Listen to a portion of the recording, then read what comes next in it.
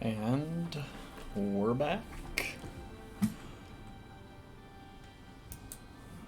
Just make sure everything's set up properly, and then we'll dive back in.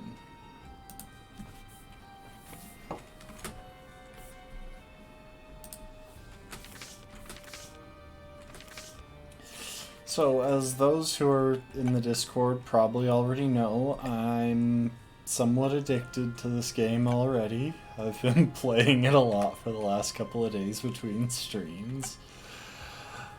And I've unlocked some new characters, but to be entirely honest, a bit of an understatement. Hey, you know, I've been more addicted to games than that before.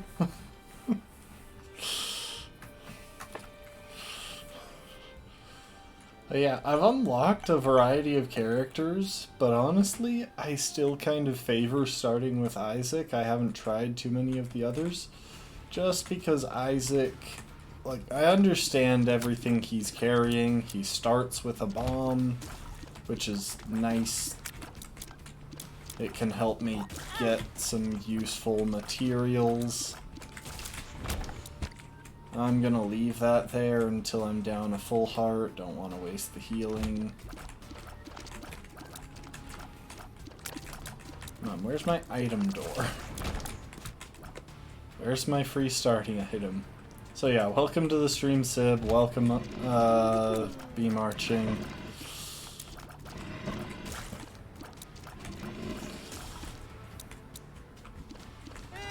On the bright side, I have gotten at least moderately good at the game.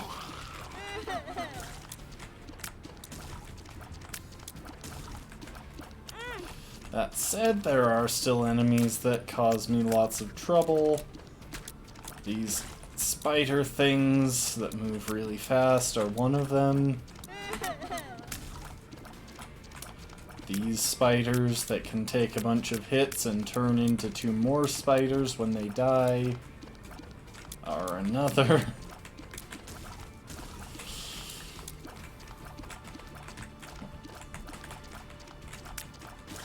There we go. But yeah, I have beaten the first 2 major bosses so far. So I've beaten Mom, and then I've beaten Mom's heart, and I don't know what comes after that. But even if you beat those, like, you still start from the beginning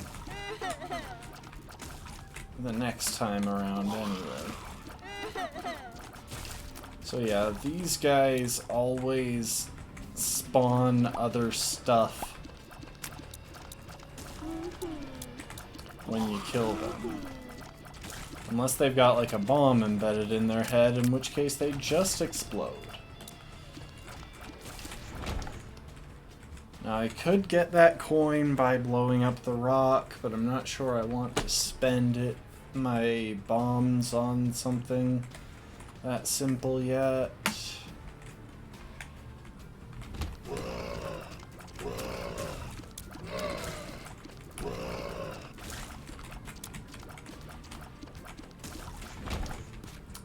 Got another bomb, and you notice this rock here? It has a little X on it. That means if I blow it up, there are items. So yeah, I've been learning as I go. I haven't gone on the wiki too much, like twice, and I wanted to understand items. The rest I've just been trying to understand as I play. So like, I could back up and open the door to the shop. I've only got 5 coins though, so it's debatable how much I would be able to gain from that. And there's the coin in the last room, but I think I'm just going to leave it as is for now. Go ahead and dive into the first boss fight. The first boss is usually pretty doable.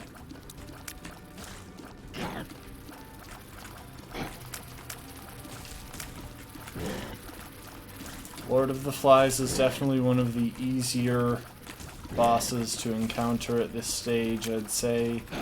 Just because the big slow-moving flies are pretty easy to deal with as far as minions that the bosses spawn. And just like that, we finished off that level. So we'll take the torn photo, get our shot speed up, and dive into the next one. Okay, these things started spawning, I think, after I beat Mom's Heart. They're doors that take 2 keys to unlock. They generally have pretty good rewards, but... Ooh, this is nice shot speed.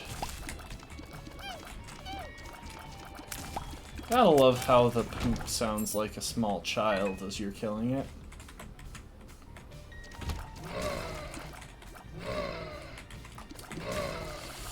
Oh, starting with a room full of these is fine. Once you get them all to start chasing you and you're kiting them around, they're really easy to deal with. But starting the room with them all spread out is a pain. Reusable bomb buddy. Okay. So I'm guessing that's just a reusable bomb, but it might be like a homing bomb or something.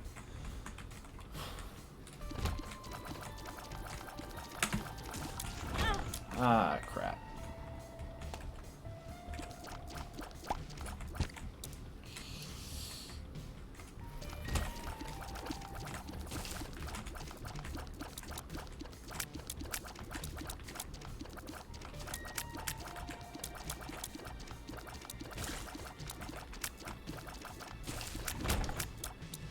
I got good range right now. Yeah, so like these guys, they all started in the... These guys all started in the very center, which means it didn't take much. They were already getting funneled into a single line, easy to deal with.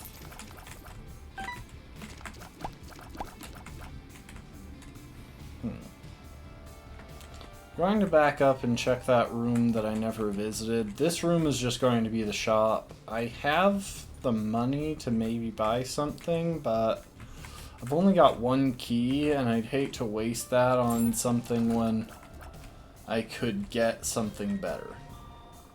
Okay. Gonna blow that to get the bombs. Blow this. I'm pretty sure this is like a helper. Oh, he's greedy. That might not be ideal, actually. Okay, now we've got a second key. It might be worthwhile to go and get, Oh,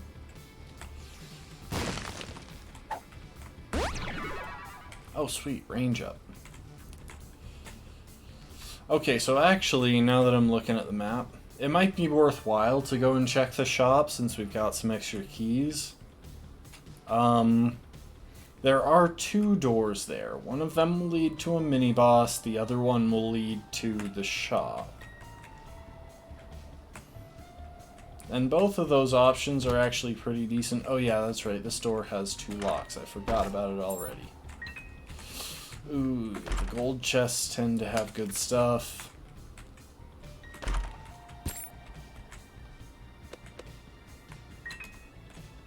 That's not bad.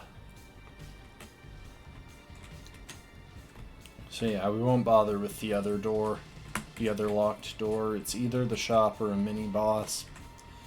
Both of which can be alright, but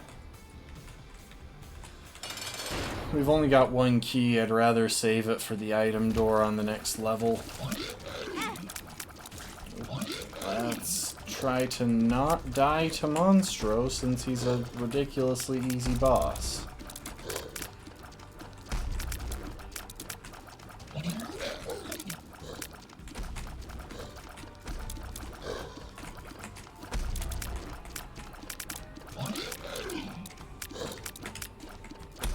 Unfortunately, the buddy that I've got with me doesn't seem to be one that is actually helpful. I think it's just going to steal coins if they drop. And I really wish we had a damage door, because look at all of the health we've got lying around on the map. We could easily go through it and just deal with it. Ah well. Nothing more to do on this level, so we jump down. And we won't try too many attempts. Oh, heck. We won't try too many attempts in Isaac. I plan to only try playing this for about an hour today. Then we'll move on to other stuff.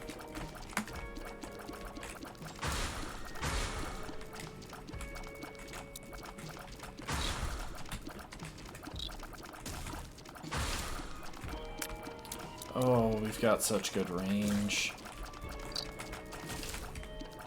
If only shot speed was higher.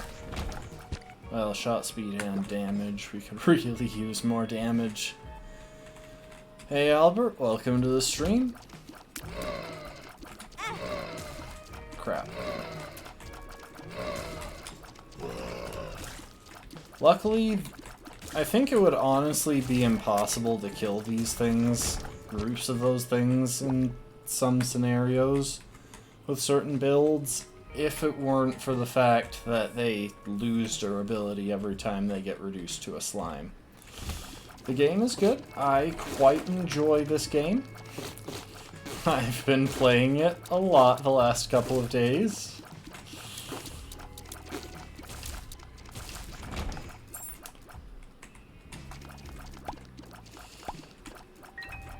I'm glad I'm not a speedrunner, because that would probably wind up taking a lot of risks. If I can kill the orange one...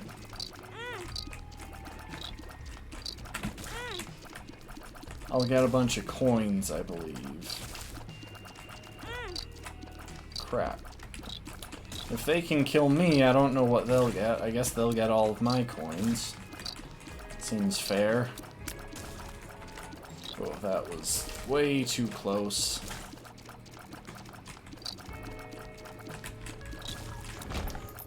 Okay, never mind. I got one coin. I keep forgetting I've got my bomb buddy.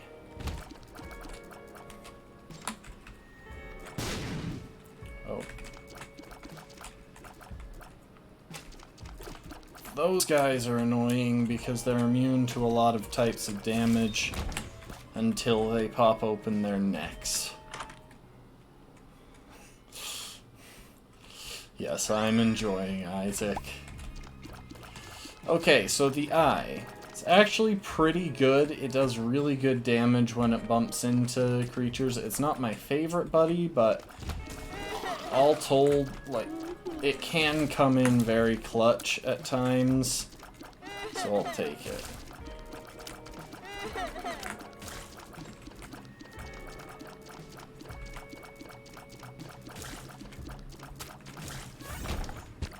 Oh, thank goodness, health. And see, this is a time when I actually really want to check out the shop. Dang it, I was hoping for hearts. That said, if we can find a coin, I will 100% take the ladder because it's a solid item.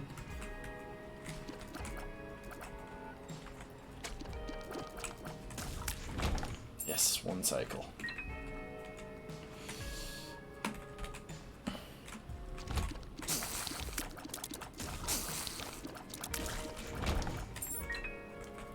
Getting a decent supply of coins. See, these early levels are easier,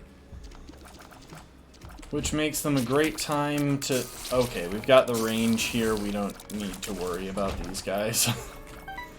That's the only advantage you can have against those things, is that they have limited range.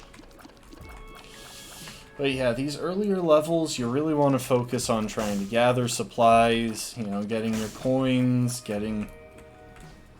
bombs and keys, hoping and praying for good items and health boosts, that sort of thing.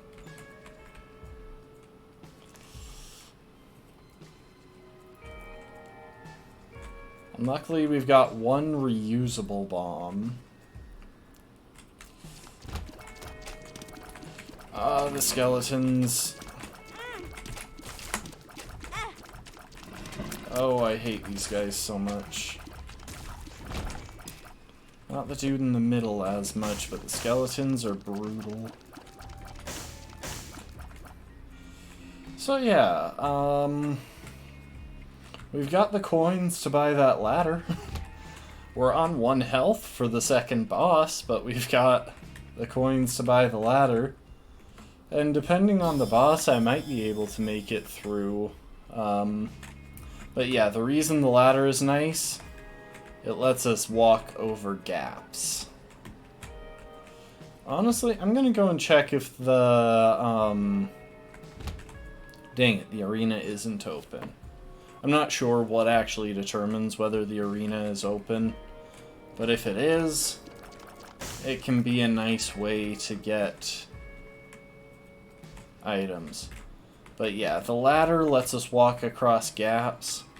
It's not the best option for getting across gaps, but it is nice and consistent. Provides a lot of mobility. Okay.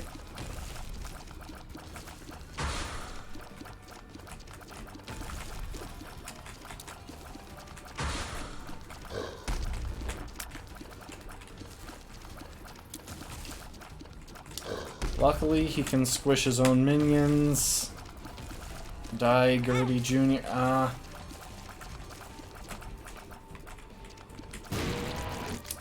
Oh, thank you. Oh, I meant to use our reusable bomb buddy for that, but that's fine. Whew. I sometimes look for secret rooms. It depends on what items I'm carrying, because sometimes it's just not worth risking the bomb for what might be a room or might just be a solid wall. Oh, crap.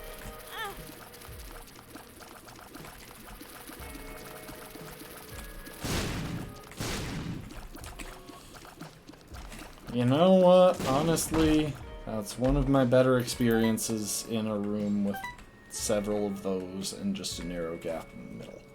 This is a pretty common room setup. Oh no. Why? Why are you like this? Yeah, so when you lose a black heart, it does damage to everything in the room, so they're useful, but I tend to wind up wasting them really often.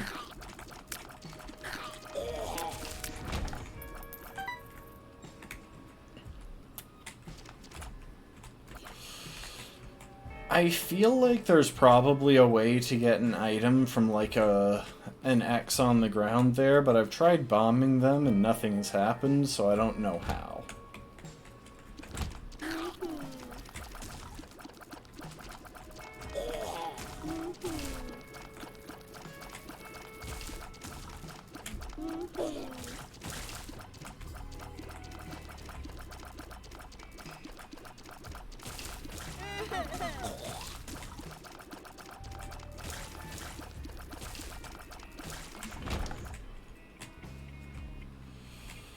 Okay, oh, these guys are a bit of a pain.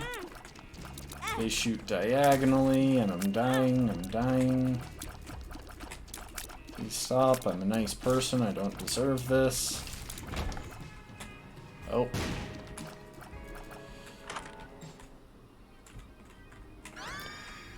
Hang on. Oh, that's actually pretty good.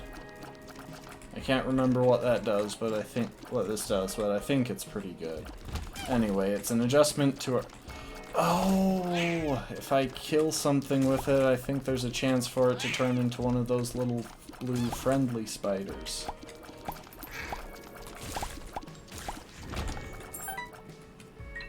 So yeah, this is a really good power-up, because those little blue friendly spiders just go and kamikaze on an enemy and do a pretty sizable chunk of damage. And we just got one of my favorite things in one of the best offhand items, in my opinion. We got the Petrified Poop, which gives us a boost to our luck stat. And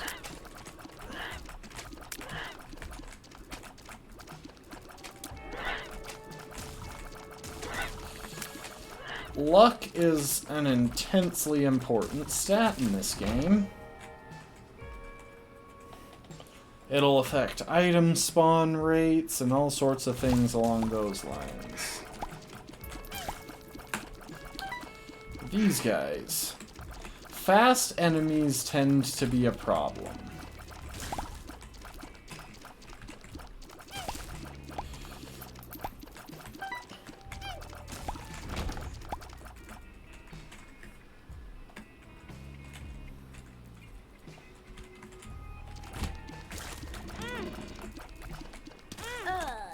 Crap. I don't know why we got so many skeletons in this run. But, oh well, that happens. At least we weren't too deep into the run. It's a lot more depressing when you're way into the depths and you lose a run.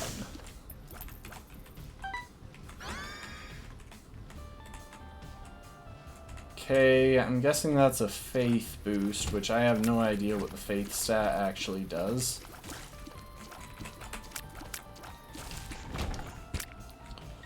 I'm gonna leave that gray heart there for reasons that I'll maybe explain in a minute.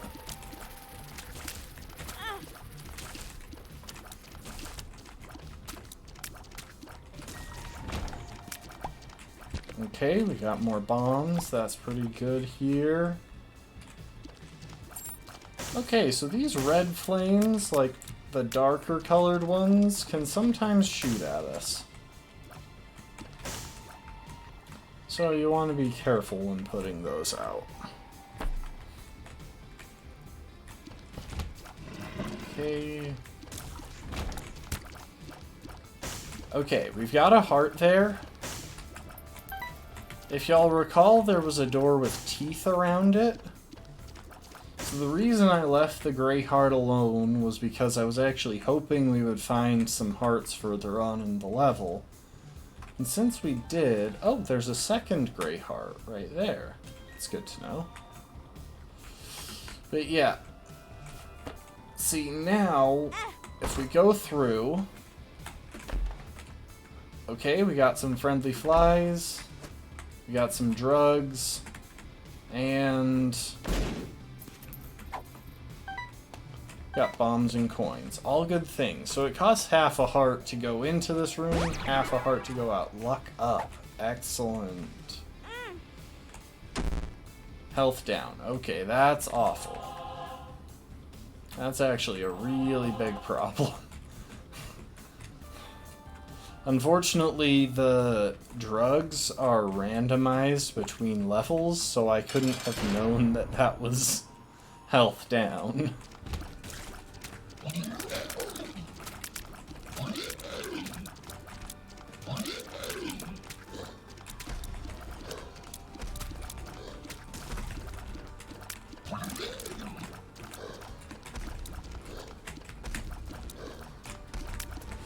Yeah, luckily Monstro is a pretty easy boss. He tends to spend a lot of time holding still. He has a large hitbox and his attacks aren't very accurate.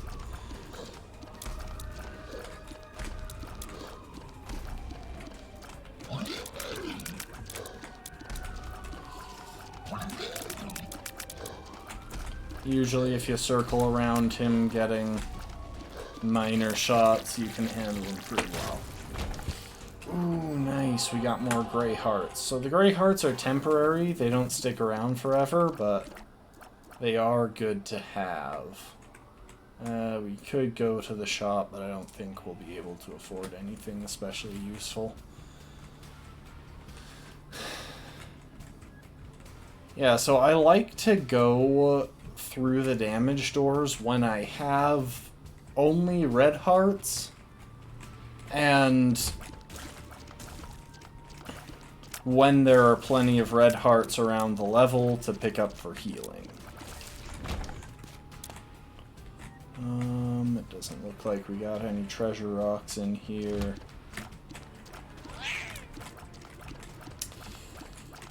Always focus the big boy, because the little guys don't even try and chase you that much.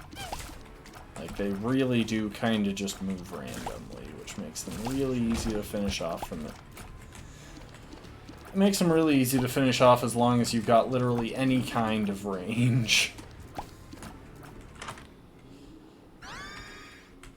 Ouija board. So I think our tears go through objects now. I think that's what spectral tears do. So, like, notice how they're not hitting the jars.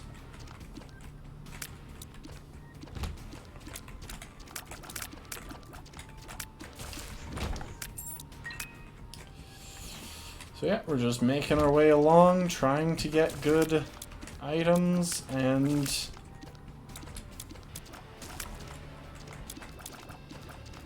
so these little pods will only fire when they're at full size.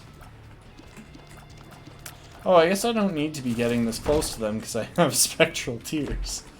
But yeah, they only fire when they're at full size, so as long as you get close and get a shot, as long as you get a shot off before you approach, you're safe.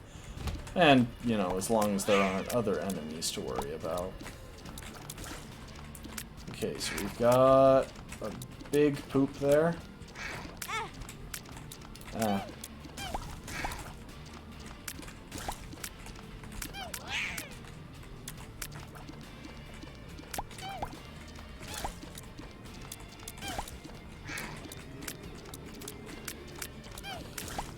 But yeah, early luck up is really good. It really helps to get good items and to be able to get a nice wealth of supplies gathered.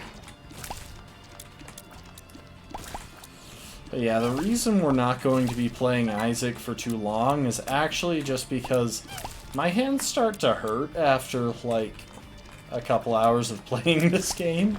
Because it requires a lot of fast movements and shifting from key to key. There's a part of me that wonders if controller might be easier, but it really does feel like the game was heavily designed around. It feels to me like the game was designed to be played on keyboard. Especially because I'm aiming and shooting with one hand, and moving and manipulating items with either. Once we're done here, we'll shake it up. We might play a couple of games of Brotato, and I've got one other game that I'm keeping in my pocket for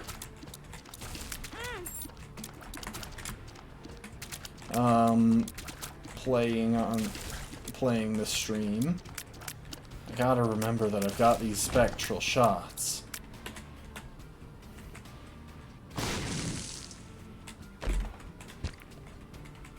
Okay, so we've got some health in case the boss fight up ahead goes really badly.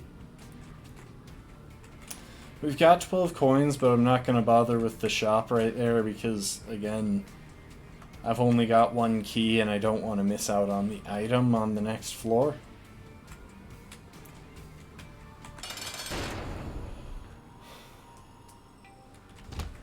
Oh. Oh my. I've never faced this boss before.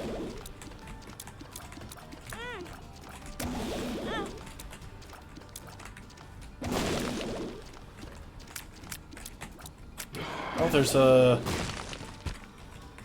treasure rock right there.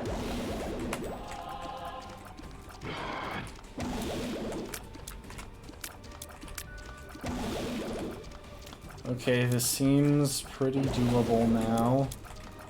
As long as I just keep kiting this guy around the edge of the room. Okay.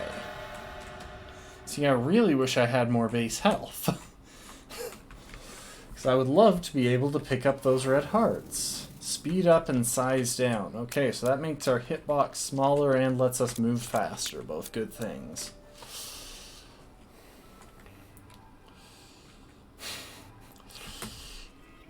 Ah, yes. The adorable face of someone who is suffering from extreme caffeine overdose. So in this game, obviously one of the main strategies is kiting the enemies around to stay out of their reach. Oh wait, I got luck up. Drugs? Why didn't I take those? Wait, paralysis? I don't know what that does. Because Isaac doesn't seem to be paralyzed. Maybe that was a temporary buff that paralyzes enemies that touch me or something. I don't know. See, that's the thing. Okay, so notice how these guys don't have a face? That means they don't track me.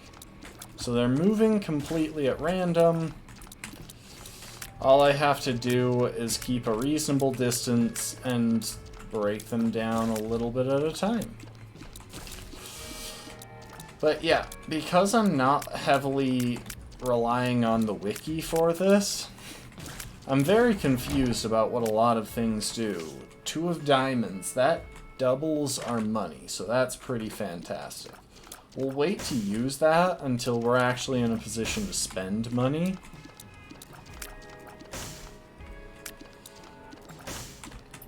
I feel like this is a decent power-up.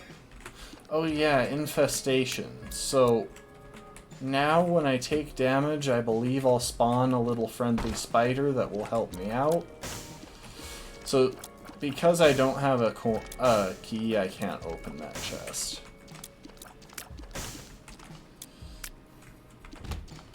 The trouble is, I really don't want to be taking damage with this build, because while I have... oh heck. While I have a lot of gray hearts, those will vanish as I take damage, and if I get down to my red hearts, I will be extremely frail. Yeah, I still don't know what that is. We're gonna leave it there. Oh, we got the petrified poop. That buffs our luck.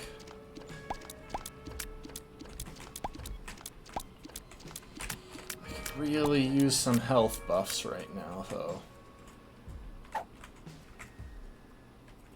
You know what? I still have absolutely no idea what the paralysis thing does. So those floating little beetles are basically DVD screensavers. That's all they do. They're not tracking me. Which means all I need to do is position myself so that when they die and explode, I'm not close by.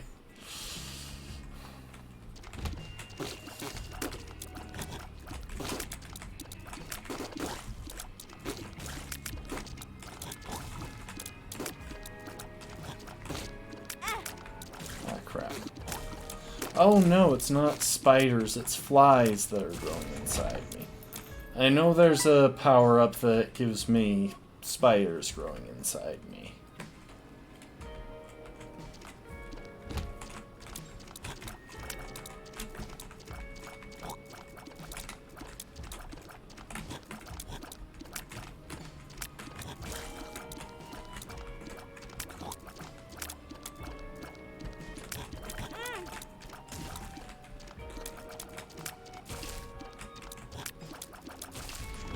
Okay. Part of the trouble is, because all of the damage I'm taking is to my gray health, I can't recover. Because red hearts drop more commonly than the other kinds.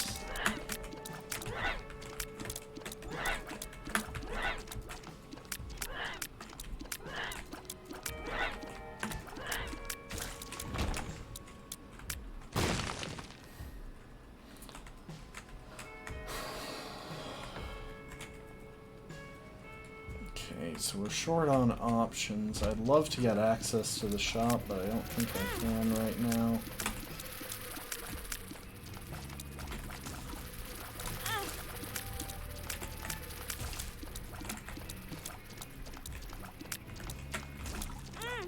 Crap. And I'm down to just red health. There is gray health out there, but I don't have any ability that lets me reach those islands. Yay. They can sometimes hit the corner, I think. Oh, we got Gertie Jr. again.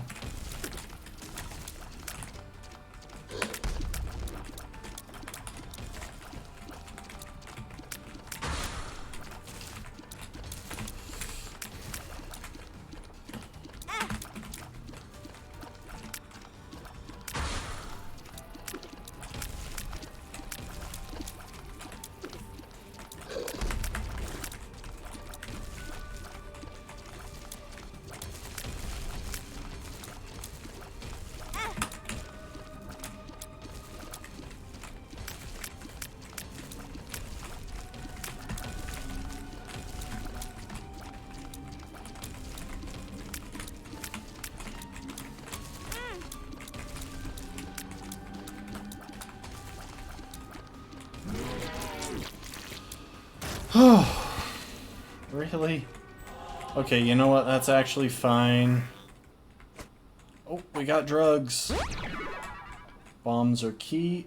All of my bombs just turned into keys. Okay, we can go back and hit the shop. That's health down. That's health up. That's speed down. We can deal with that. That's not nearly as detrimental as health down. Yeah, they can be close, but you never know how rough a good run is going to start, so you roll with it and hope for the best.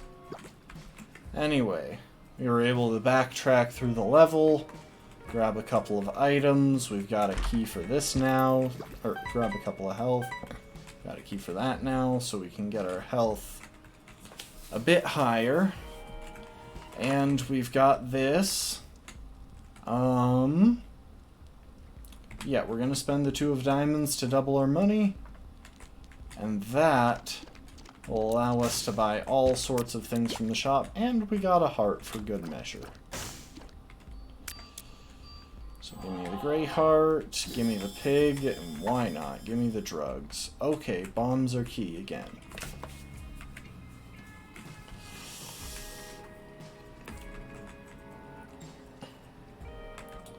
I mean, I could dump a bunch of money into the donations thing, but I don't actually know what benefit comes from that, apart from maybe having access to the money on my next run through. I think if I blow it up, it drops the money in the machine.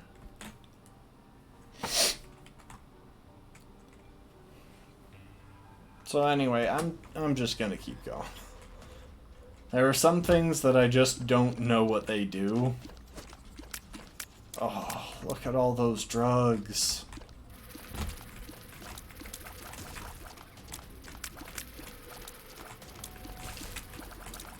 And that was a double locked door.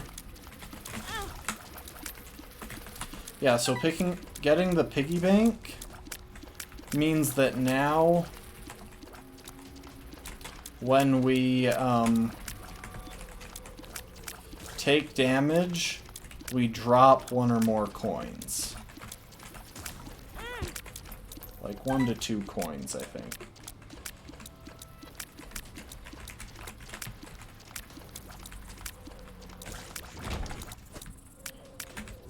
This right here is an energy drink, so it allows us to, oh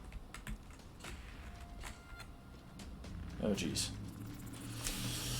The energy drink means that if we've got an ability that's on a recharge, it'll, I think, fully recharge it. Oh, we're out of bombs, so we can't get to that bomb rock in the middle there. Yeah, I still don't know what paralysis does. But we do have enough keys to get through here, so yeah, I'd say it's worth it. Gray heart and bomb, spiders.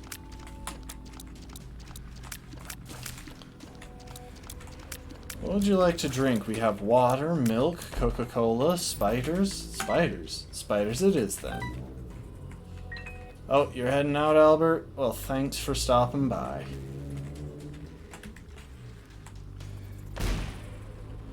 item, pink eye for poison shots. I'm actually going to take that over my luck.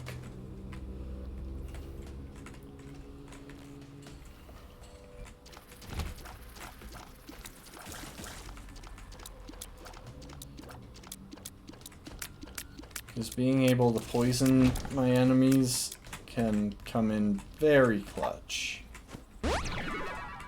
And I'll take some extra luck. Ooh, is this that robotic eye?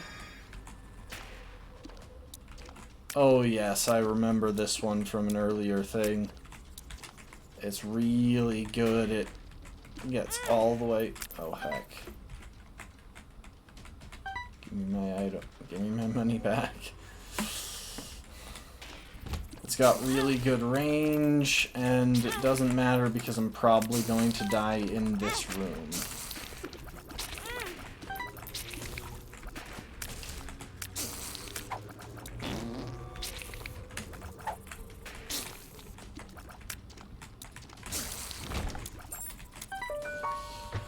Owie.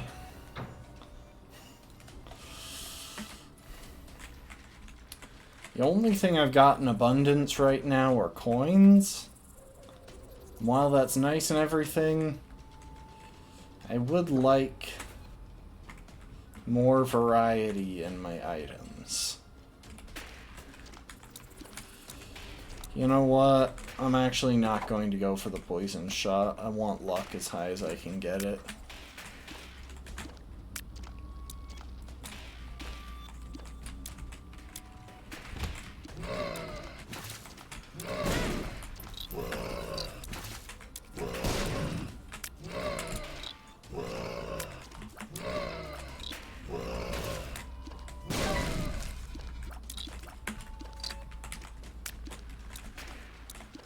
Could you please stop killing me?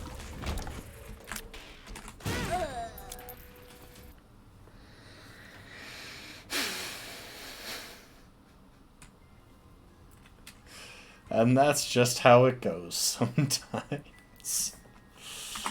I got a bomb that was hugging me and my speed was down, so I couldn't escape. You know what? That'll be it for Isaac for this stream. We've been playing for about 40 minutes.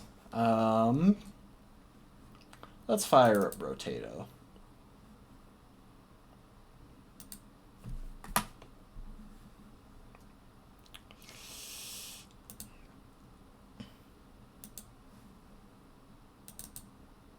There we go. Took it a second to realize that it was happening. There we go. And it pulled it up. Let's do some Brotato. And the reason this isn't as rough on my hands is because there are a lot fewer, like, really sudden movements. With that said, what I think we're going to try this time around is the multitasker. Because the multitasker is insane. So you start with a 20% damage buff, and you can equip up to 12 weapons at a time, which already sounds insane. Of course, it's balanced by the fact that you get minus 5% damage for every weapon you have. So, like, here, we're going to start with 1. That'll give us a... That'll drop us down to plus 15%. And the more weapons we stack on there, the more penalties we'll get. So we will have to go out of our way to take damage buffs.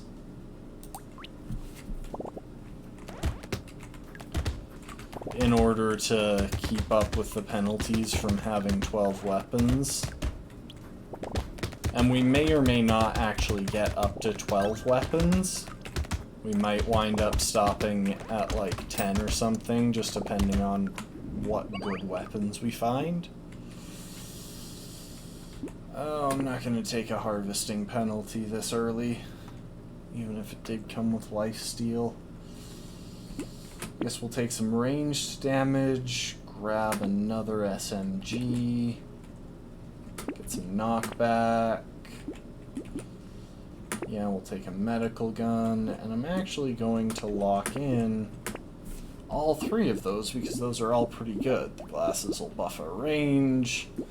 Lumberjack shirt is always pretty good on ranged builds since we're not sweeping through enemies, we're hitting them individual times.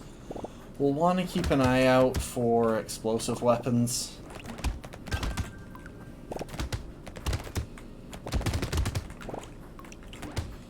But yeah, right now we're at plus 5% damage because we've only got 3 weapons equipped.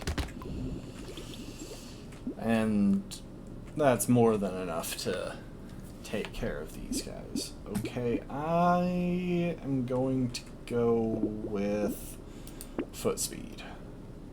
Oh, nice. You know what, give me another medical gun. I'd like it if they gave us some luck boosts or harvesting. Those are always the stats that I try and boost early game, is luck and harvesting. Just because the longer you have good luck and harvesting stats in this game, the more it'll have chances to come up. Similar in Brotato. If you start the game with... If you start a run with... Or not Brotato, in Binding of Isaac. If you start a run with good luck,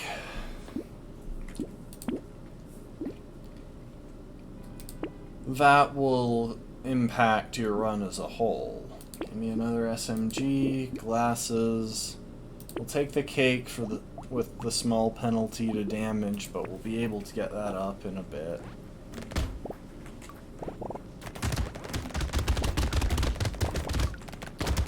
The nice thing about ranged builds is that the enemies with ranged attacks become less of a problem. Except these guys. See these little... You saw those little elephant-looking guys that were spawning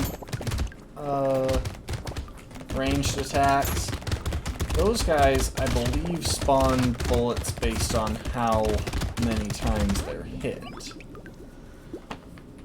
Which means if you're only hitting a couple of times... give me another harvesting boost. If you're only hitting a couple of times, you're not going to be getting as many... Or you're going to be spawning a lot more projectiles from them if you're hitting a few times for a lot of damage. You may actually wind up combining a few of our weapons to get stronger weapons and to eliminate penalty. Especially because we actually don't want to go all in with like 12 guns.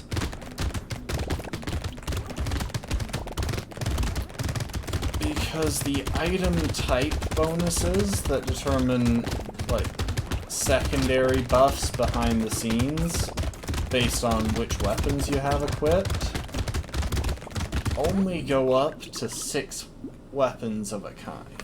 Oh, there we go. Give me some luck. And 12% damage. Let's go. Yeah, give me a scared sausage. We're making a lot of attacks, and we'll be hoping for a nuke later on. Okay. So what we're going to do is we're going to combine a couple of medical guns and a couple of SMGs. That decreased our weapon count by 2, so it brought up our damage by 10%.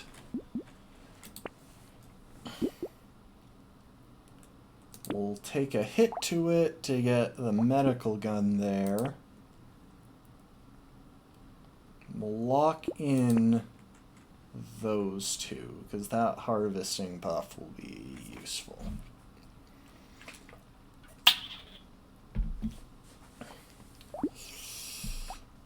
So yeah, because we're playing on the hardest difficulty right now, we've got an elite that'll appear on wave 11, a horde that will appear on wave 12, and another elite on wave 18, and all of that is before the final boss. Also, I found out there's a setting that you can toggle that makes your higher tier weapons like light up, which I thought was cool, so I did.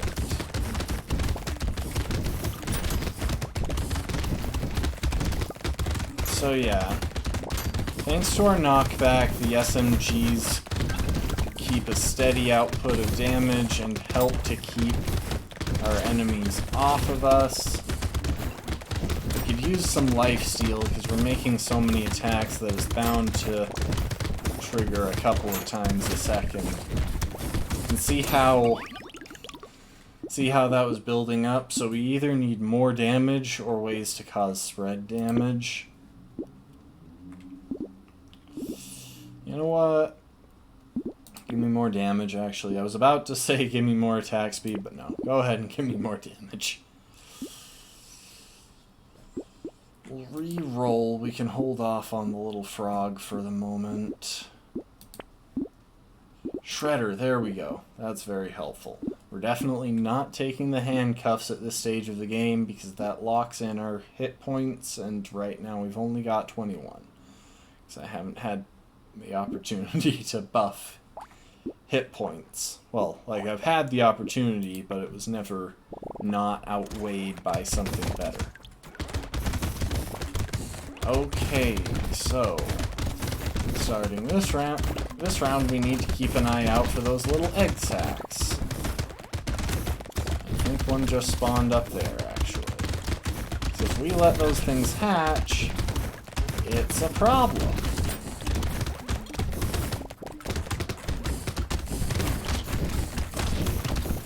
Go. The enemies that hatch from the egg sacs are strong. There's one of them. It's going to spawn those lines on us repeatedly for the rest of the level. Okay, we made it through. Let's take a luck buff. Rocket launcher, there we go. Combine those. Buy the rocket launcher. Buy the little frog. Lock the snake. Lock the sausage. Lock the snake. Lock the bean teacher. That's really good because we've still got a lot of the game to go. That XP gain will pay off massively. I do need to keep my eyes out for some ways to boost HP regeneration. Like, these medical guns have lifesteal. They've got pretty good odds on it. This one, every other shot, basically, is going to get some lifesteal. This one a little bit less often. But we want to build up. You know what, let's lock in that white flag as well. Cutting down the number of enemies when we're struggling to break through all of them is probably a good call.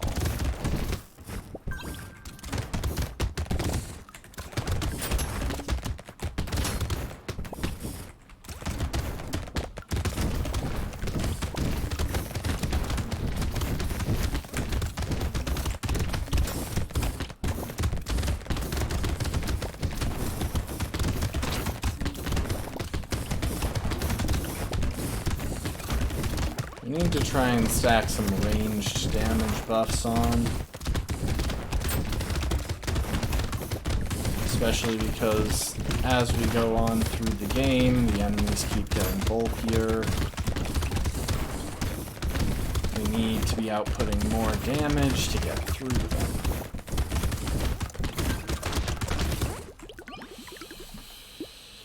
Okay. Damage or luck or region. All of these are actually good. Why is it there's always everything good or nothing good? Take a bit more luck, but we'll probably stop investing in luck pretty soon here and give me attack speed. Bean teacher, white flag. Got a quick re-roll. Lock in the ritual. That'll zero out our life steal again. instead of having it in the negative, because eventually we're going to want it in the positive. I'm hoping that at some point the game will decide to give us a minigun. That would be helpful. Okay, yeah, I think that white flag is definitely a good call. Because we're dealing with a much more manageable number of enemies now.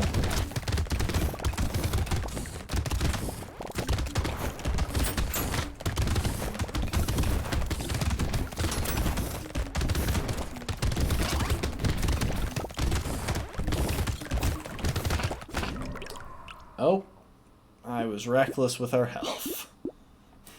Let's give that another try. I feel like that had potential, but I played poorly and we didn't have the best luck.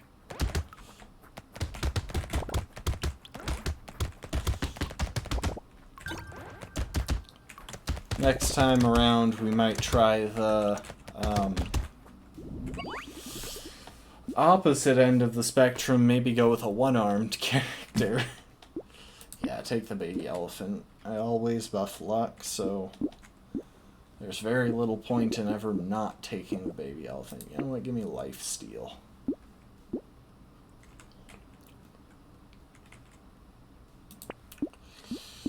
Definitely get a shredder, get an SMG, and even though we're emphasizing ranged weapons, we're going to lock in the cute monkey. We'll just wait to actually buy it until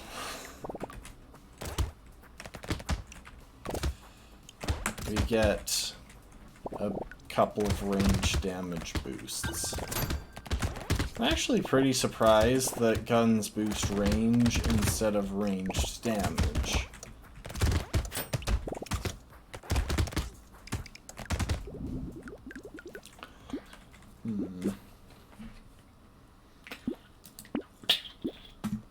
Got some luck, a second shredder, and a laser gun. We'll lock in the lens, and then we will combine our two shredders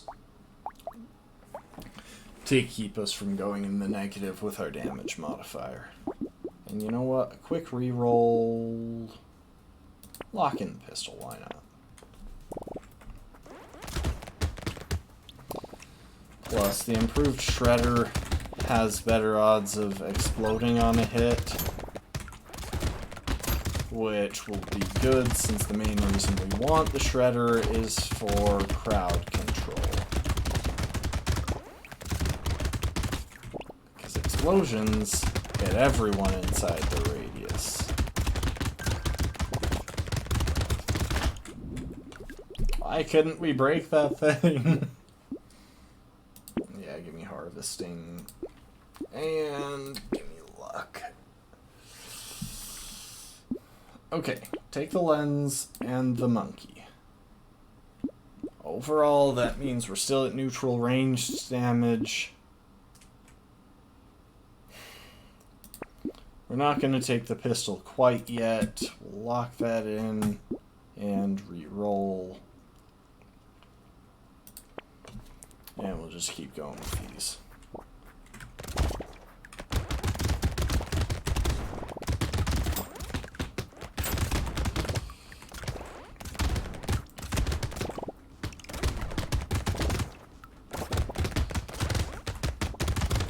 So yeah, the SMGs are mainly for softening the enemies up and applying a little bit of knockback to keep them off of us a bit better than the alternative. More harvesting. Okay. Gonna go ahead and buy the shredder, combine our SMGs. Guess they don't have any knockback without a buff. Oh well. Give us a scared sausage, re-roll, buy another laser gun, lock in the SMG, combine a couple of laser guns. I'm keeping pretty strictly to 4 weapons until we can stack on some damage buffs.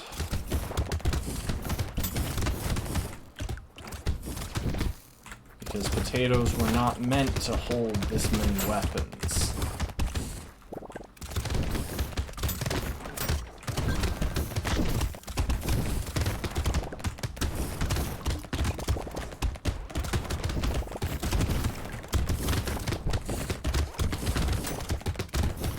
Another thing that either harvesting or luck does, I believe it's the job of harvesting, but I could be wrong, is it affects how often the fruits drop that we use for healing.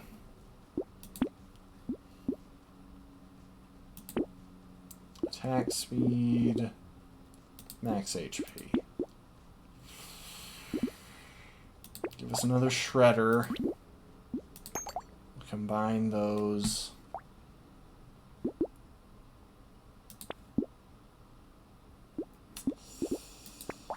See, I need more damage buffs. I'm just going to go ahead, roll with this. And then after this round, we'll just start buying some... We'll buy some rerolls until we get good damage buffs.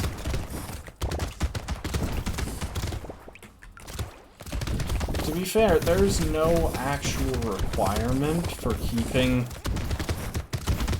more than 6 weapons on the team, or on the potato. It's just hard to justify going the multitasker without it, since otherwise it's literally just a plus 20% to your damage at the start that will eventually zero out. Okay, let's see. Reroll. Give me a good damage buff. That's percent damage. Fine, I'll take it.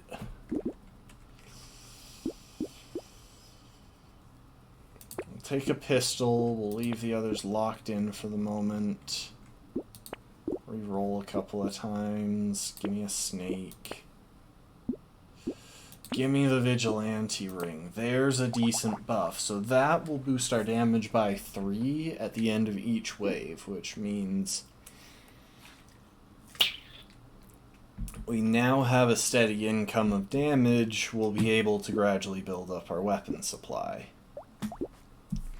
It's very useful. I got absurdly lucky in a run like a week ago, and I think I got like 4 of those by the end of it. So the last couple of rounds I was getting 12 extra damage at the start of each round. Oh crap, I wasn't paying enough attention, and now we have big boys.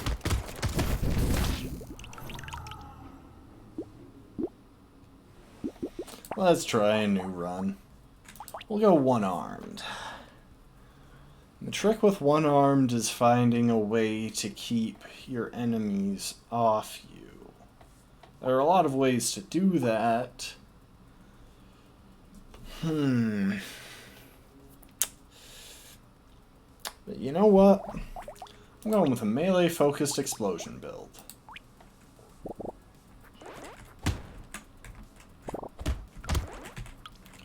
Did I mention this guy is running at like triple attack speed? So I believe he's plus 200%.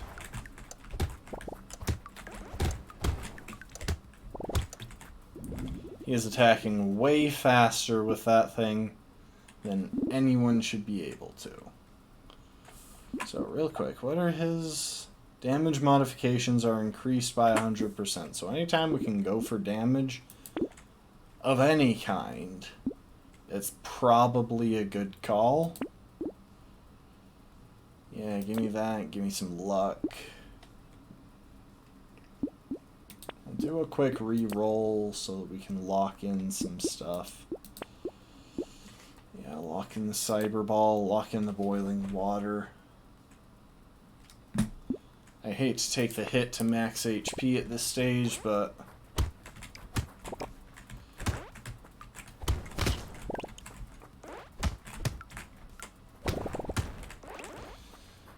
as crazy as his attack speed is, we'll still want to invest in it as we go along.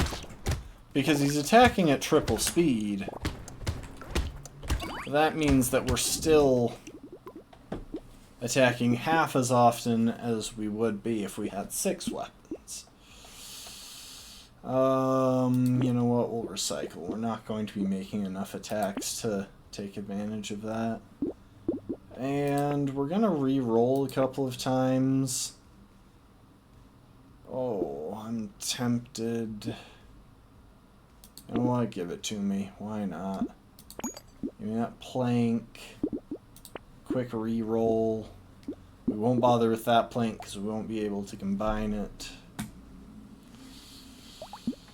Yeah, we'll just go back in. We need to get some buffs to harvesting. I took the early hits to harvesting because the charcoal item is really good for a build with an exploding plank since its damage is based on melee, engineering, and elemental, and charcoal buffs melee and elemental. Okay, we got 2 level ups, reroll, give me that harvesting, and give me more luck. Elemental, luck, reroll.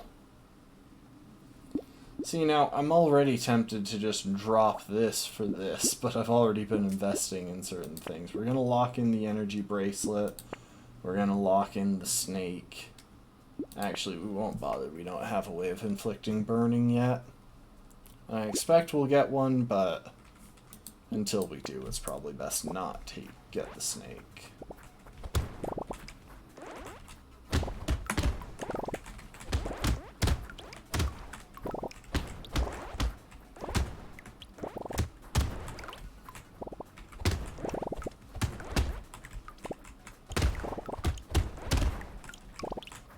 Nice thing about this explosion is that it's hitting areas beyond where our thing is actually reaching. How is that thing so durable? Does it have like a really massive buff on level 5 difficulty? That's the only thing I can think of that could make it, that could explain why I'm struggling so hard to break those things.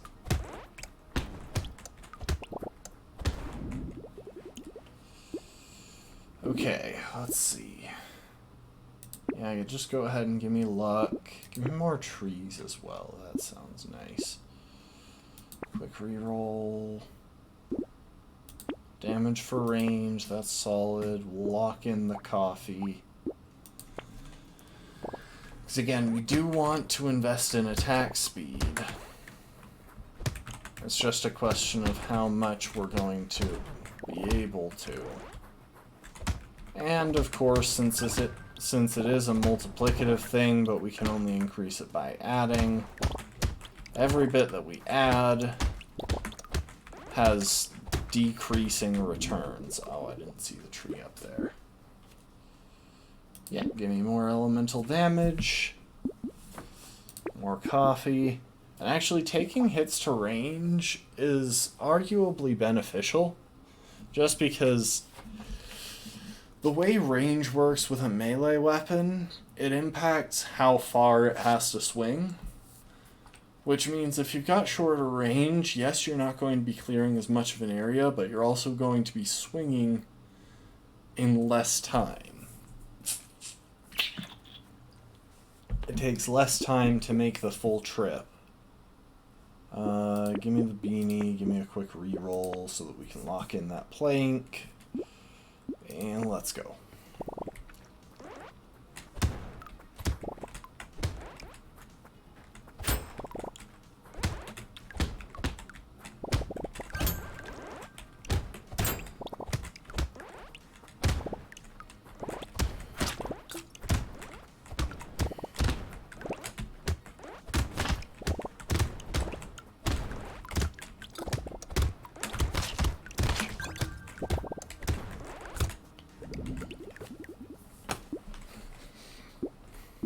Ah, yes, harvesting. Let's go. And re-roll. Yeah, let's take some regen. Early game regen. I've got a theory that the game learns from what you've taken and makes assumptions about your build that impact what you're likely to get. Let's take the goat skull.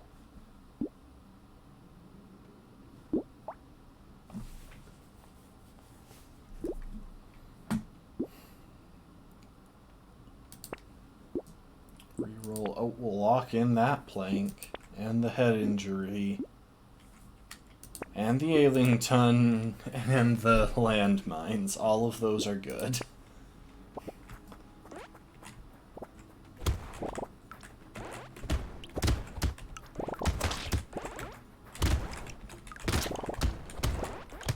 See, the big issue is when we encounter stuff that we can't one-shot yet. Because anything we can't one-shot has the chance to stick around and do damage to us. We're capable of hitting most things that get within swinging, we're capable of hitting most things before they can damage us. It's just a question of whether or not that's enough to keep them from eventually damaging us. Reroll. Percent damage, there we go. Give me a plank. Head injury. Landmines. We'll leave the alien tongue for the extra pickup range.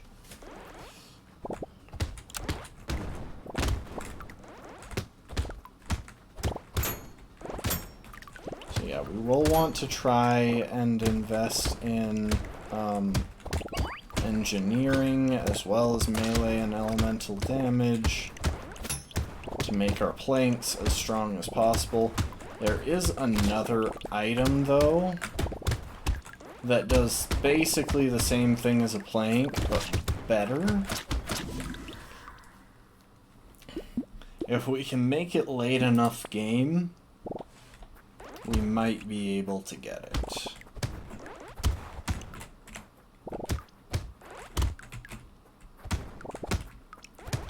Right now we're doing 10 damage, which is enough to easily one-shot these basic ones.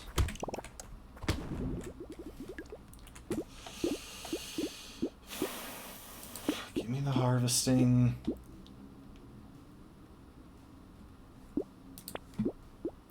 Another plank. Give me the charcoal. Okay, we'll roll with that.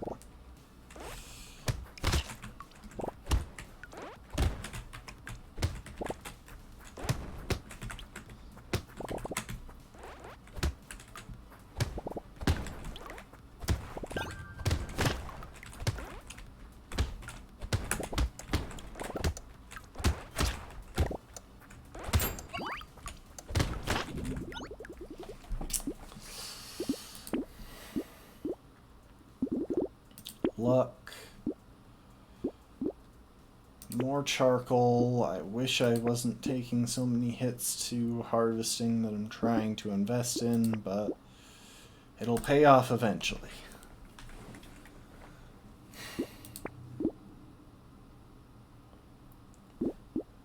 One more reroll, okay.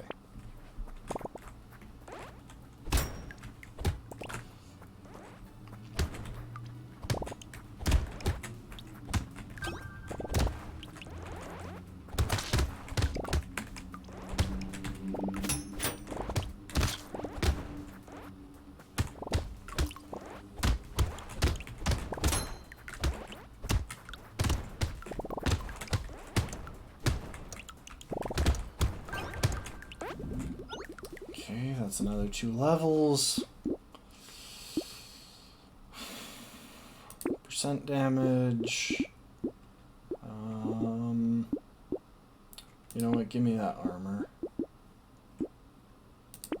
Cyberball and head injury. We'll lock in the Lost Duck. We've got enough elemental damage that it shouldn't cause too much of an issue.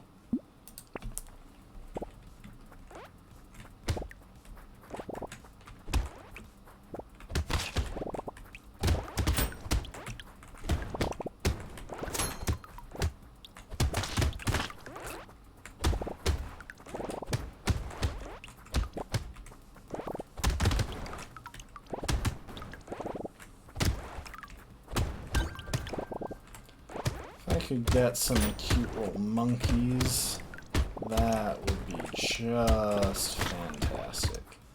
So I could really use the extra recovery. Oh, baby elephant is good too. Give me the engineering.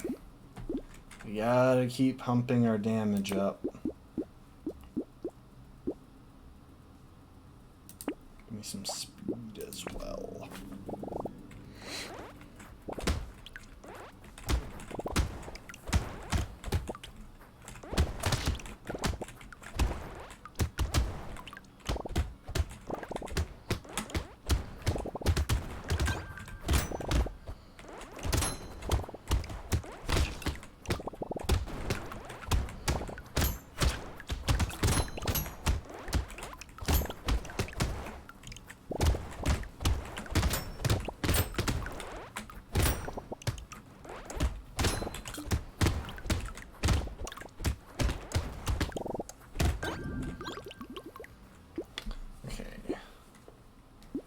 Barely hit another 2 levels. Sorry, this is actually proving pretty difficult, which isn't a surprise considering we're on,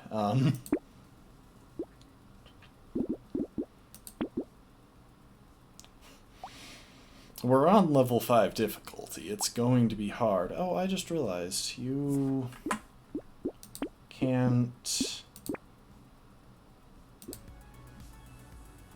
There we go. You should be able to hear the music better now. I usually play with it pretty low because I've usually got like a YouTube video or something playing in the background. Take the white flag.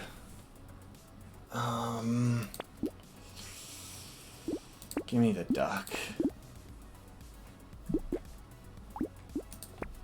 We'll roll with that.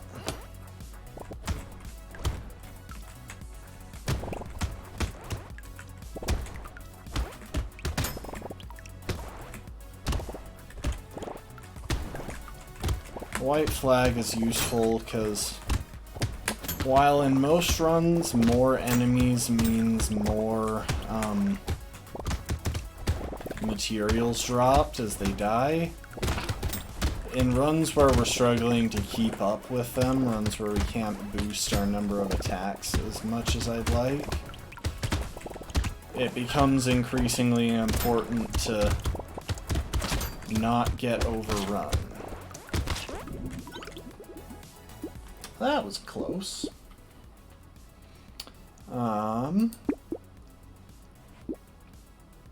Give me a laser turret. Normally I would jump on taking the gentle alien because it's a really good item, but for reasons I just said, we don't want to be buffing enemy numbers. Lock in baby elephant. And I think we're going to emphasize armor over dodge, so we'll go ahead and lock in the weird food as well. Get some extra recovery from fruit.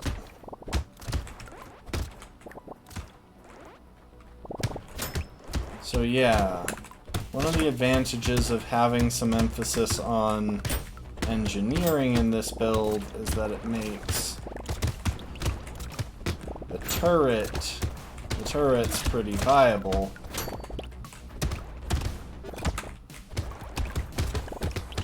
Which means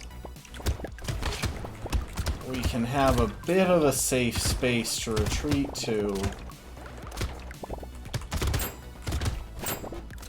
where there are more attacks being made on our side. Of course, it doesn't matter if I get us killed. What could be fun? Ranger, no, I'm gonna stop going with ones where my next step feels like a level 5 run. Loud, I haven't done the loud character in ages, so we start with a big buff to damage and enemies, meaning we'll be able to get a lot of materials really quick.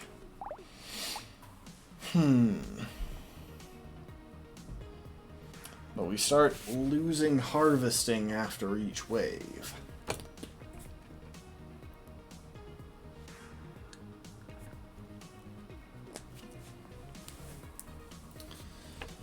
You know what? Shotgun.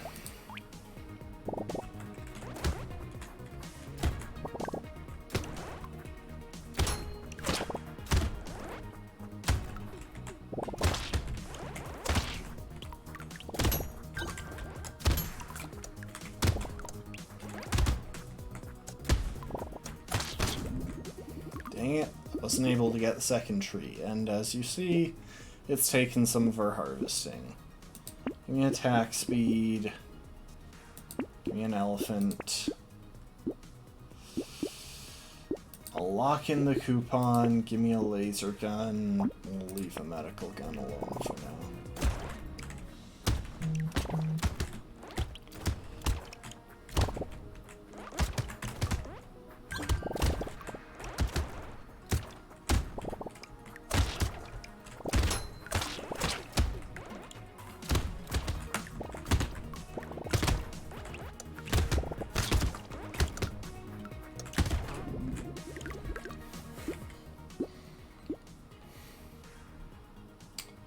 Okay, we will take some extra range damage, a shredder. Oh, I forgot to buy the coupon. Lock in another laser gun and go with that.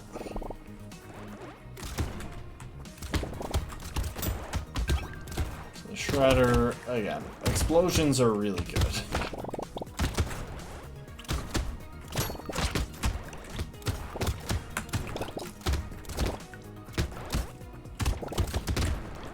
Some more speed. The advantage to ranged weapons is that you can keep your enemies at a distance. The disadvantage is that it's harder to get back in to pick up items. Give me more range, and the thing is, this loses us 9 materials at the end of the wave. So we do want to try and alleviate our hits to harvesting when we can. It's just a question of how often we actually can do that. Another shredder.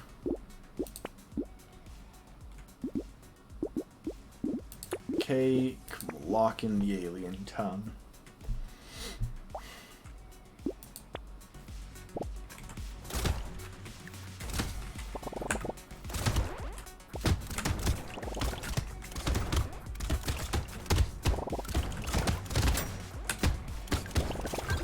And remember, the last couple of times I was playing on the hardest difficulty. Here I'm only on difficulty level 3 out of 5.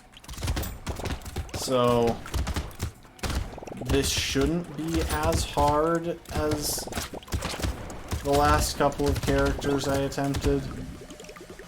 It just depends, though. Okay, give me that harvesting buff. And let's re-roll again. Come on. Give me something worth taking. There, I'll take that. Shotgun, alien tongue. Lock in an extra shredder. Lock in some fertilizer.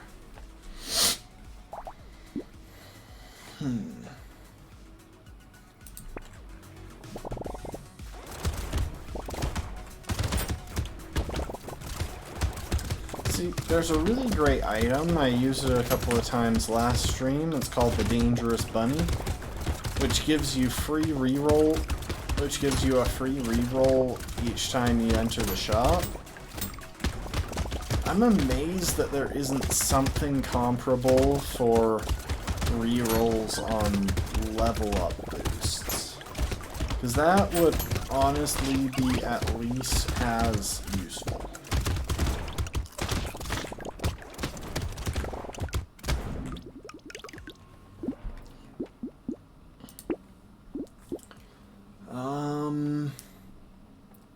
Yeah, max HP. Okay, this is a pretty good lineup. Combine shotguns and then add another. Combine shredders and add another. Buy the fertilizer. And you know what? Combine lasers and add an SMG. I wish we had some speed boosts. If we did, I would totally take that, but I don't want to go into negative speed. Give me more luck.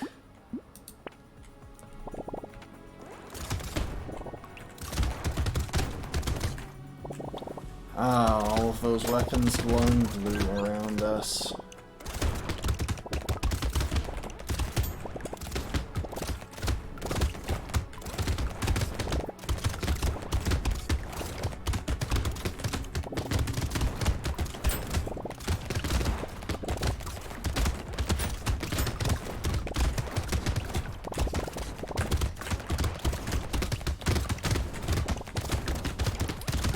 As always, we're going to try and do as much as we can. Hope that we get lucky with, like, some very rare weapons and such. That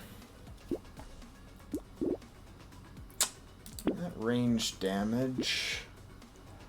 And... I want to give me more range. Alien tongue.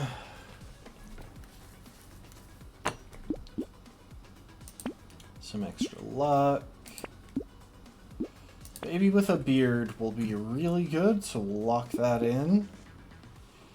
And a medal. I actually want some armor. I'm prepared to take a little hit to damage to get it. One more reroll. Oh, lock in the higher level SMG. That's good.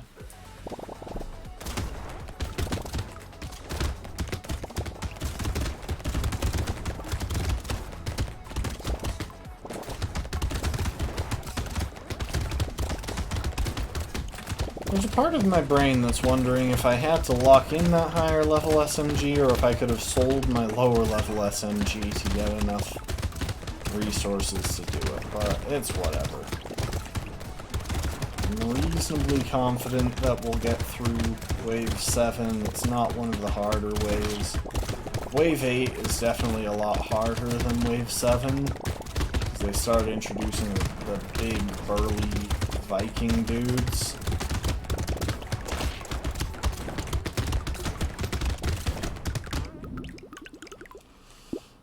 And those guys are a pain. Give me the range damage. I really wish I could afford to take the harvesting, but I think I need the damage. Okay, give me an SMG. Give me a baby with a beard. Rocket launcher, yes! Go ahead and combine... Oh, I can't afford it. I really need to check that before I start doing those things. More ranged damage. One more reroll. Nothing worth locking in. Yeah, these big guys, and in a moment here we'll see the Vikings.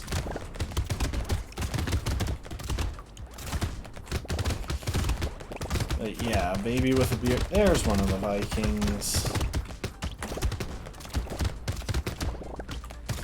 So yeah, when enemies die, there's a chance that they spawn a projectile. Or maybe they're guaranteed to. I actually think they're guaranteed to spawn a projectile. Luckily, with all of the investments we've done on damage, we're keeping up with this pretty well. All of our attacks are hitting pretty hard, which means we're actually able to deal with the Vikings pretty efficiently, despite how much HP they have. Nah, we're not investing in engineering. The HP, range damage. Oop, better laser gun. Give me the rocket. Yeah, give me that. One more See, I want that, but at the same time I don't. We'll lock in the glasses, because that'll be useful. We'll lock in the little frog, because that will help offset our harvesting losses. Hang on. Baby with a beard, where are you at?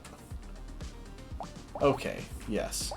And see, we can see that it's dealt 1,530 damage by now.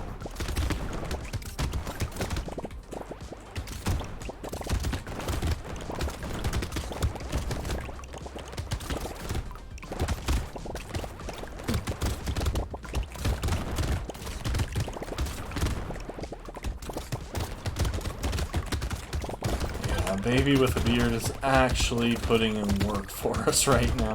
The names of these things, I don't understand how they come up with them, or how they determine what powers they have. Because how does a baby with a beard affect whether they shoot one of their own allies when they go down?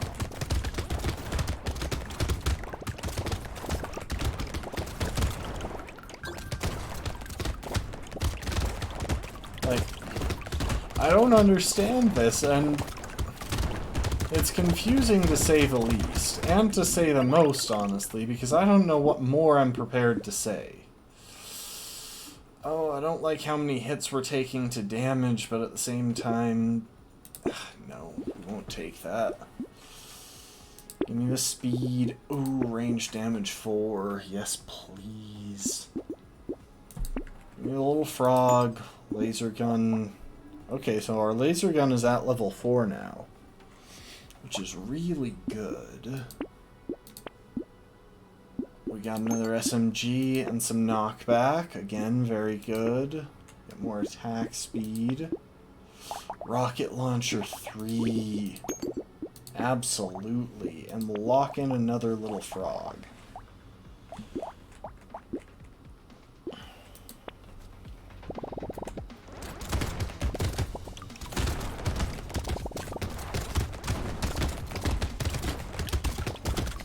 So what you're seeing now is that we are doing a lot of damage.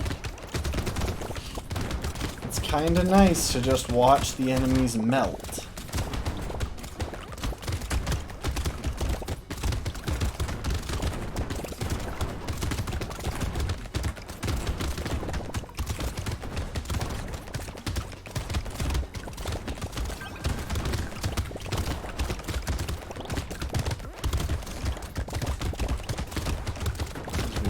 To just run around picking up whatever gets dropped.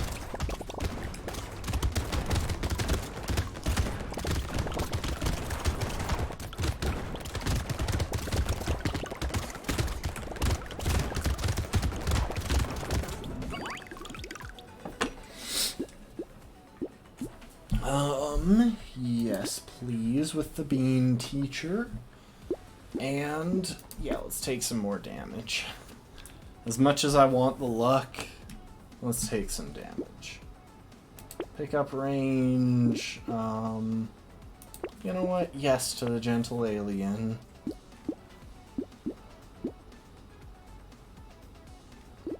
Yes to the snail as well. We've got enough speed that we can deal with having a hit to our speed to give the enemies a hit to theirs.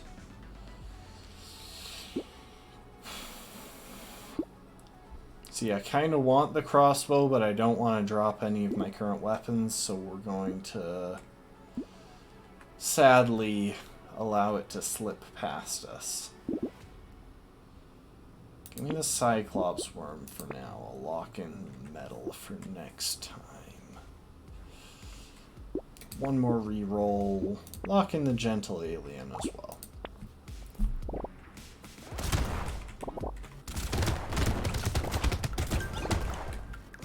So next wave we are going to be dealing with... It's either going... I think it's an elite. I don't know. I wasn't paying enough attention. If it's an elite, with the amount of damage we have on this build, we might actually be able to get a hold of a rare item, like a rare loot crate, because if you kill the elite, you get a rare loot crate, which which can be really useful. It's one of the many advantages that damage-focused builds have in this game.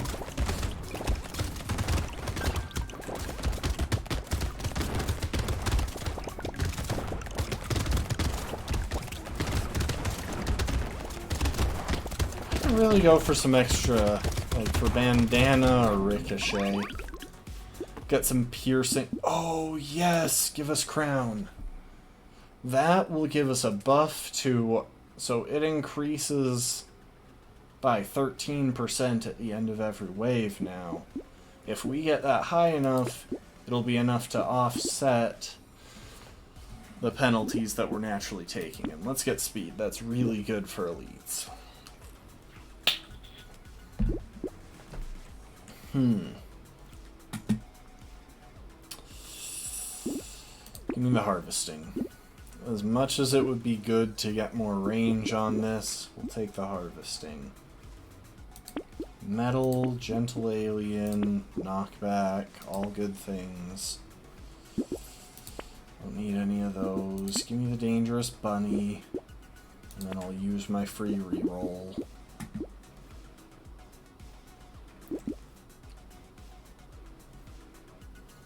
Give me more little frog.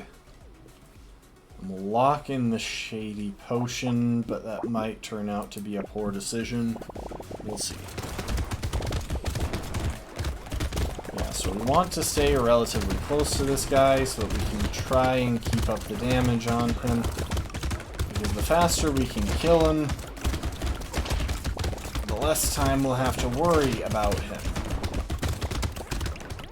Until suddenly we're dying. But anyway, we got the elite. I'd like to take y'all through a level 5 run, like all the way to the end, but honestly, I don't know if I am prepared to do that, because there's only one... I've only finished level 5 like twice. And only one of those characters did I actually feel like it was worth it. And there's only one functional build with that character. Because it was the luck-based character. Where all of your damage is focused on just pumping up your luck. Oh yes, regeneration potion. Nice. Percent damage, percent speed. Give me the damage. And I'm actually not going to take that shady potion. As much as I'd like the boost to luck, it's a bit late in the game, and now we've got a reason to actually invest in regen. I'll take that luck. That luck is good. Give me a gummy berserker, why not?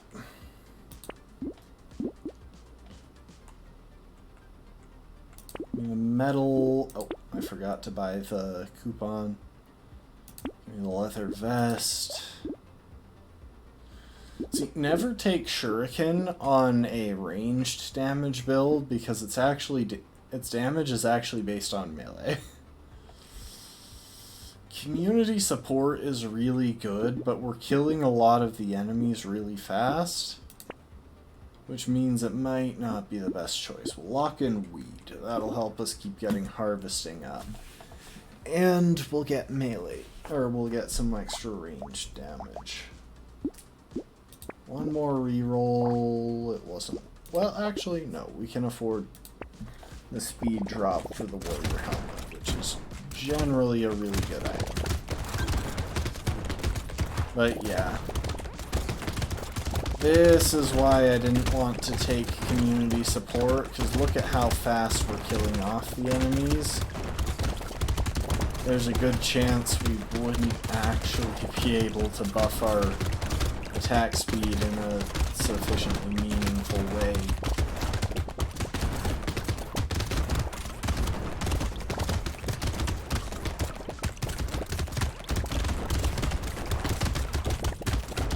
Though to be fair, I have taken 2 tiny aliens, so the number of enemies is up pretty high.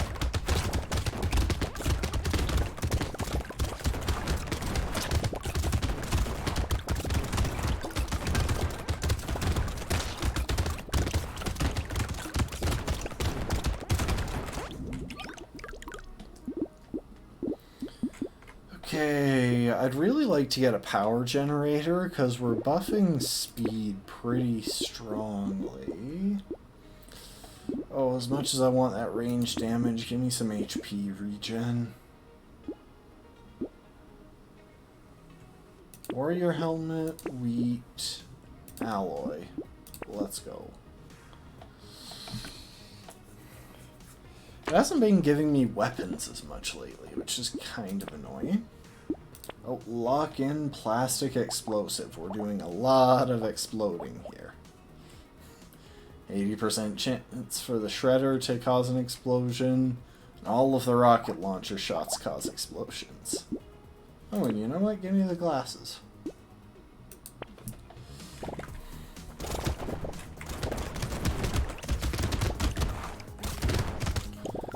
One thing about this, we will not be able to prevent... we won't be able to avoid spawning in those little annoying slugs. With melee builds, sometimes you can keep it pretty limited to where not many of the big slugs get killed. But with ranged builds, your guns are kinda just shooting everywhere. You're just not going to be able to avoid it. Which means eventually this place is going to become kind of packed with just those little red shots that are being fired completely at random.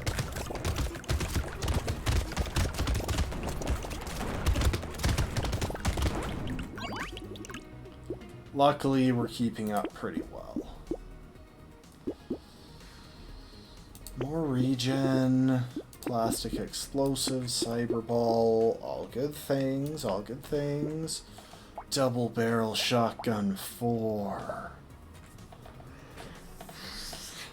Do I have anything that I'm willing to drop for that? So that's 63 times 6 damage, but this is 97 damage. And helping clear crowds out. You know, oh, I can't buy it yet anyway, so lock it in. No, we're not taking the hit to luck. Do a couple of re-rolls. It's too late in the game to take the piggy bank. You want to get that early if you're going to take it. You know what? Give me a scope. And we'll actually lock in the lumberjack shirt, just because trees dying in one hit will keep them from diverting many of our shots. A lot of them will just die to the baby with a beard.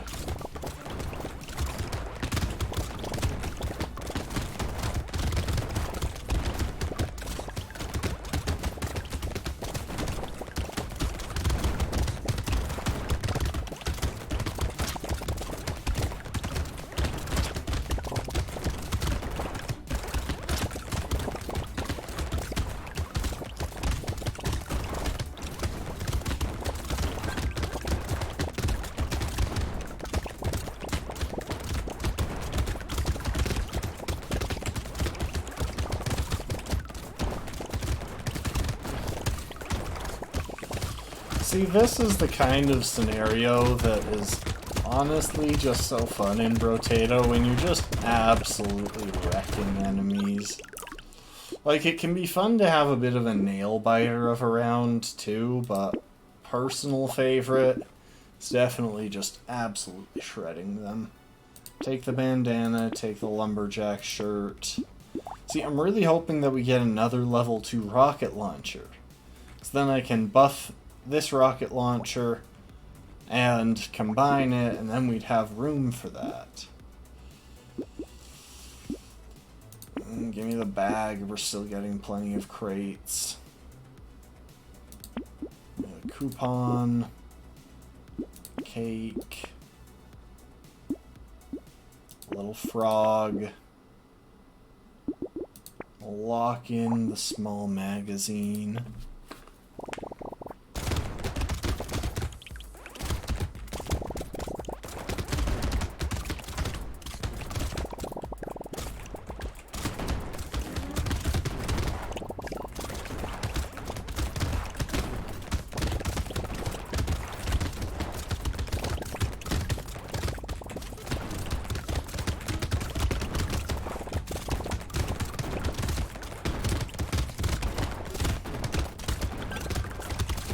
The sound effects in this game are very satisfying. Just like in Octopath when you score breaking damage and get that nice meaty sound effect. I very much enjoy the sound effects in this game. If we could get like an anvil, that would be great, because an anvil buffs your weapons that you're already carrying. I don't think we actually need any more HP. So we're keeping up pretty well. I guess I'll take more harvesting, or more damage, I mean. Another Cyclops worm, small magazine. Sneak in a quick reroll.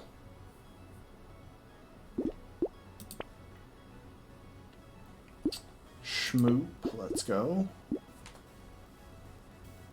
Alloy and Cyberball, both good. I'll buy that shotgun at some point. Just not right now. I'm still holding out for getting something better. Well, like, I'm still holding out for a better scenario to buy it.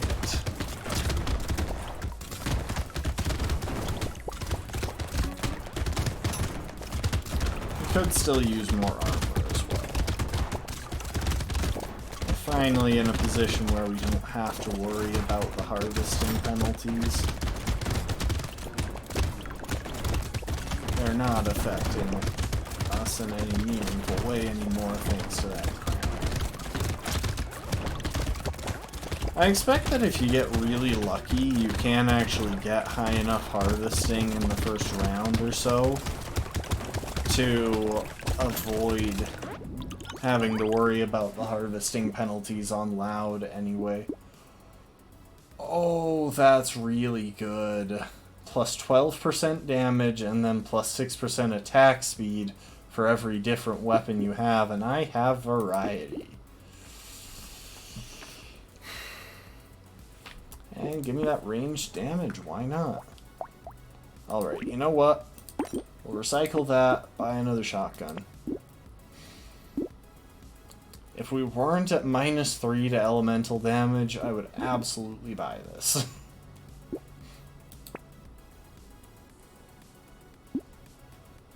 Sure, why not? Give me another gentle alien.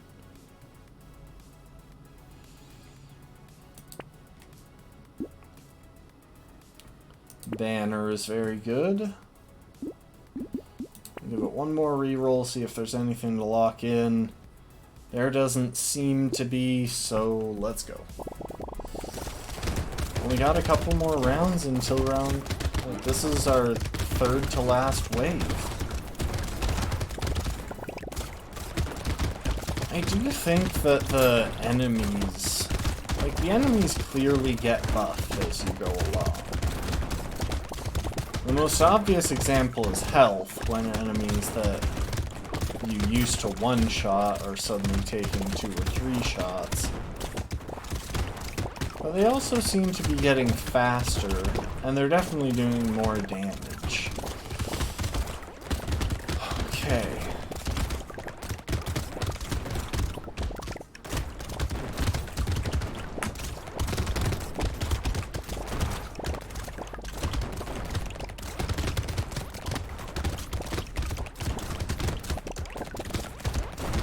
Jeez, there's so many bullets flying around, it's actually hard to find enemies sometimes.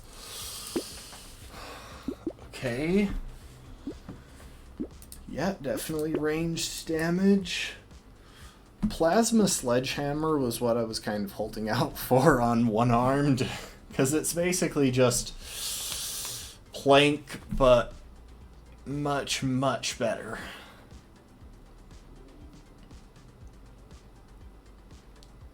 And for once, I'm going to take the Triangle of Power, because I'm not taking much damage during the levels here. We're too close to the end, so I won't bother with Bean Teacher. We'll take a white flag just to ease up the enemies a bit. Because, yeah, I'm at plus 65%. Won't bother with any of these. Yes, handcuffs. Absolutely fantastic weapon, or fantastic item to pick up this late in the game. Because it caps our HP, but we didn't have enough time to buff our HP in any meaningful way anyway. So it's like, there's no reason not to take this. I can't believe we never got a minigun or a nuke. Or a nuclear launcher or anything. Like, come on. Game, why are you messing up my gamer time?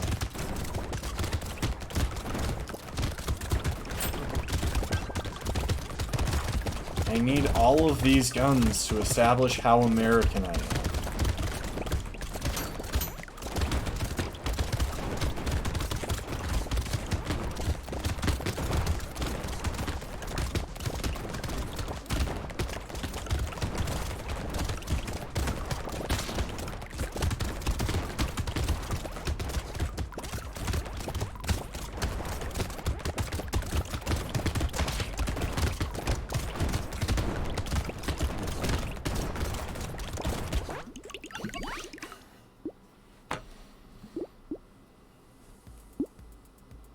You know what? Why not? Quick reroll. Oh, that armor is very nice. Yeah, we'll take some extra armor. Some extra regen. Luck literally doesn't matter anymore, but I'm not going to take this just because the biggest buff is to HP, which we can't actually use.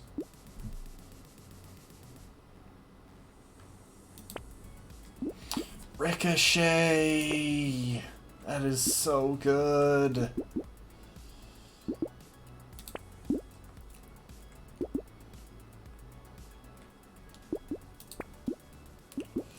And we still had time to pick up Power Generator. Oh, that's so nice.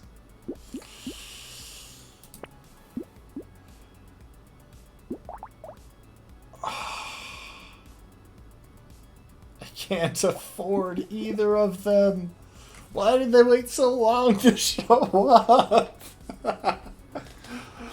Look at that right there. Nuclear launcher and rocket launcher, and we're going into the last wave. Oh, this game just kind of hates you sometimes. I'd love to sell this rocket launcher and be able to buy one of those, but it's not happening. Let's go into the last wave. I guess I could have tried to get more. Look at this boss. It's melting.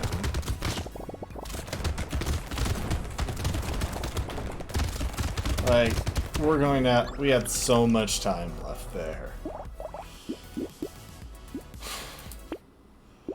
Okay. I am going to go ahead and load up a different game. Okay, looks like I'm gonna have to close Brotato because it's in the way. Unless...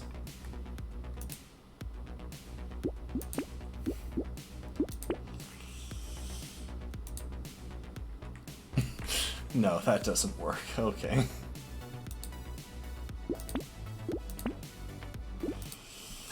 So there's one more game that I've got queued up to play.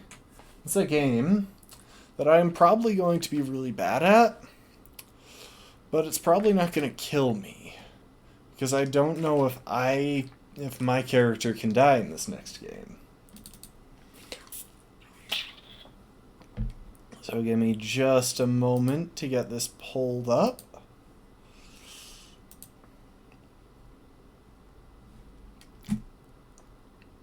Oh, I forgot to update my category. Oops. Well, I'll update it now.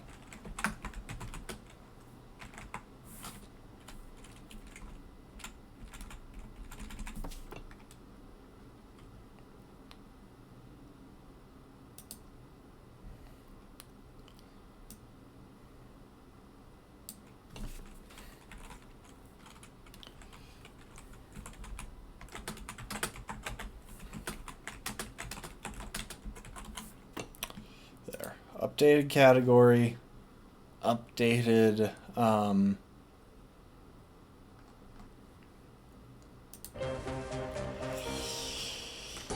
title. And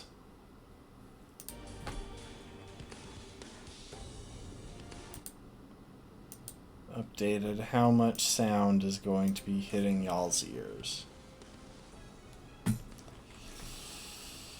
So, here we are in Prison Architect. We're gonna build a prison. I have never done this. And truth be told, I'm actually generally really bad at these kind of games. So we're gonna see how this goes. My goal here, I think I just want to cause an absolutely insane riot. If we can manage a big riot with like lots of deaths and everything, I'm gonna be happy with this.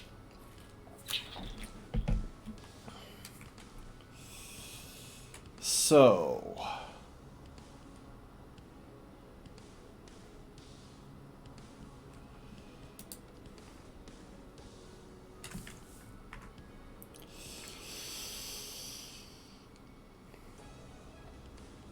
you know what? We'll create new prison.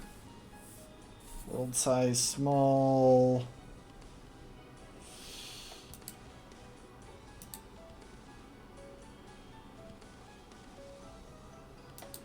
So I don't know if I have... I guess I don't have any of the DLC, so we won't have some of these. So we won't be able to lock up the undead.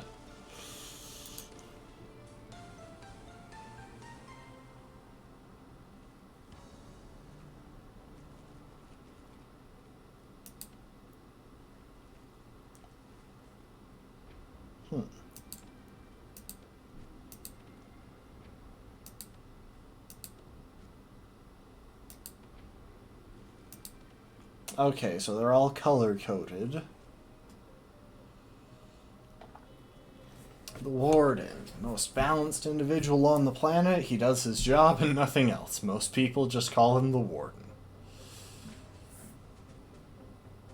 So the Lobbyist cuts down the likelihood of receiving prisoners who are violent, lethal, volatile, deadly, or fighters. Cuts the likelihood of prisoners being stoical or fearless.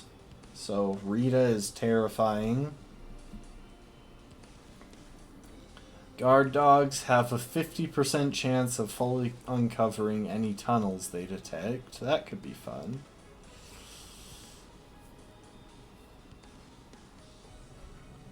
Making inmates less likely to cause trouble. See, that doesn't work with what I'm going for here. A small cut of the resale value each time a piece of contraband is found. Prisoners with contraband will be fined directly from their savings. That could actually be really good, especially because I plan to rile the prisoners up. You know, with lots of searches and stuff. I think I might go with Safara Aknova.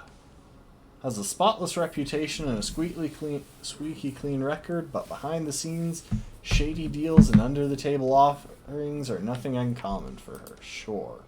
We'll go with you. And which dogs do we want?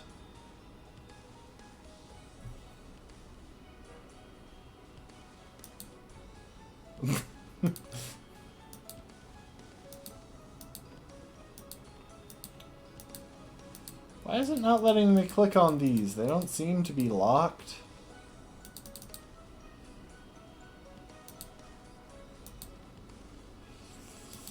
Alright, I'll go with the Husky.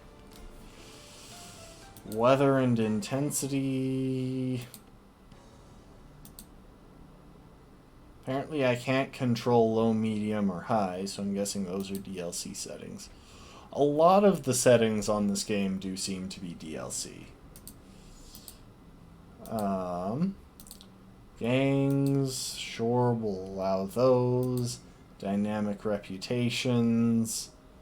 I have no idea what that means, but sure. See, we're definitely not turning on Fog of War, as much as I think that sounds like a cool setting.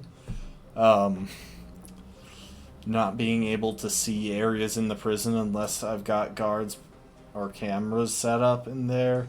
I want to watch the chaos once things finally fall apart.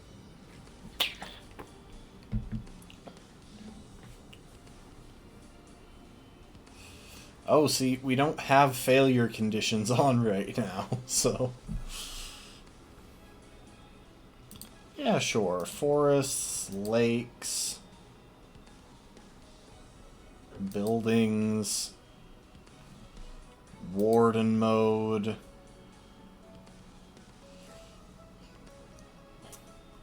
Now, let's not go with permadeath, because then I could lose, and, well, I want to watch the chaos as it unfolds.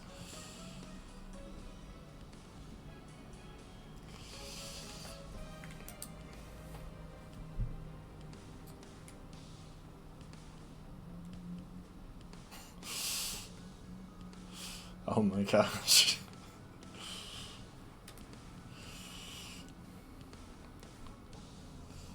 Yes, turn on acid rain.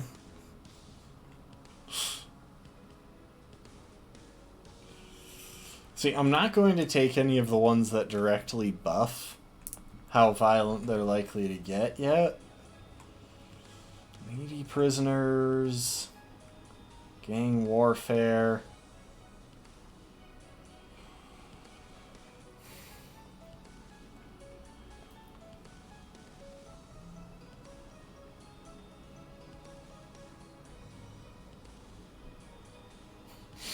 All prisoners are legendary. I have no idea what that means, but it sounds hard. Extra challenge, lighten the load.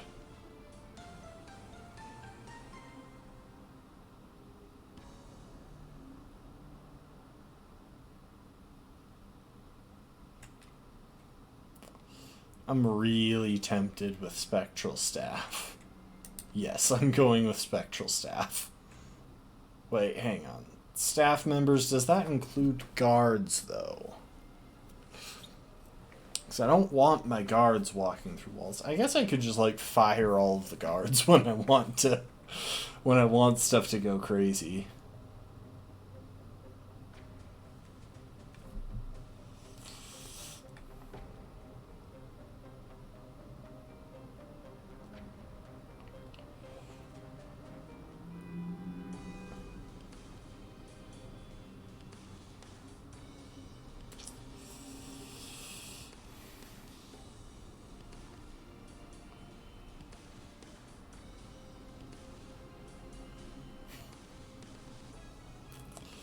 No, I don't think I want people showing up if I don't have room. Actually, yes I do. I want people showing up when I don't have... Oh my gosh, I should have looked at some of these settings beforehand, but... I will actually run with slow time, though, because... that's always something that throws me for a loop in these.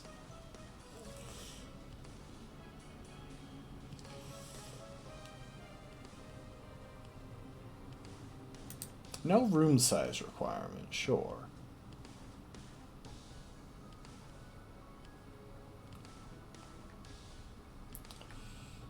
No, we won't bother with getting rid of the corpses. Gives your prisoners big heads. Endless winter. Nature conservation. Can't chop down trees. Ooh, burn the dead. That actually sounds really fun, but I'm worried that'll just burn down my prison once the riots start. No contraband limits, though.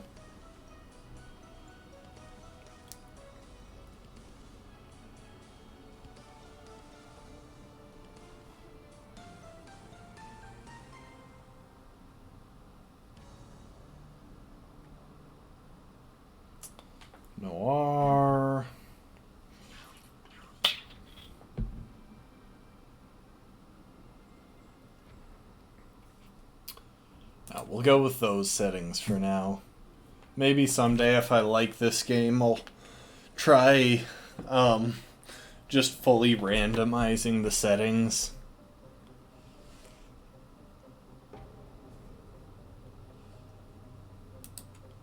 Yeah, let's buff up our starting funds just a little bit.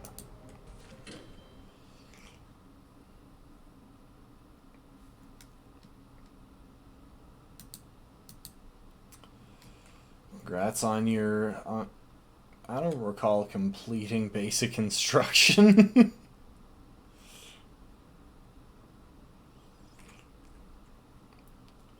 Jail cells are expensive, especially in the early stage when funds are tight. Save money by starting with a single large holding cell which can be shared between many prisoners at once.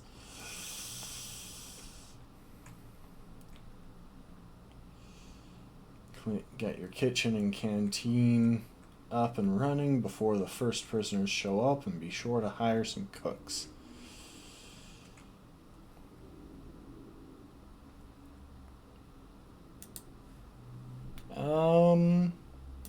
You know what?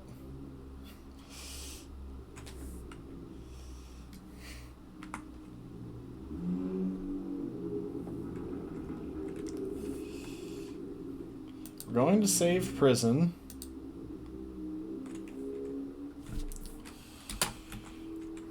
Riots incoming. We'll save that. And then we're actually going to go to the campaign. Because I think I do need a tutorial. I don't understand how these games work. I never really play them.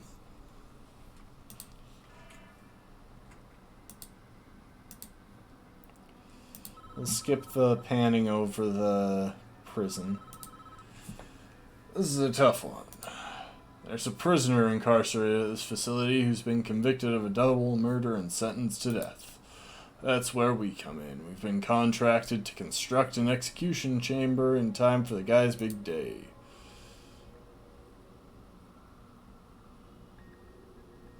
This is where I want the new facility. First step with any project is to construct the building itself. Enough space inside to fit an execution room and a holding cell.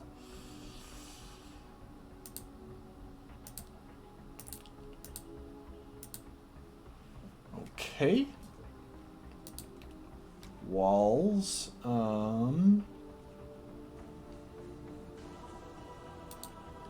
Sure, slum walls. And doors.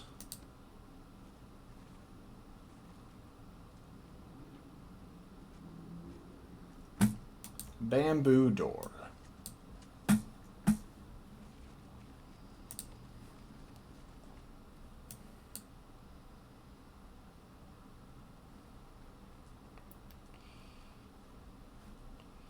Let's speed it up a bit.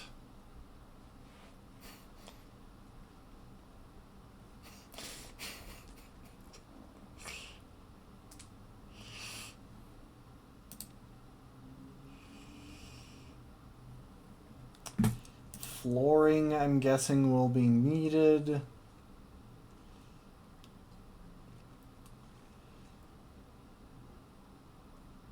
But, you know, there's no need for, like, anything particularly detailed. Okay, I've got plenty of money, so that's not an issue.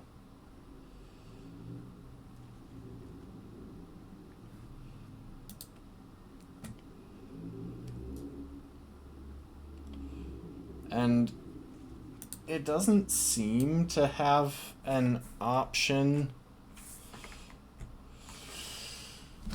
to put a roof on, so I'm assuming it does that by itself.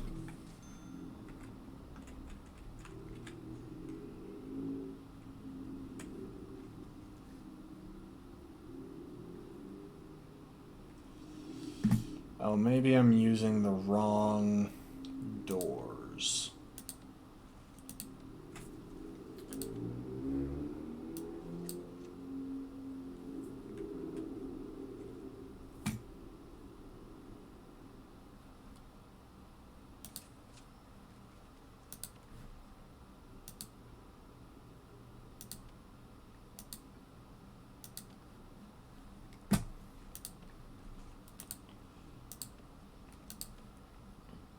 I wanted my bamboo doors.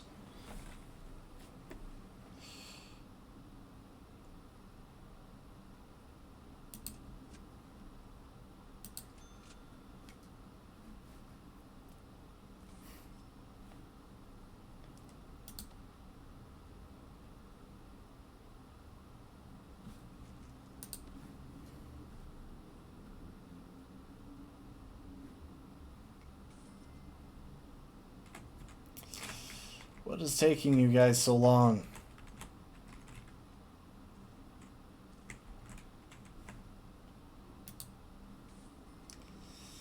Why does it not like what I've done so far?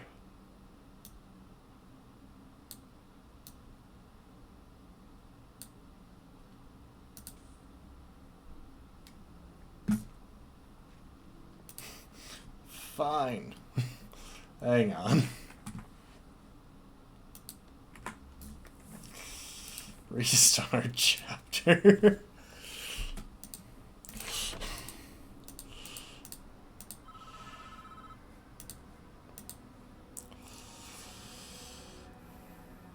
Oh, I have to input foundations. Well, why didn't you say so?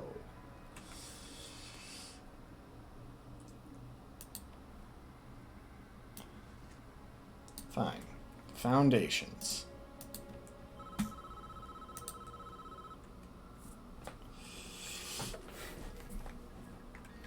Workmen are responsible for the construction of buildings. They'll collect the steel and concrete from the storeroom, blah, blah, blah. They'll use the raw materials to build the foundations and framework of your new building.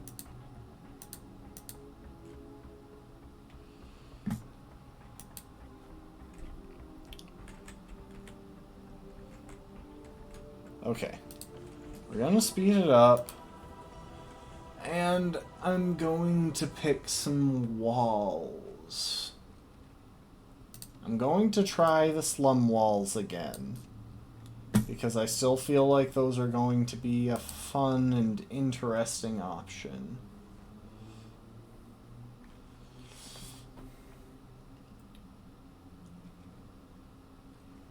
A large jail door.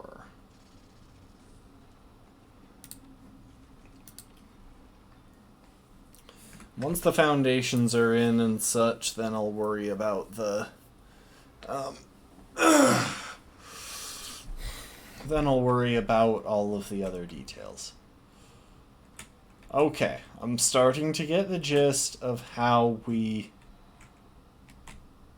get things. I don't know what'll happen if I just start trying to outline a building with no,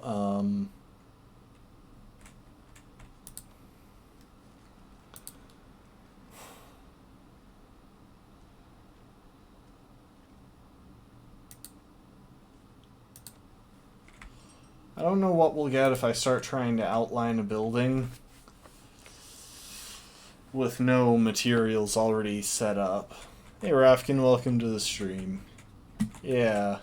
We're trying out some prison architect. And we're going through the tutorial because, well, frankly, I'm not that good at these kind of games. And I actually felt like I needed to know something about what I was doing. So let's see. Carrying jail keys and baton.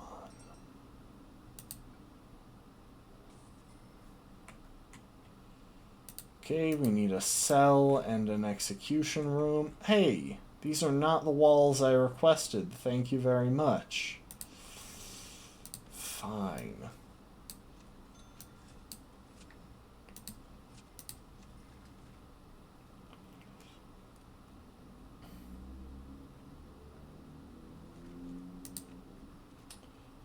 Rooms.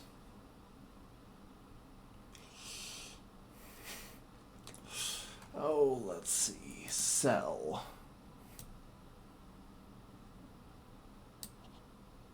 So, hang on. Minimum size 2x3, surrounded by walls and doors. Okay. I'm gonna put the cell there, because I just feel like the prisoner will want, you know, access to the outside world. It needs doors, so now can I put in the bamboo doors?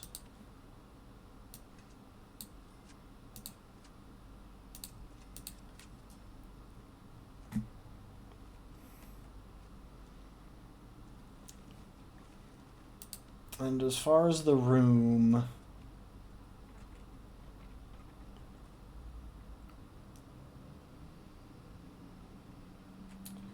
it needs a bed,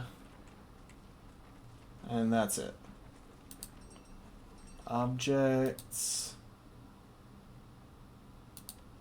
Rest, I'm guessing, is where bed will be.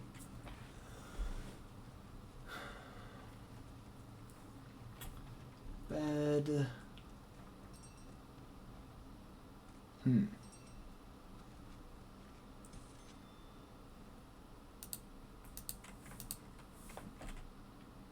Oh, I need large jail doors. Okay, well, in that case.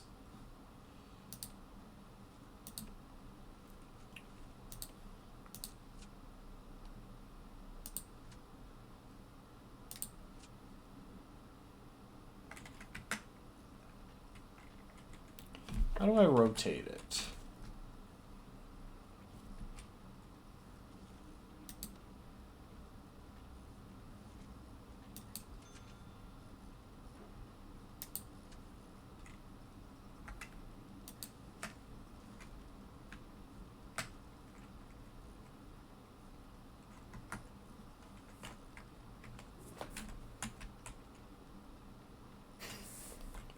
R? Ah, there we go. R.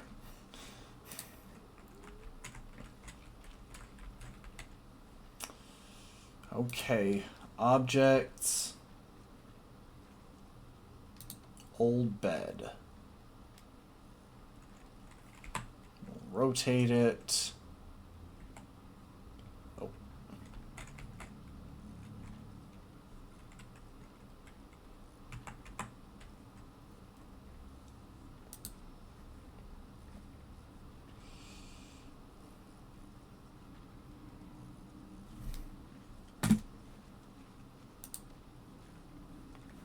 And let's crank up this.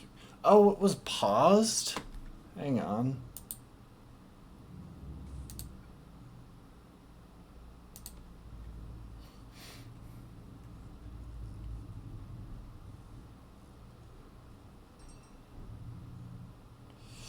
There we go. I think this is day 17 of this scenario. It's taken me all this time to start building this. And I don't even think that it accepted when I tried to put in the large jail door. There we go.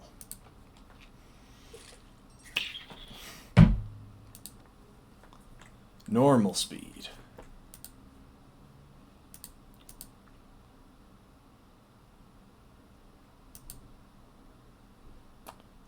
What? I mean, I'm prepared to designate that as an execution room, but I feel like I should be allowed the creative liberty of choosing which room is the cell. Fine.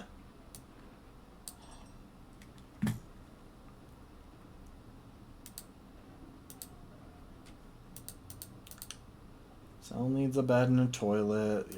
The execution room needs an electric chair. Fine, we'll dismantle that bed. Add a bed and a toilet facing the wrong way.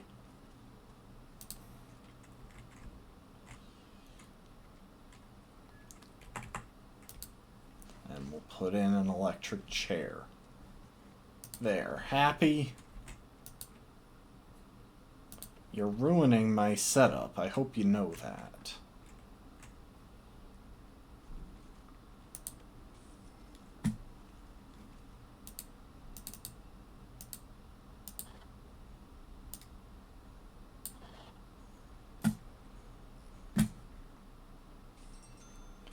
Maybe I started on day 17, because it definitely hasn't turned to nighttime before.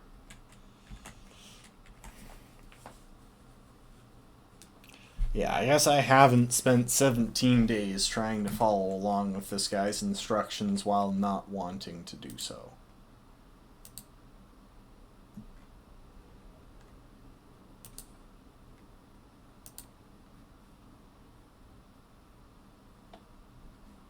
I have a bed in there.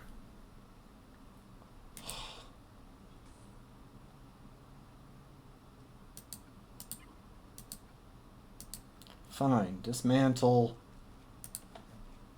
Put your dumb bed in there. I'm going to turn it the wrong way around.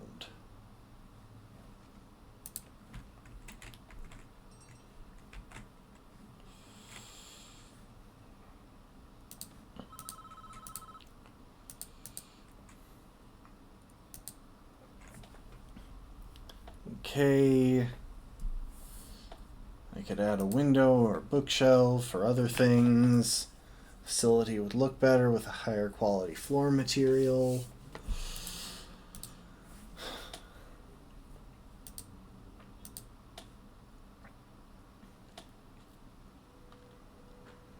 Okay, I think I have the general idea.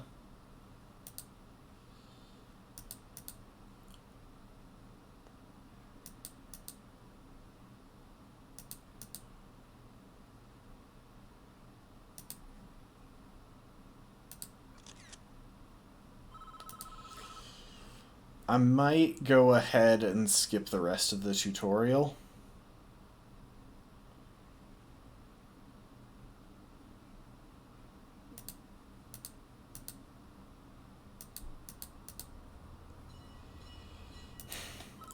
No, I'm just here for the tutorial, bruh.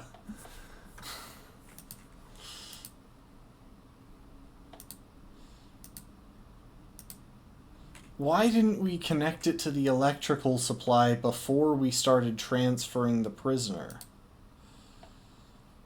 Utilities mode.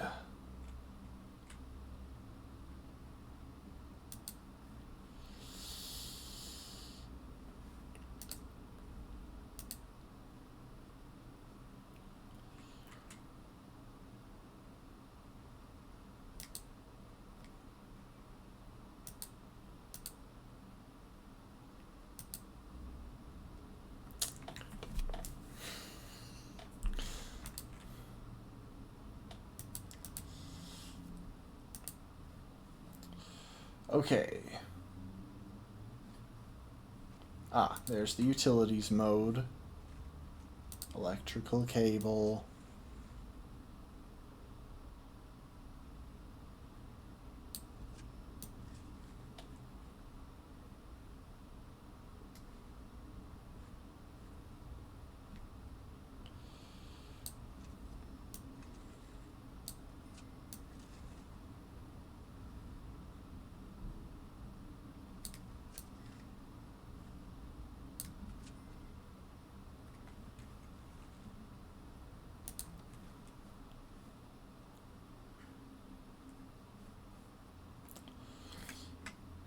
Control left click to make it high priority.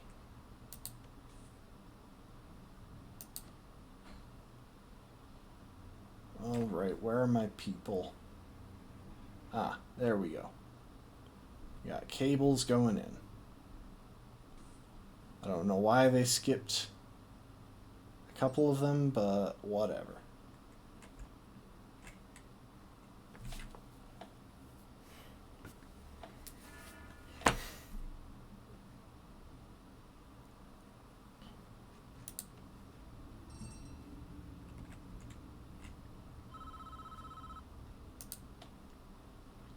Okay, well, we haven't powered his thing.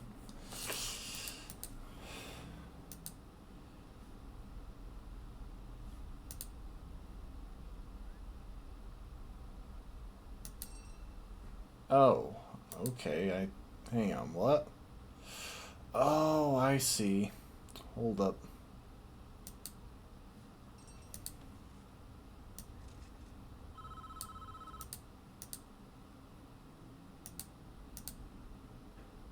Oh no, it was already connected. You just...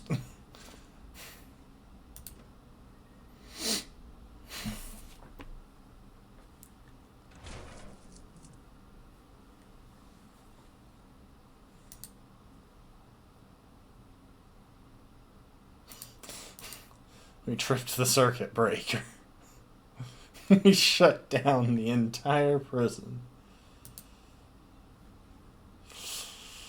Alright, so...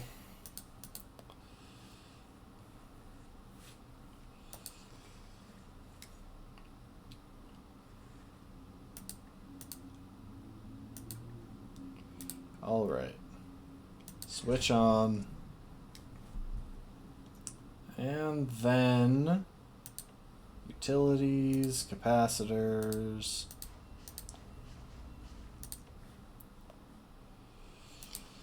Set it into fast forward.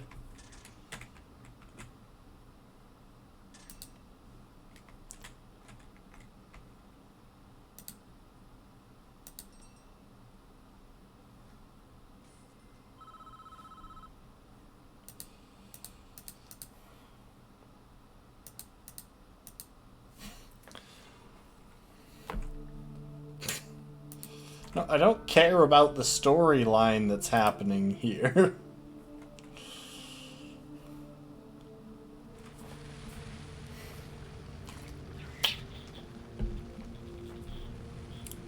Oh my gosh. So, now I'm learning how to put out fires.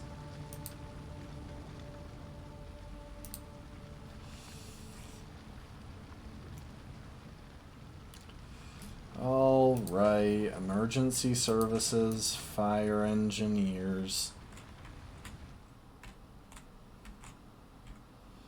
Alright, we've requested them.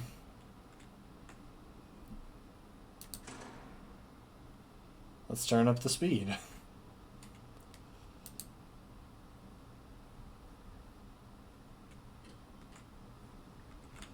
Ah.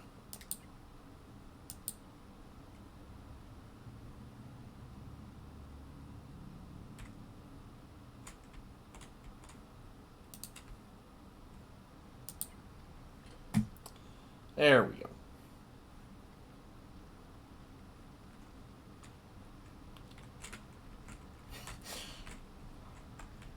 I can't order more fire engines, so... Oh, wait, I have to order them one by one?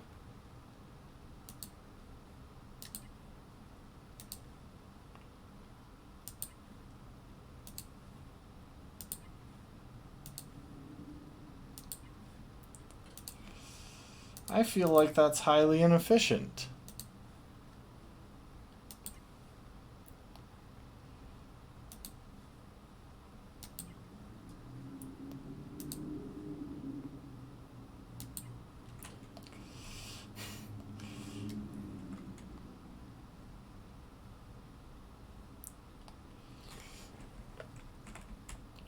Why are you back here?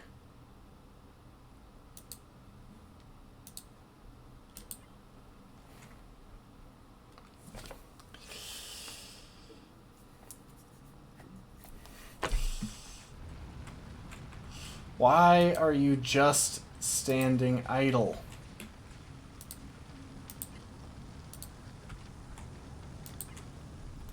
You know what? I will gladly send you smack dab into the middle of these flames if you're going to be this uncooperative.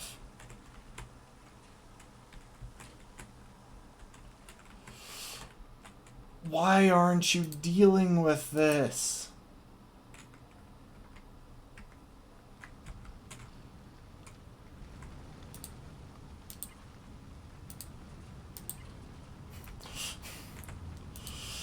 Why are these firemen so useless?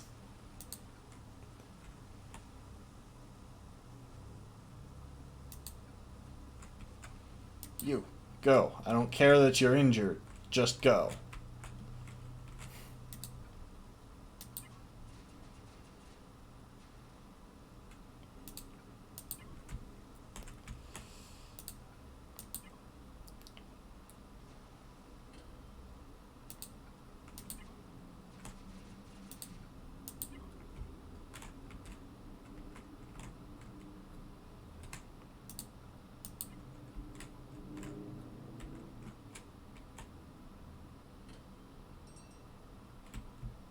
Finally.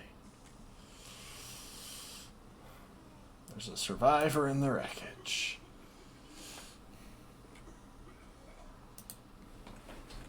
To clear up this mess. Demolish those. And remove all the debris. Designate a garbage zone. So.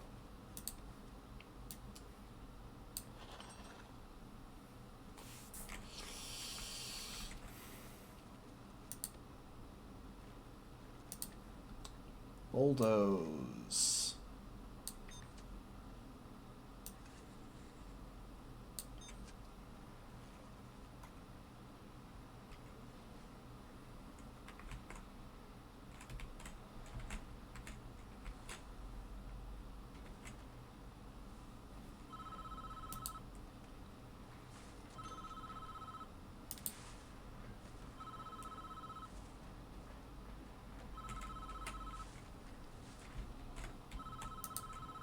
How do I get rid of the fireman?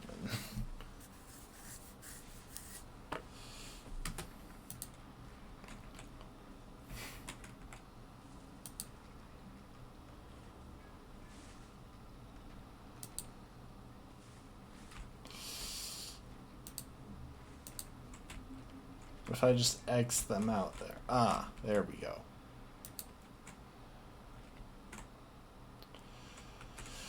There we go. Okay, we're getting rid of the firemen. They were honestly kinda useless anyway. Like, yes, they put out the fire, but I had to keep telling them where it was.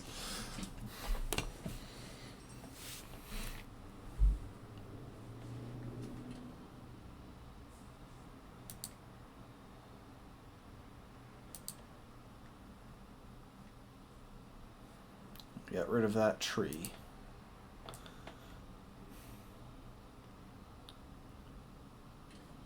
Ah, staff. Workmen.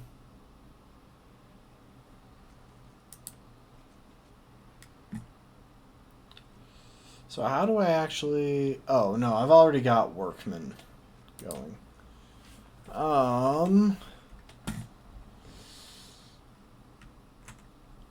I keep super zooming out. Ah, doctors, but where is the infirmary? There you are.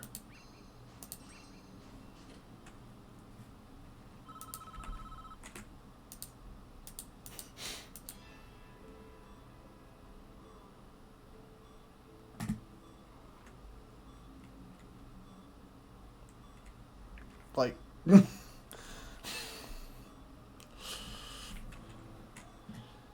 I'm literally just doing this tutorial so that I can learn how to cause riots in my own prison.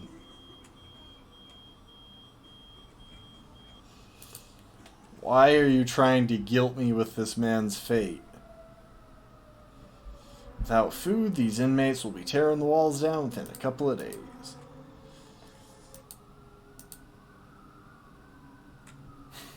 Deployment.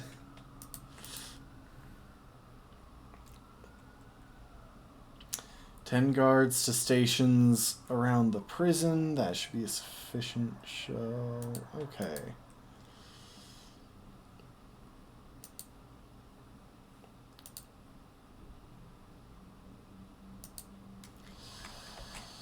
So...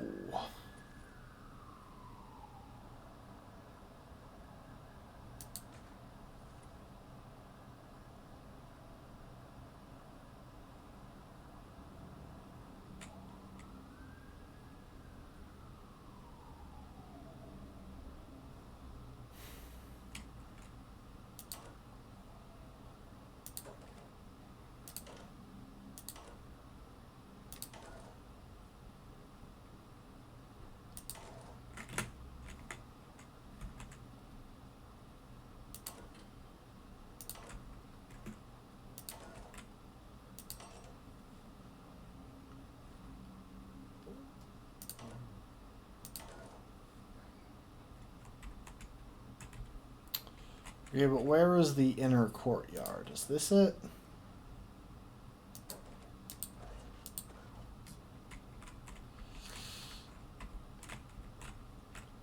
Like, I've assigned some guards to here. I thought this was the inner courtyard. It looks like an inner courtyard.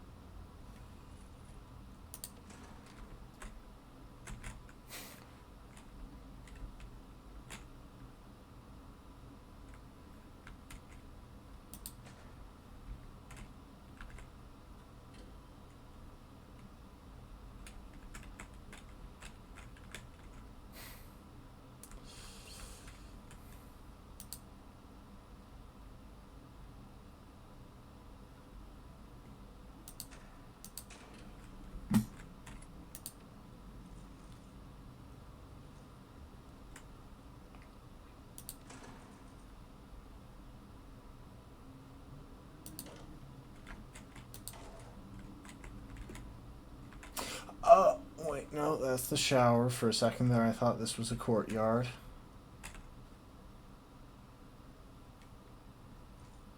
So, hang on. Rooms. I have no idea where I'm supposed to put these.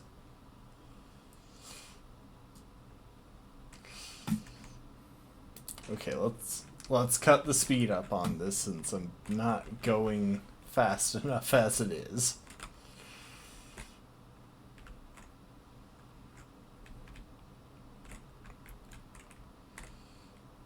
Like, where am I supposed to be deploying these guards?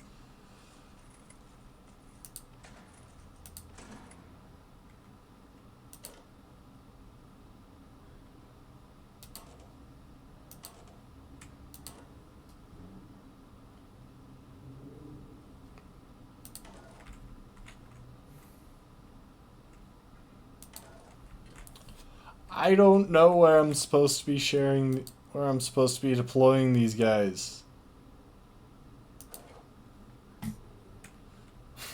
I'm just spamming guards at this point, hoping something will stick.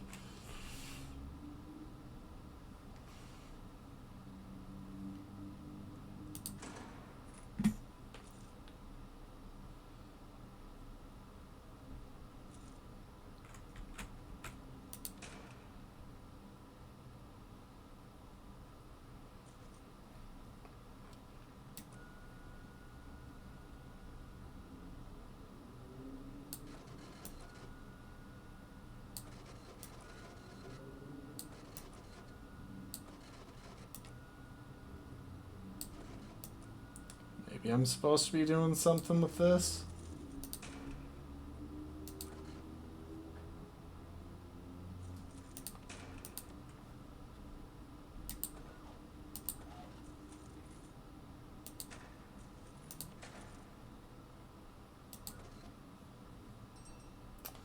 Okay, that was extremely unclear.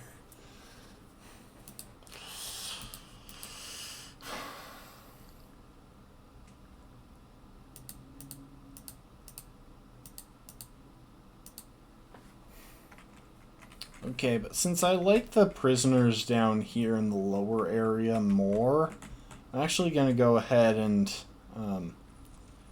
build the kitchen closer to them.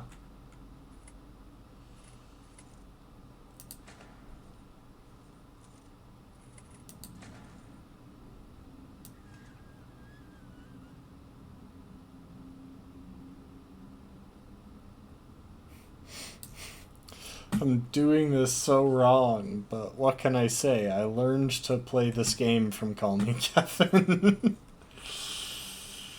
Okay. Walls and doors. Yeah, I don't care about the money.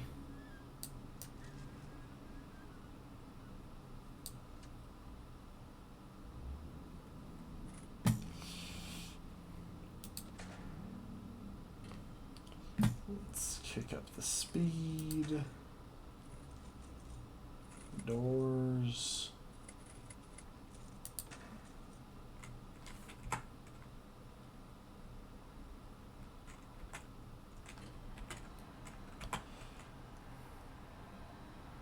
And you know what? We'll let the door open into... Fine, I guess right there.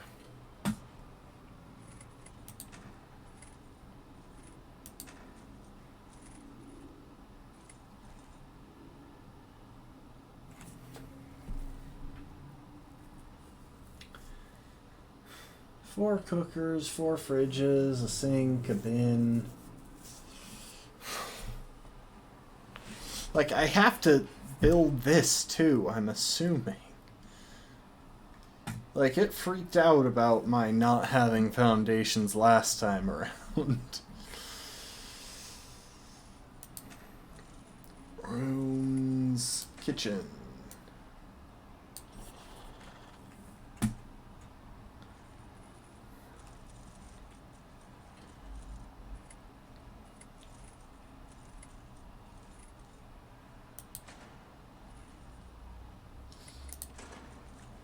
Objects we're going to need.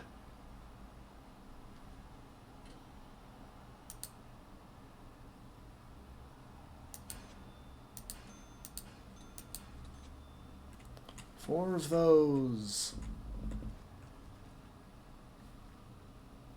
Fridge and sink. Oh, where are the fridges? Can't I just install some snack machines?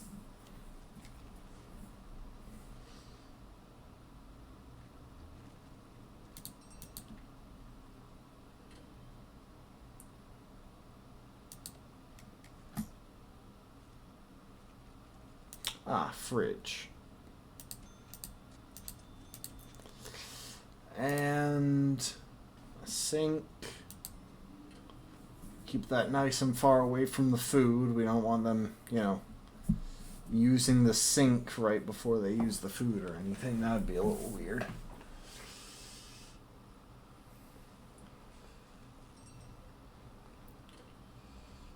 Okay, utilities.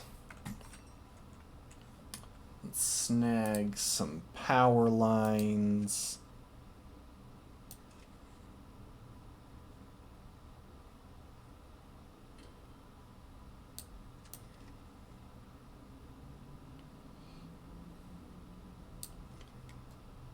And... oh.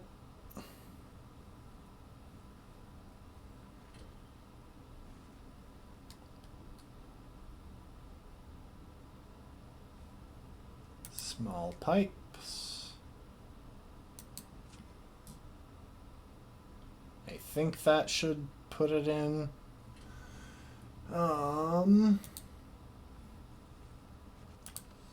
Objects.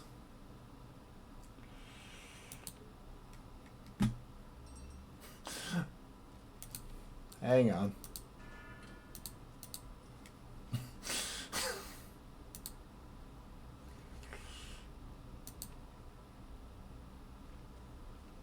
Ah, a garbage bin.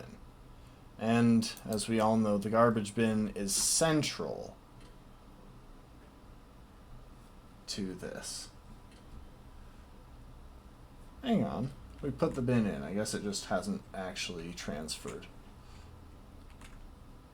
What are these guys doing? Okay, well, anyway. Rooms. Canteen.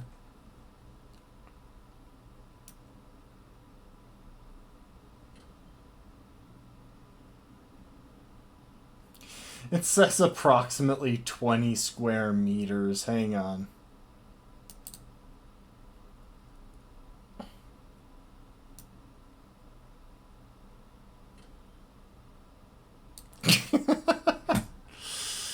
Okay.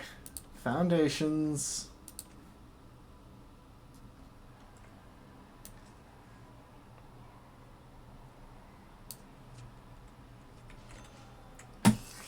Requires an entrance.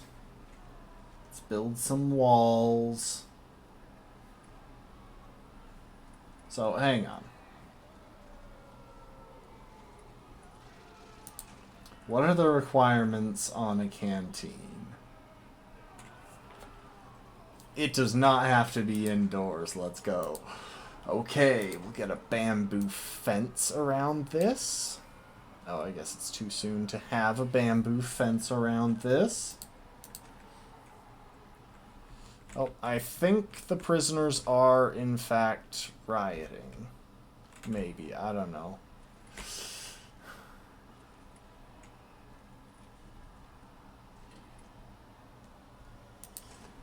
Okay, we'll add in a solitary door. And we'll add in some walls.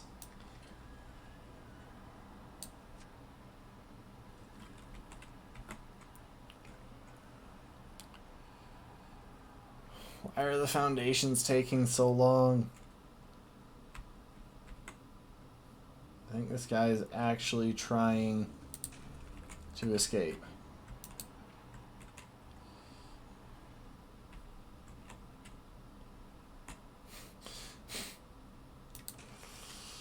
Wonder how they generate all of these, like, individual profiles.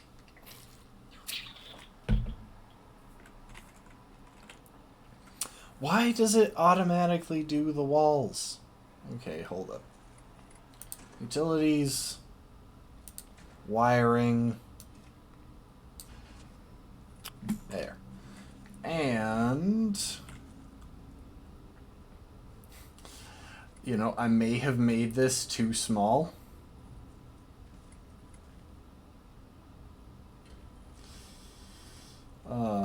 Objects.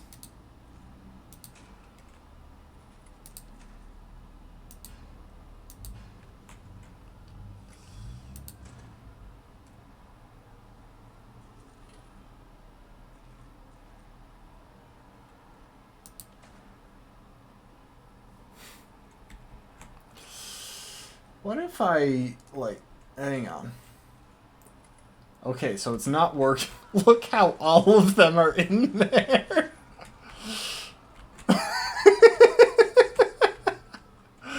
Oh, this is gonna be good. I'm gonna have to slow it down, though. Okay, so... real quick, what if I just define the canteen a little more broadly? There we go. Now,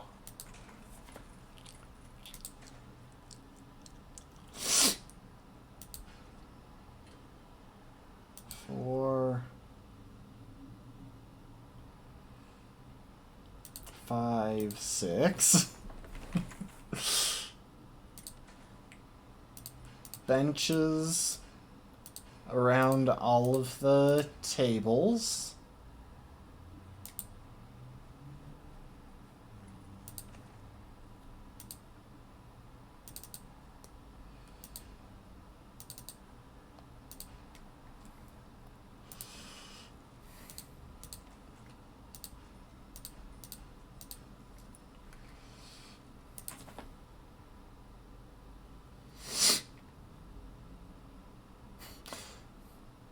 Dang it, it doesn't like that. Okay, hold up.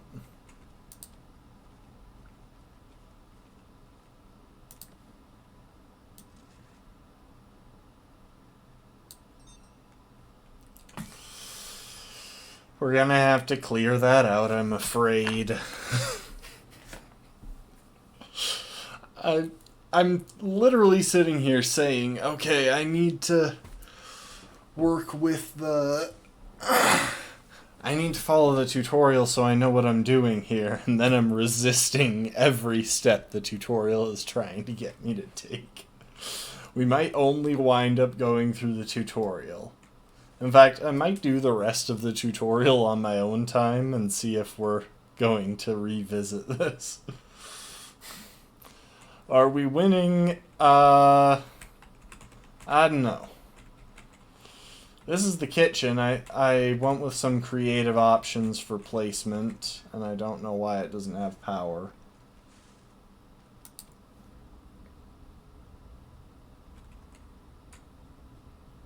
Yeah, why is that not powered?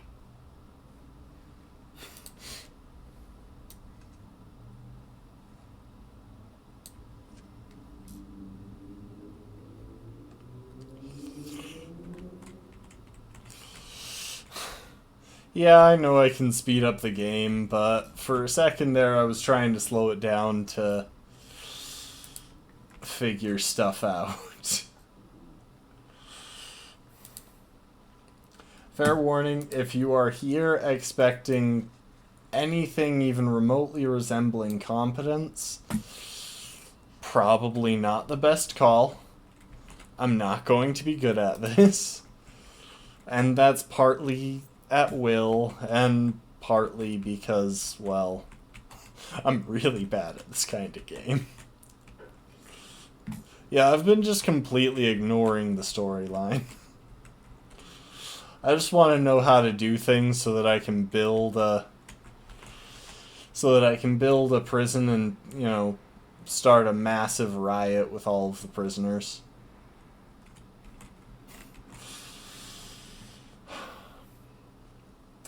Suppose I'll need doors on here.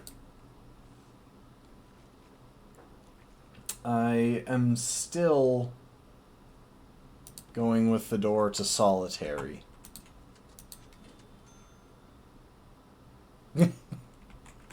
I think my guards are trapped inside now, so that's... Oh wait, no, there are literally no walls.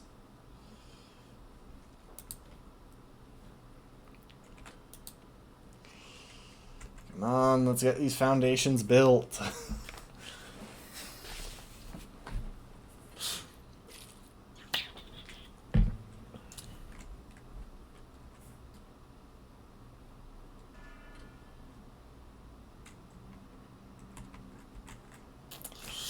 Okay, we got the building built.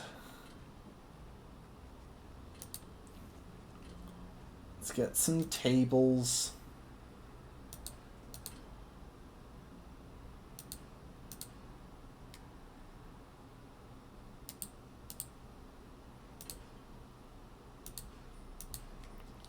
Okay, we got those 6 tables. I need to stop fighting with the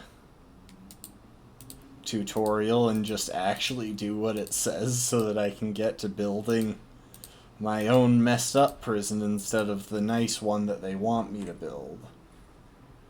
I guess I can run at more normal speeds for a moment.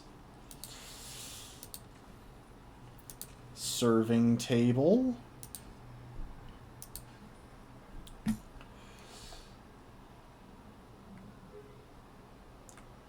Place a bin. Oh, geez. I still don't know where the bins are. Ah, work. 1 bin. Okay, now we'll set it to speed up. And I guess I can hire the cooks finally. I've been avoiding it, because, well...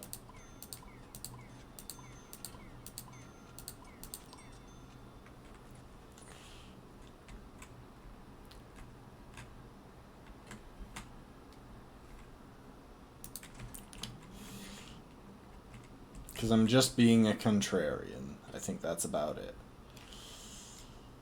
I've got 6 tables. I don't know why it's having an issue with this.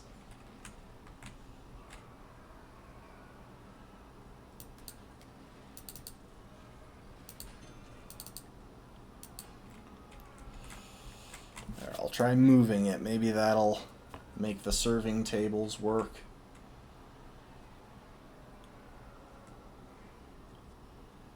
Why do they not like the tables?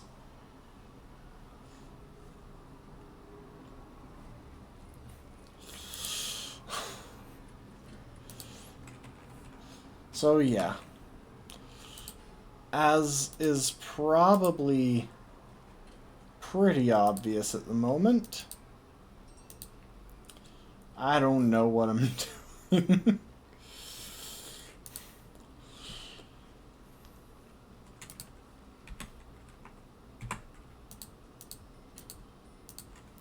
There, I'll just add 2 more tables.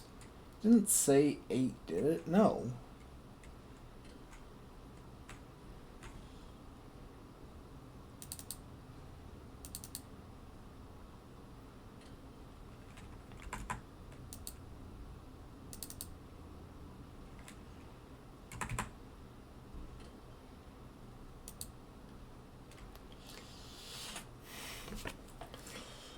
I don't know what they're not liking about the serving tables. Okay, one of them seems to be working. We're getting there. We're getting there. I think we are.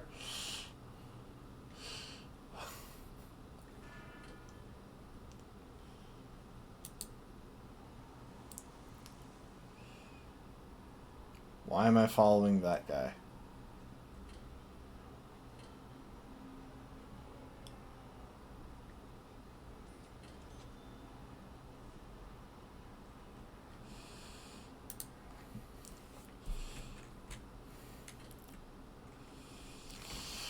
Why are the serving tables not working? Like they're bringing in food for one of them.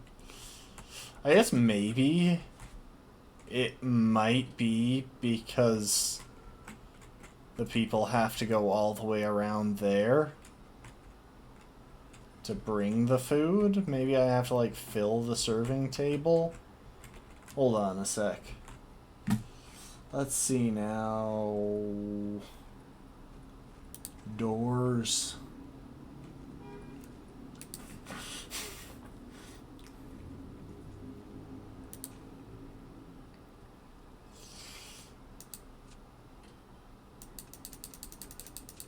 Why won't you let me put doors in where I want them? Ah, it's because there were bars in the way. There we go.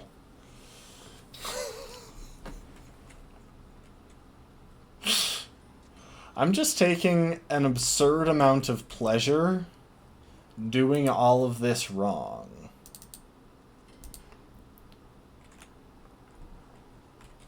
So let's see. I want to make sure the utilities will still work. Okay, yeah.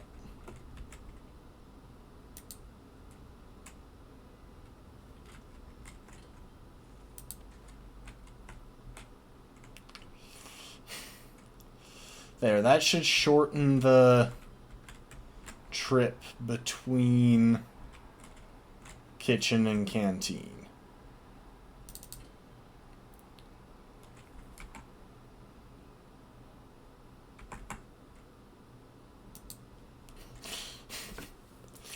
Because I don't care about having this function. Oh, wait.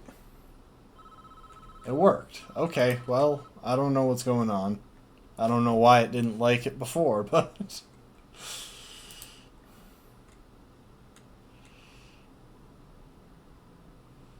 Oh. Drugs in the crates.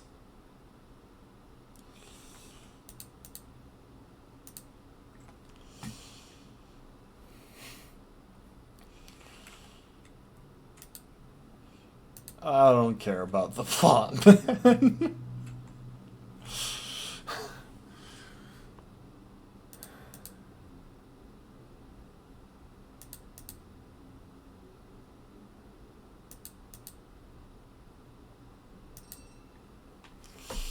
Okay, we got to install a sprinkler system.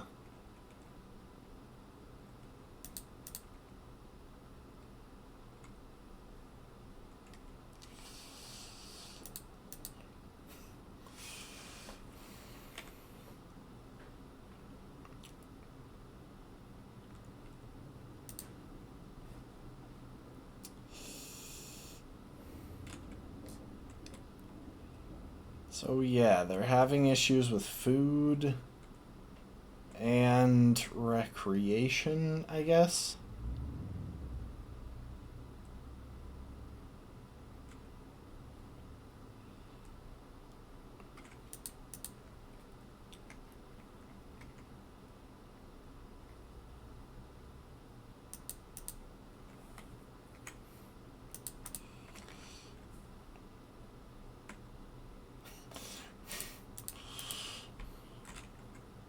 Oh, so I can keep them under control with force, you say? No, we'll go ahead and figure out how to install the sprinkler system. I'm guessing it's in utilities.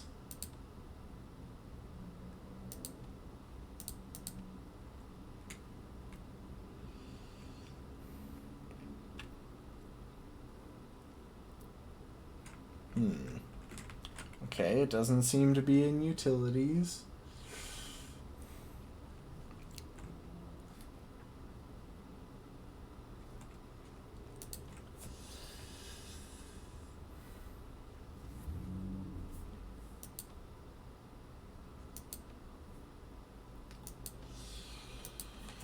I suppose I can just start clicking through these things. See, the trouble I always encounter with these games is that there is so much to understand to get going. Ah, there we go. Sprinklers. So hang on.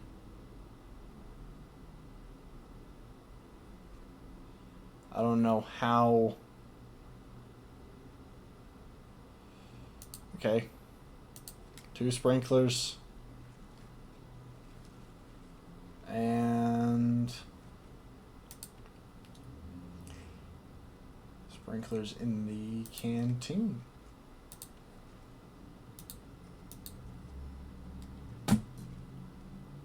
I'm assuming those are like hanging from the ceiling, so I'm not going to worry about the fact that I've put them on top of stuff. And then we go to utilities. And run... Oh. Let's boost the speed so that I can get those sprinklers to actually...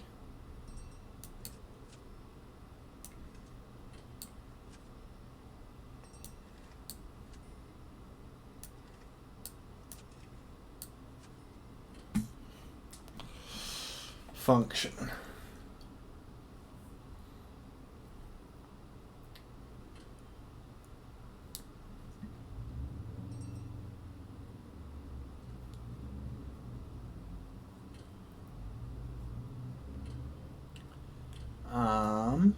Optional. Take care of your inmates' needs.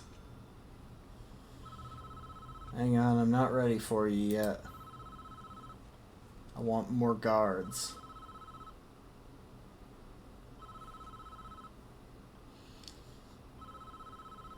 You know what? Let's run a shakedown.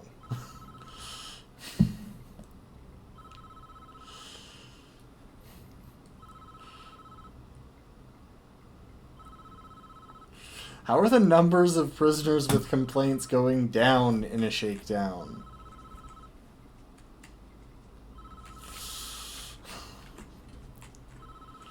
Oh, fine, I'll listen to you. Oh, someone died in the showers. Why do we have cameras in the showers? I mean, I suppose with a prison it could be a safety thing, but it still feels weird.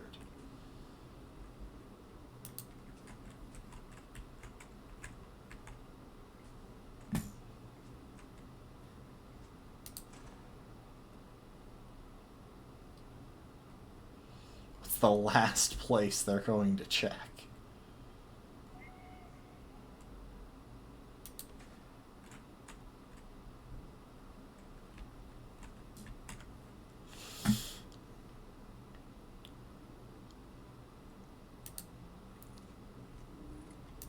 Sure, we'll do a tunnel search as well.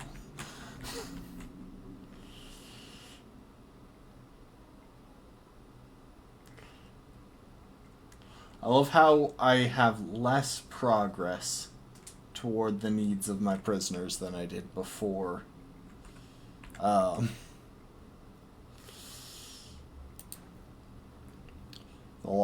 The shakedown. Well, they got food.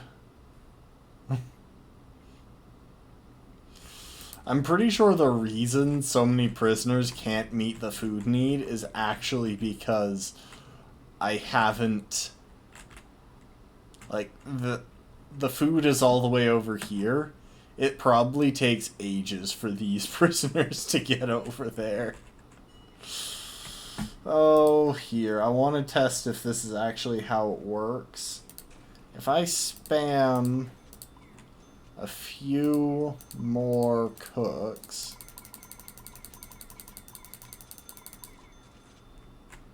Yeah, if I spam a few more cooks... Will that decrease the prisoner's food needs? I'll need to speed it up to make that actually.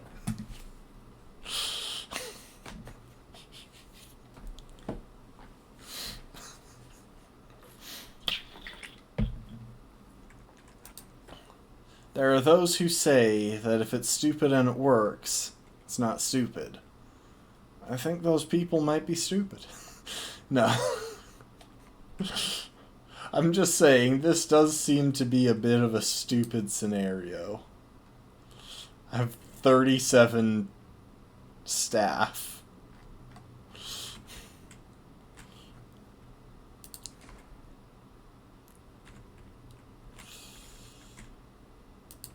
Why is the tunnel search taking so long? 13 deaths today.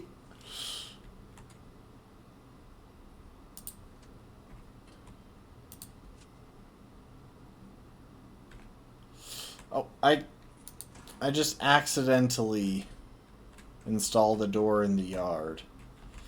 I guess I'll just spam guards for a minute.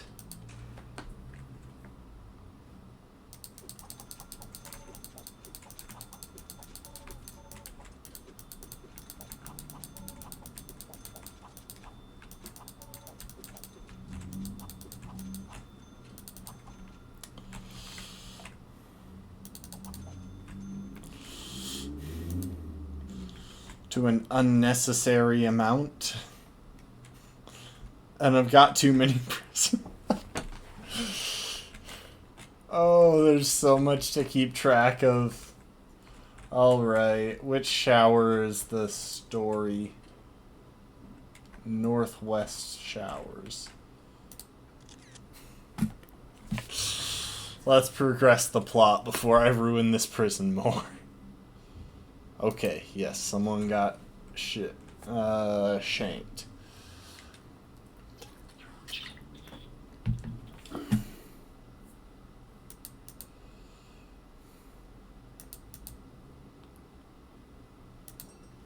I'm afraid no, we will not find that many drugs because...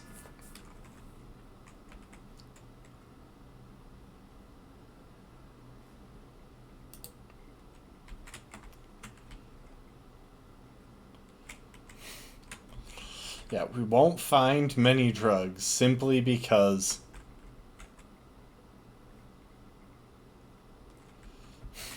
I just did a shakedown. One needle, one hammer.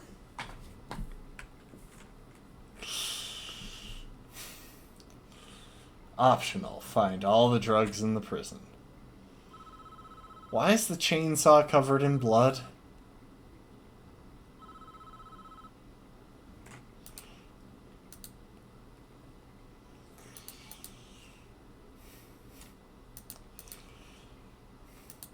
Now you're expecting me to help them?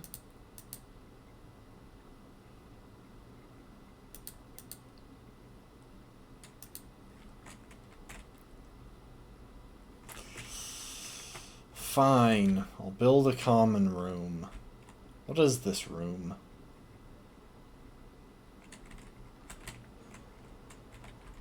Huh. Tell you what, the people in the south of the prison got food. The people in the north can have treatment for their addiction problems. I can't do everything for everybody, okay?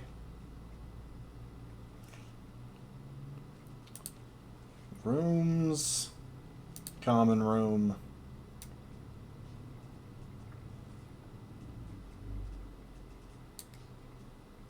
Why does that not work?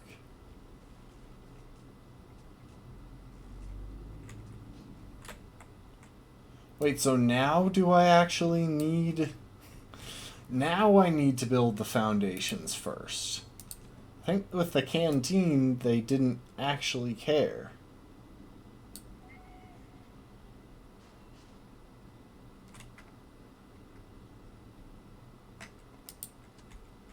Hold up.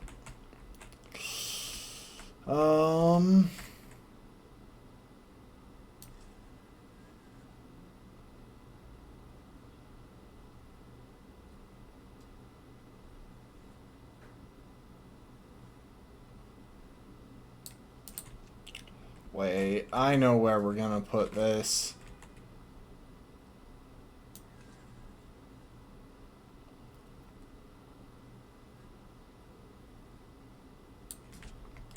There, we'll give it a nice bit of room. Make it high priority. And let's get some doors. Bamboo, as usual.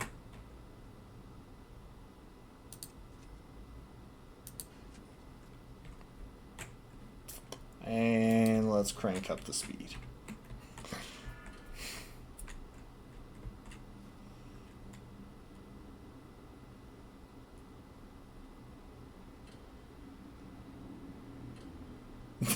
No prisoners are saying they're well treated.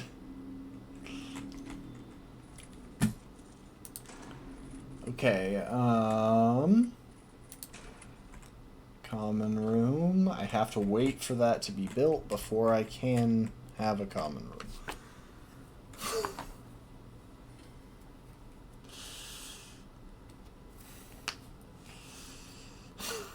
Love how this is what I built for my canteen, and I tried to go much smaller. This is what I built for a room where the requirements are 8 chairs. Common room. We'll run some lighting in there.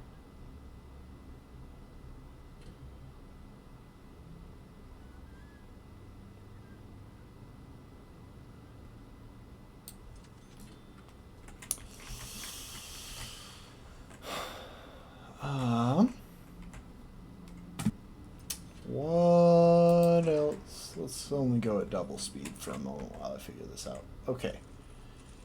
It needs 8 chairs. Except we're going to place the chairs in such a way that no one has to face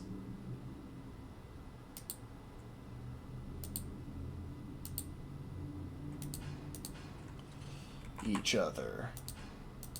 Because, you know, trying to figure out the right amount of eye contact is always, like, it's so incredibly awkward, so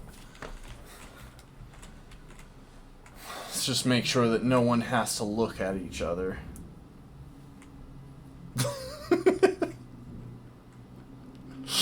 The water from the shower heads is actually making it... Hold up.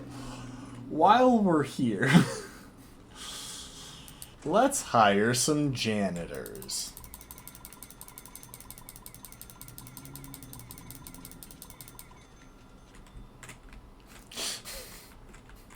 Because I just noticed the state of the showers.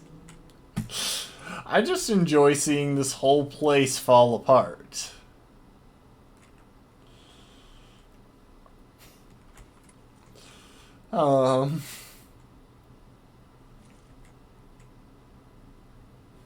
Okay, so now we click on reports.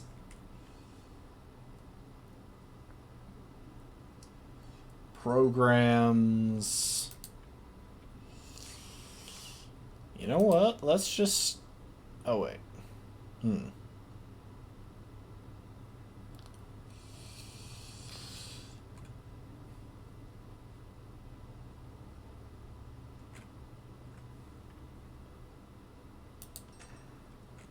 We'll start that up.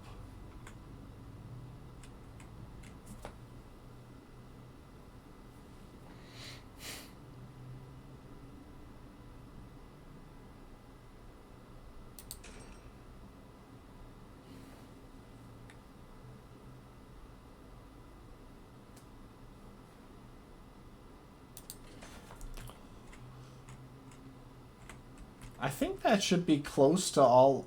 Yeah, I think that's all of the optional... Oh, wait. So that one's also in reports. Programs.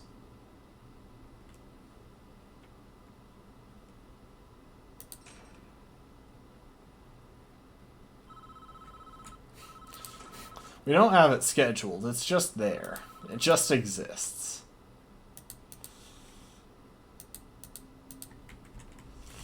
Yep. The prison is definitely better for my having been here. All right. Hang on. Polaroid in the infirmary. Where is the infirmary? Southwest. Is that the guy who got his face torched? It is. I don't care.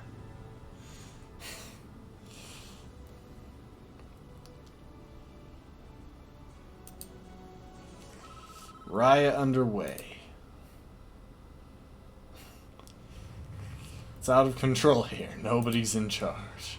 Got multiple casualties, and the remaining guards won't go into the rioting cell blocks.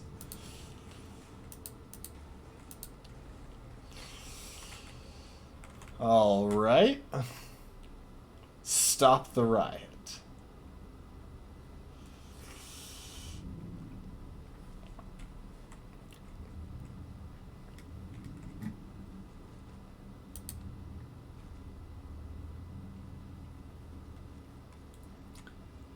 Where do I...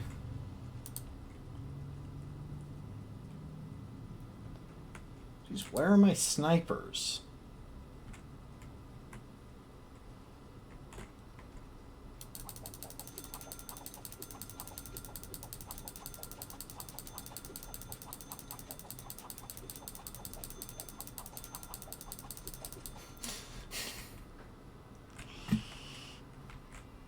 I have no idea where they're going.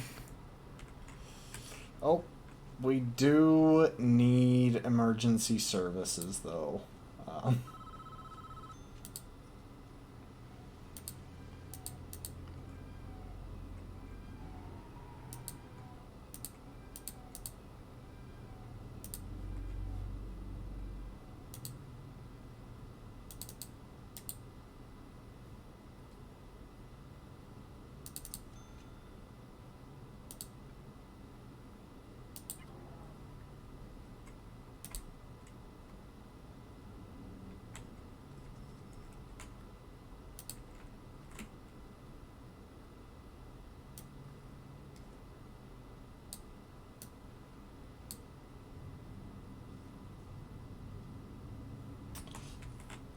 Okay, hold up.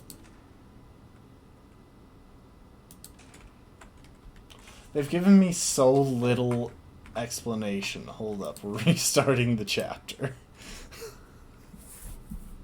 I have no clue what's going on. I'm not here to learn how to control riots. Truth be told, we probably won't be running much longer because I do still need to get something to eat and I gotta go to the gym tonight.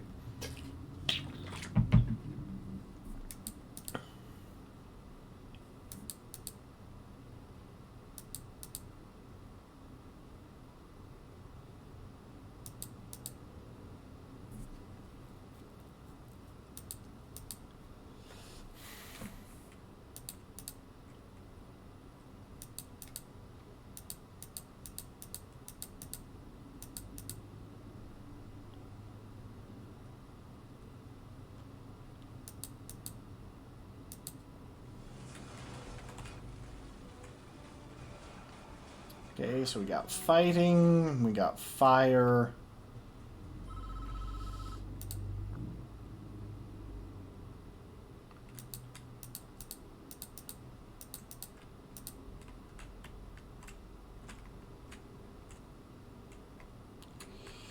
Okay. Hang on. Let's try some stuff.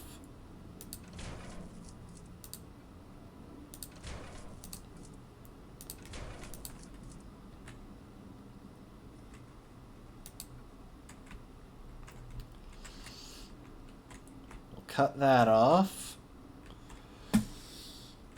Where are my emergency services again? Ah. It's got a fire engine in here. We'll start sending those guys in to deal with the fires.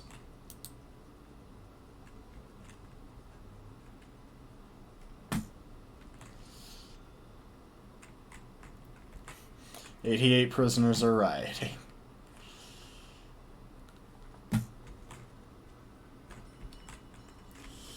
But yeah, I just cut off all of the lights. Ah, there are my firemen.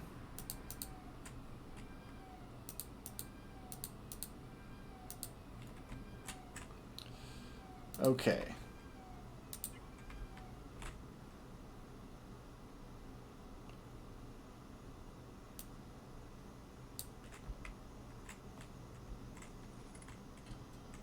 Oh my gosh, why does this move so slow?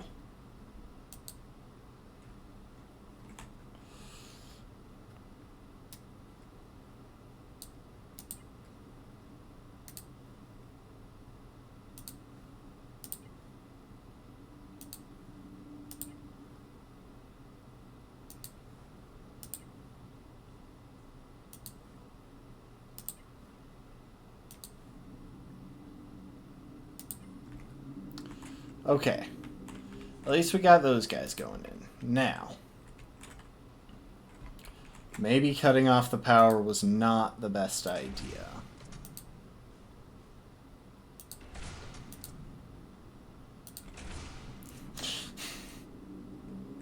Look, I'm learning here, okay?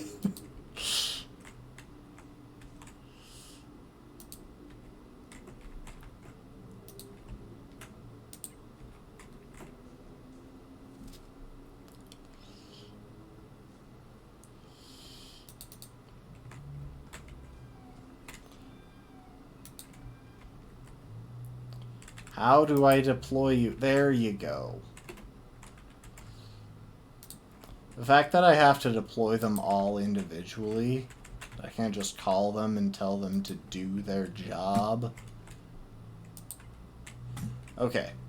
I'll send 3 of y'all there. And I guess 3 of y'all down here. You're going kind of a strange route, but if that's the case...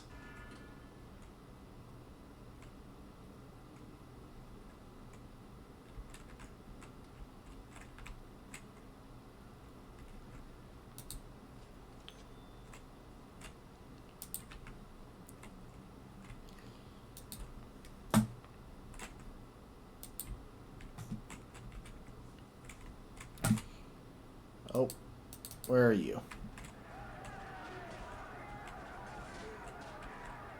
I'm kind of just sending people in. Like, they gave no instruction as to how to do this.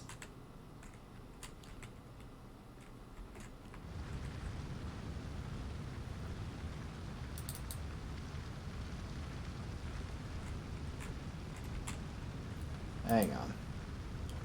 Let's put you back toward the edge of the fire.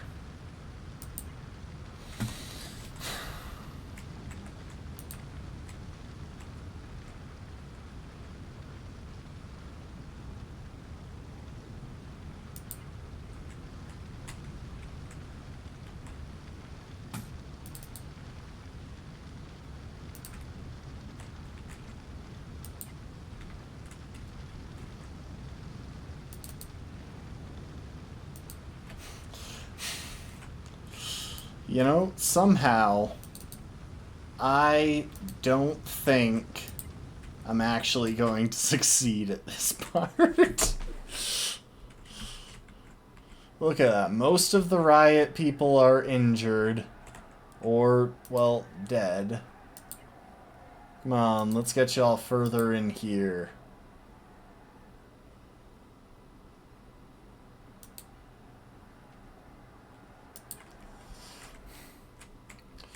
How are these guys doing anyway?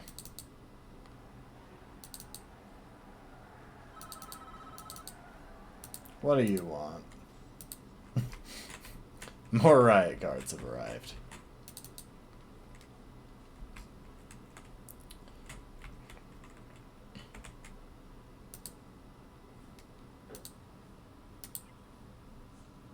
Okay, at least I don't actually have to go all the way back to all of the buses.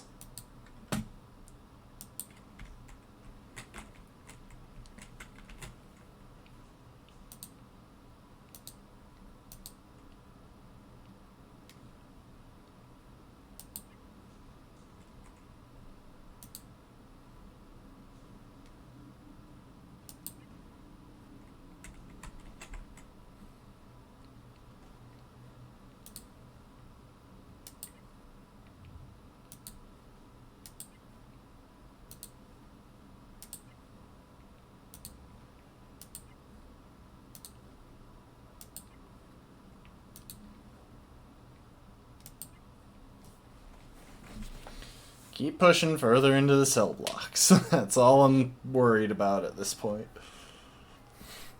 I suppose I should... Oh, one of our firemen is dead.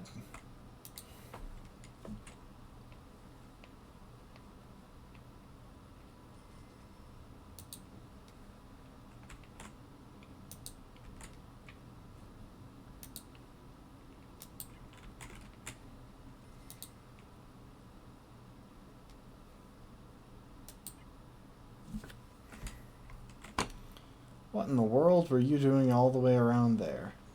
I mean, you're seriously injured, but come on, that's no excuse for not being where you're supposed to be.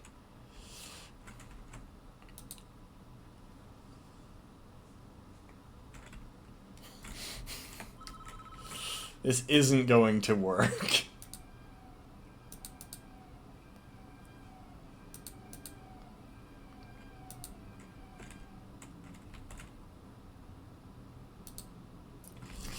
Sure, you know what? We'll send you into the wing that's mostly not really there.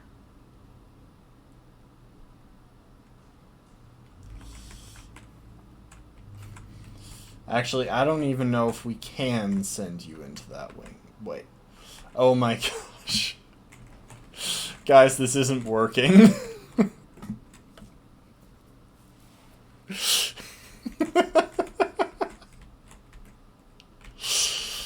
This just straight up isn't going to work.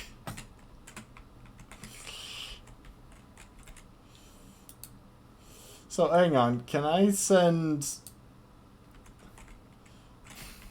Guys, basically all of the riot police are dead, and the armed police are... Like, this just isn't gonna work. Where's the living one? Ah, he's unconscious. Oh, wait, no.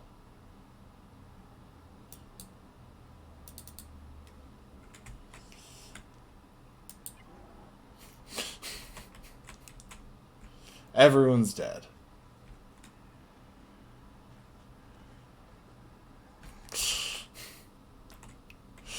Guys, I'm going to accept this chapter as a loss.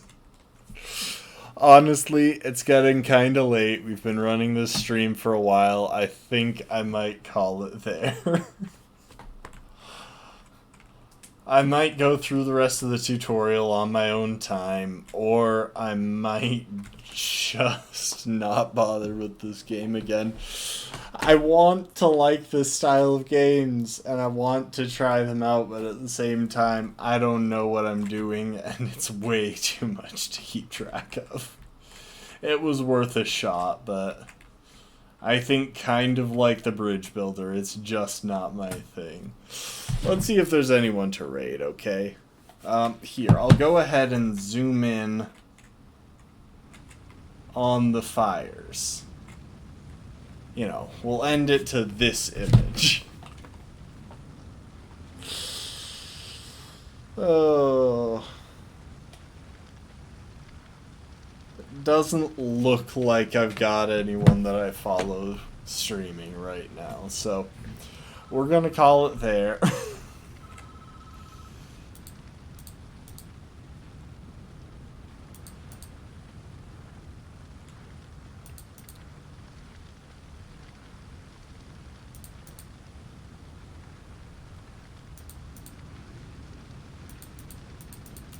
I don't know what they're talking about. I have secured nothing. All of my riot cards are incapacitated or dead. With the exception of, like...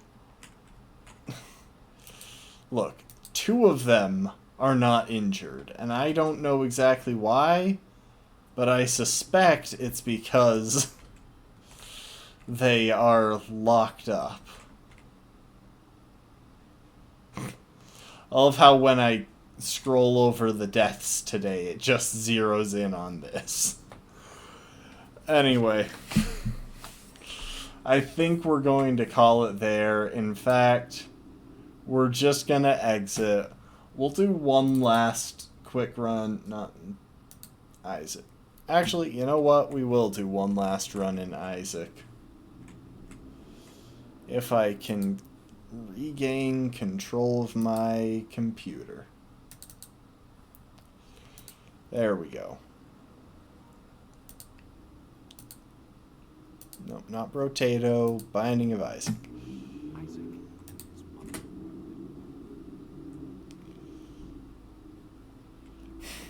We'll make one last attempt at Binding of Isaac. We'll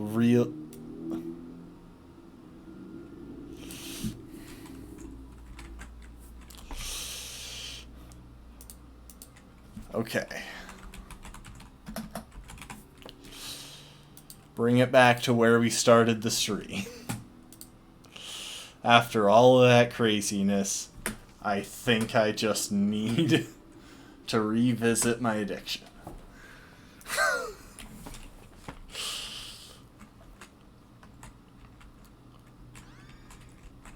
Gimpy, Sweet Suffering. I don't know what this one does. I feel like I've had this one before, but yeah, I really don't know what it does. Jeez, why are... I feel like this is really on the easy side so far. You know what? We'll dive into the boss, see how it goes. Why not? Duke of Flies, so it's an easier one.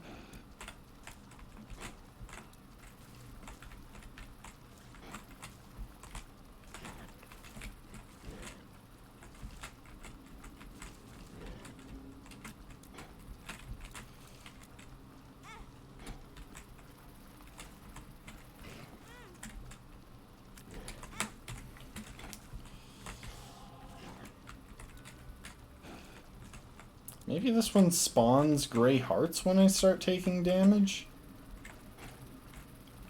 So that's quite useful.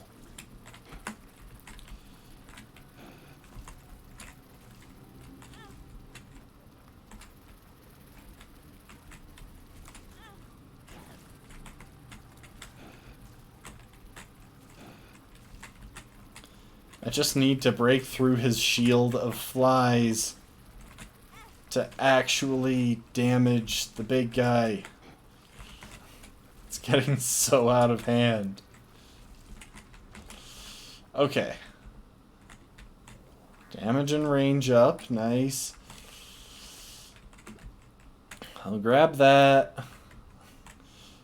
Grab that, and I'm actually just going to go ahead and try the damage room, because this run already feels pretty scuffed.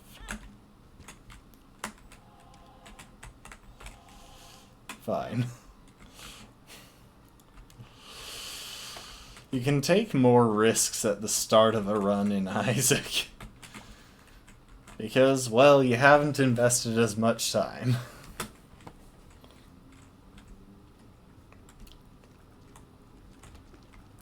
Really? I'm facing Sloth already. This isn't gonna go well. I don't have near the damage I need to beat this guy.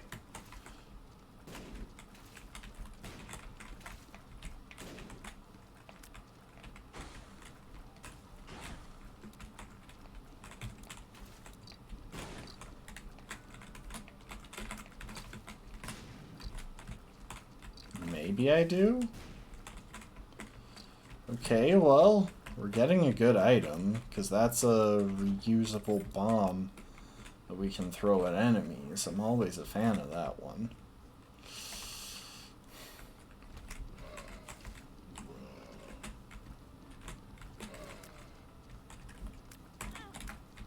Jeez, I think my brain actually slowed down while playing Prison Architect. It was just busy rebelling against my request that it actually help here. I don't know how to move these blocks. Never figured it out. I'm assuming there's some sort of power-up that allows me to do it, but I don't know what it is. Oh, let's get some lard. A bucket of lard. We got more HP.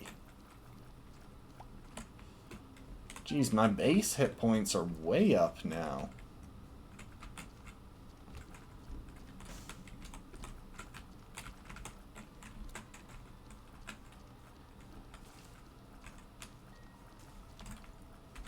As long as they're content to stay well away from me, I'm not gonna complain.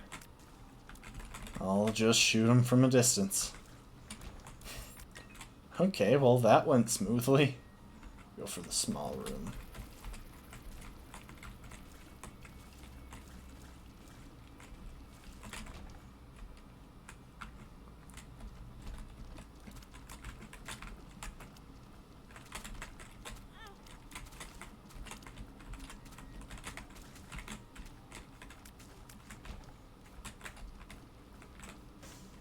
Okay, we found the boss's room.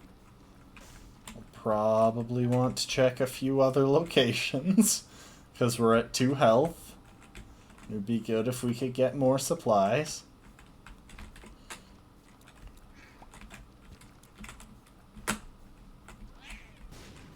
Really? How did you dodge that?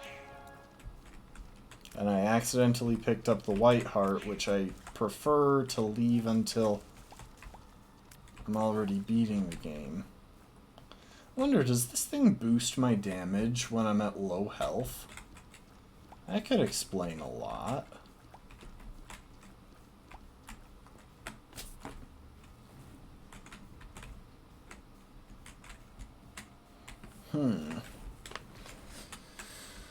We don't have the coins to go and buy anything from the shop. I mean, we might try it if we wind up desperate, because, well, we hypothetically might have enough coins to deal with, to buy a heart. I think it takes about 3. You know what, we've got an extra key, might as well. Why can't I get to you? I mean, I know one way of getting past, and it's just by either flying or getting the jump ability. That's so extremely specific. Okay, we've got enough coins for 1 heart. We're gonna try and do this next boss damageless, because I don't want to lose that white heart. That'll increase our max health if we keep it through the boss fight. Which is why I really didn't want it. I really didn't want to pick it up.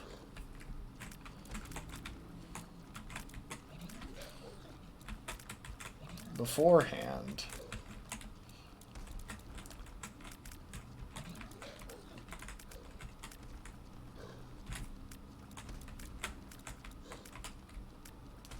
One of these times when it does that big jump, I need to drop a bomb. That'll do a bunch of damage.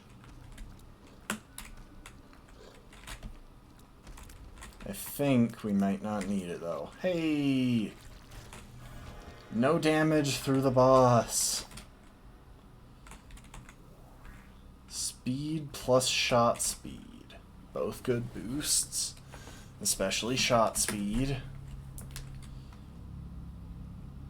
We got another heart. Okay.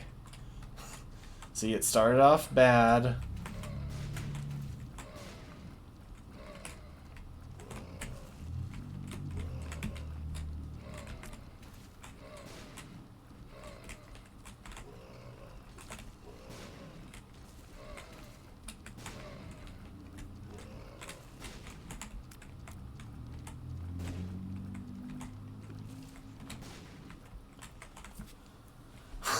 But we're getting back into shape. We've actually got a lot of health for this stage of the game.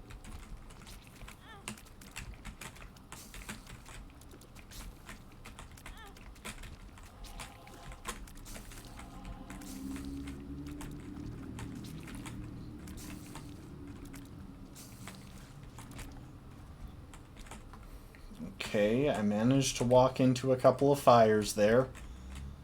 But we're still alive. Turdy Touch. I've gotten that once before. I think it turns minor enemies that bump into me into, well, piles of poop.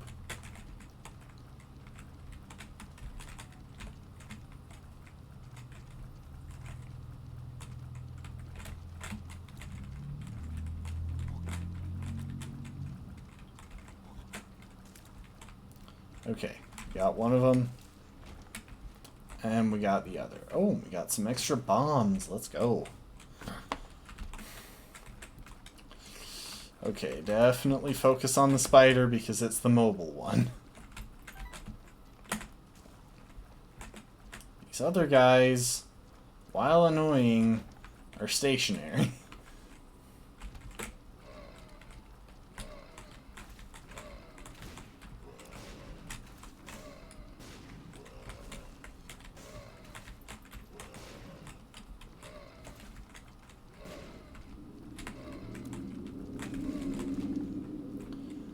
Okay.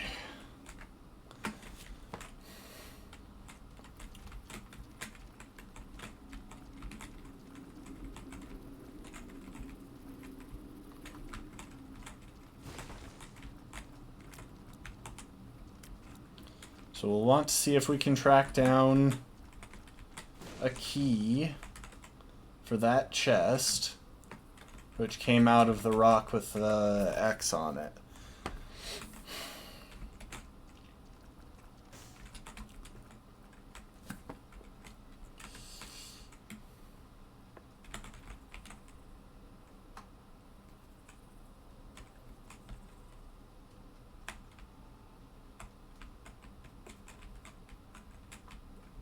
Let's check down here.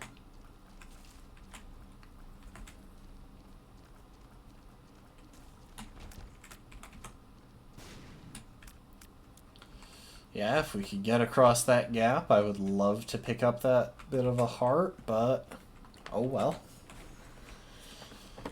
We can do this. See if we can get a nice run in Isaac. I am going to check this for a hidden room. Nope. Oh my gosh, another chest.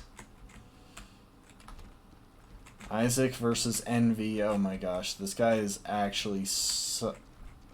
Envy takes so long to deal with because when Envy gets to low health,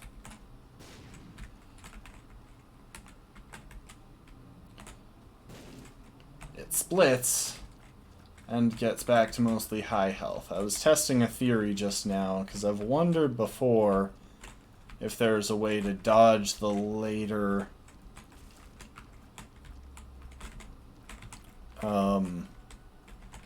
phases by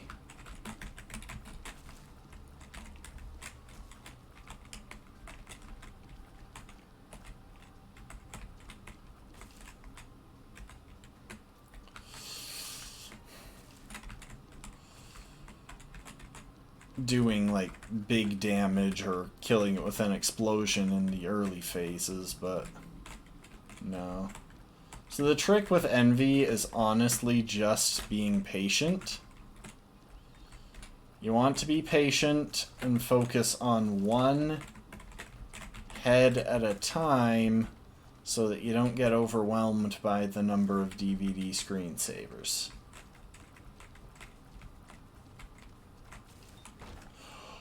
Oh, that's pretty good, but I think I prefer the reusable bomb. No keys, really? You're gonna do this to me, game?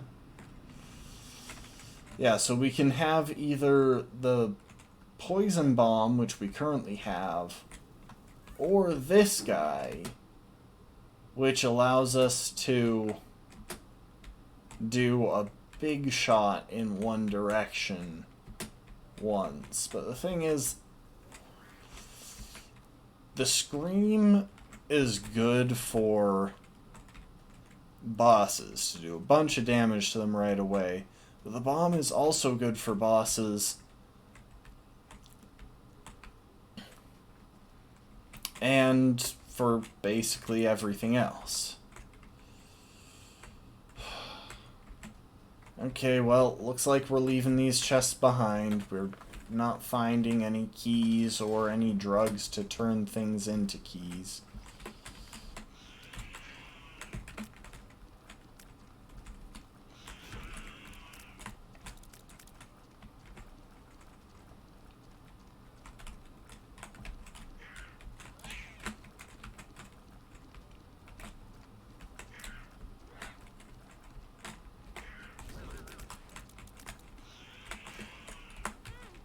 Luckily, I think the minions that bosses summon have lower than normal health.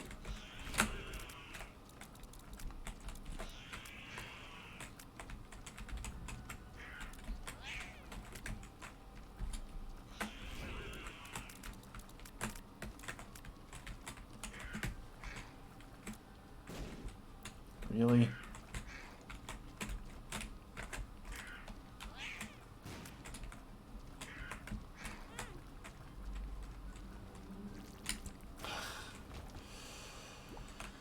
Okay, at least we got back to close to full health. And we got a regeneration ability, so that's really nice.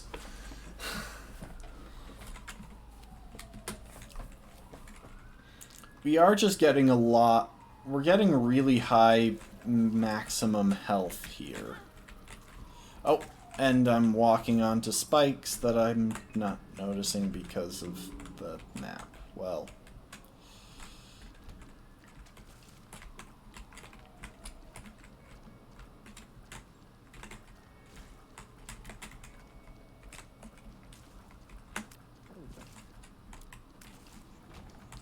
Yeah, so see, we just gained some health without doing anything.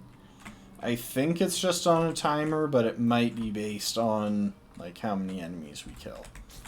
That said, I'm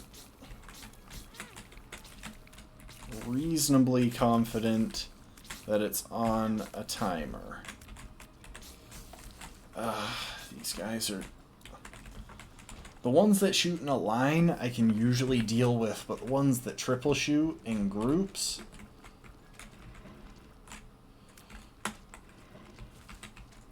are problems. Would you please open your neck for me? Thank you. Once more. Appreciated. We've got an arcade there. We might wind up going in there. Arcades are good for gambling to try and get more health, generally.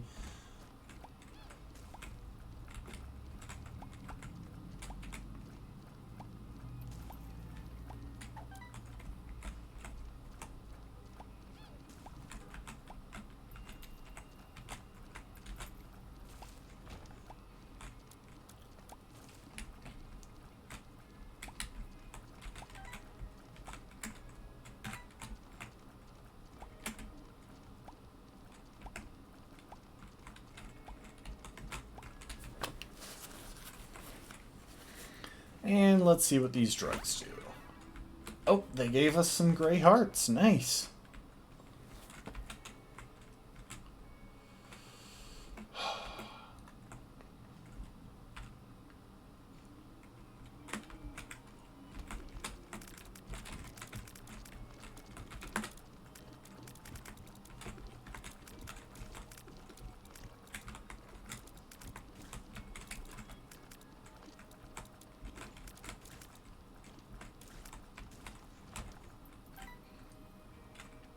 See, you can never assume things with some of the enemies in this game. Like, those things were all dying in one set of damage.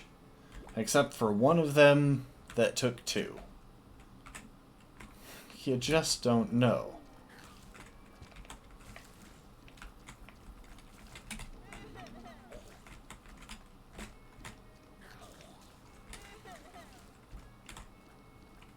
I've got enough range to hit these guys from across the room, so I'm gonna do so.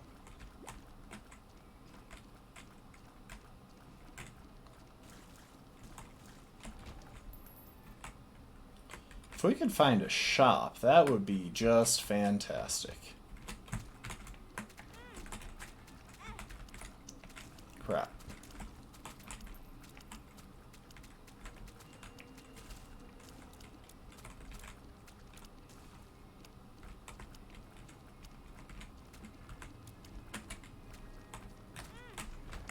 Oh my gosh.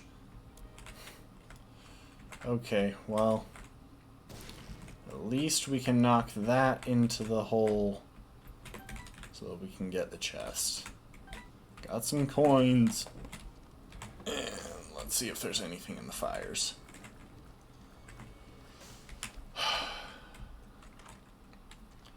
Shouldn't have started this run, I'm hungry. But I'm not going to stop while there's still a decent chance.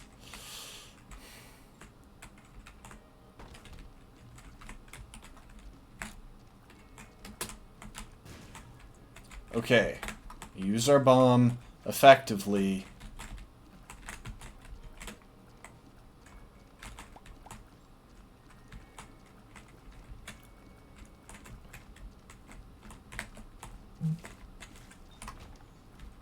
Nice. Okay. I would have liked to use our bomb to get access to this middle thing as well. Let's see what this is. It's probably going to be health down with my luck. Oh, puberty. I don't actually know what puberty does. I don't have any idea what the puberty effect is. Okay, we've got range.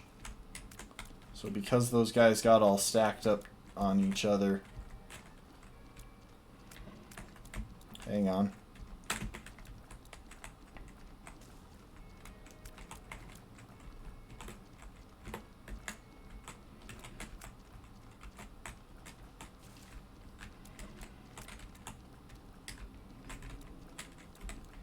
The trouble is, their bone boomerangs, their bone meringues... Yes, I did steal that from Pokemon. Don't judge. Their bone meringues go way farther than they can actually see. So I can shoot them from out of range, but they don't lock on to me and get controlled movements until I'm more in range.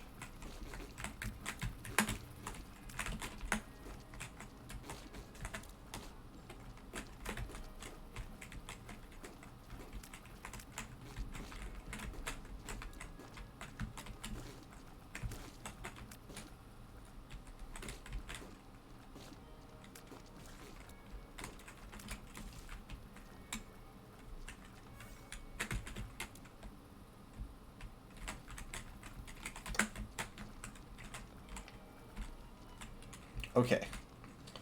We're just gonna go ahead, try to get them from a distance. Okay, we found the boss's room. We've got full charge on our skull. The only place that could be worth going is the arcade. And I actually think I will go to the arcade. We might be able to get a hold of a couple of useful things. I'll show you.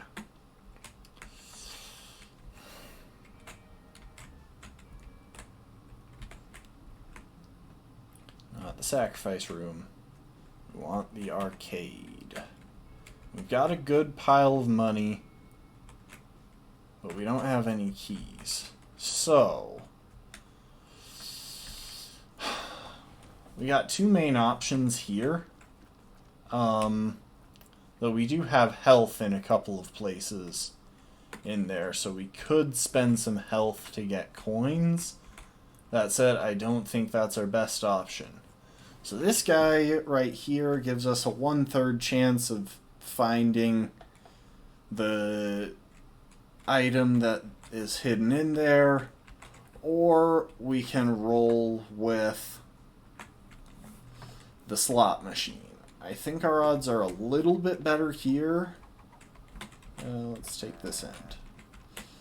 If we get it wrong, a fly pops out. Oh, that's health.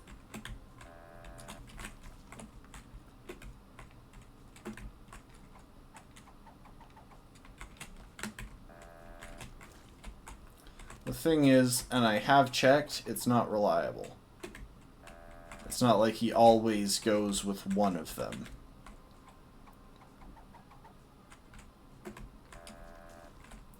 Okay, my luck is bad. Let's try slot machine. Oop, that's a lot of money. The slot machine can break, at which point we would probably just go ahead and bomb it to get whatever's left behind inside of it. Until that happens, we seem to be doing better with the slot machine than we were with him.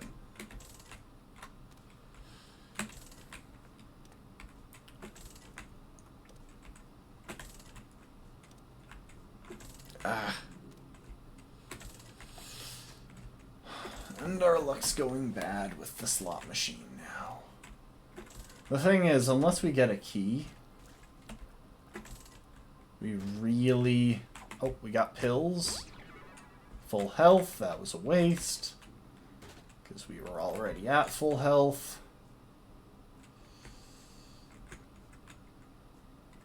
You know what? Just give me the coins. Okay, so we didn't get much from there. I've had arcades literally save runs before, but... Oh wait, there's an X on here. Oh my gosh, we could have found a key if I had just spotted that X sooner. Oh, why am I dumb?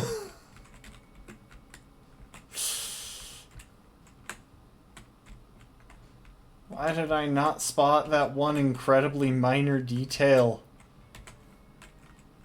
That would have actually made a huge difference. Okay, let's see what's in the shop.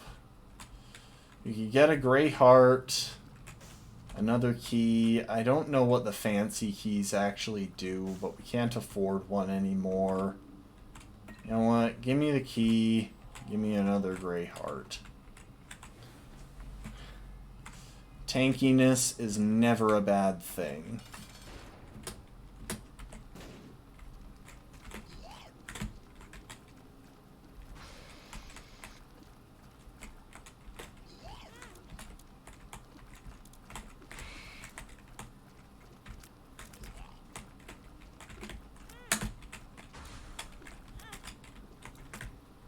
Okay. Yeah, we needed some clear space.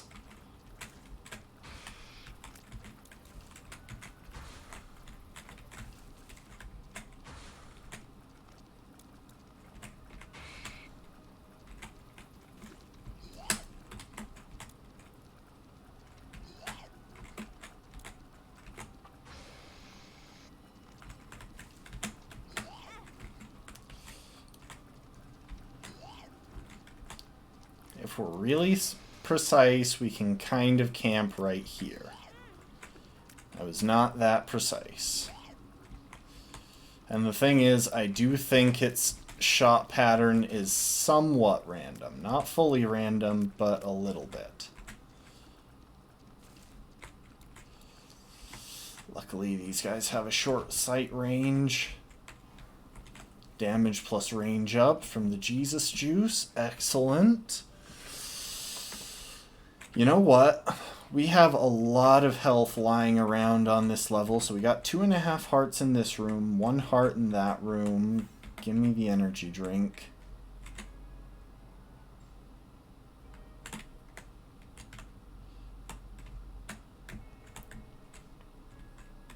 And 1 heart worth in this room. So that's 4.5 hearts worth of health lying around on a level that we're about to leave. Now is a great time to go and visit the blood donation machine.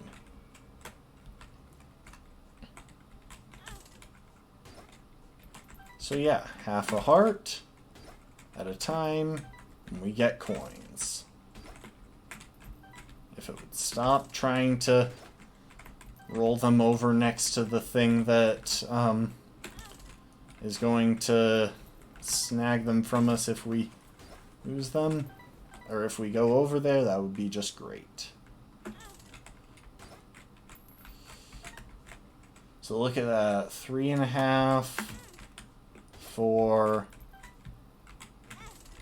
4.5 hearts. We're totally free to spend all of them because we can gain them all back as we make our way back through the level. We might even go and check what that last thing in the shop was. But if I don't know what it is, I might just skip it.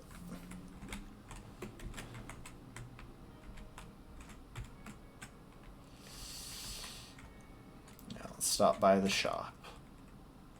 Oh, it was the fancy key. Yeah, I still don't know what the fancy keys do.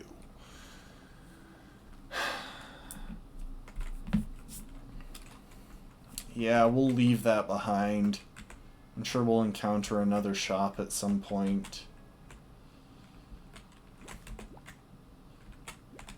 Still, it's always worth thinking through what you've got left in the level before you leave it. And it's important to remember that on the levels where you fight Mom, oh no. We've got the Curse of Darkness. The rooms we're in are going to be dark and hard to see in.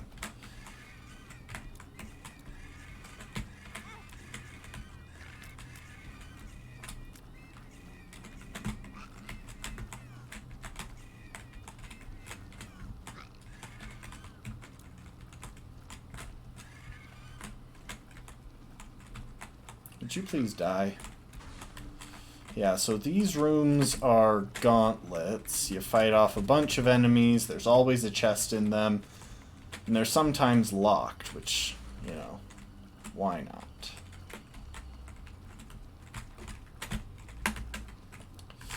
not? Brain dudes.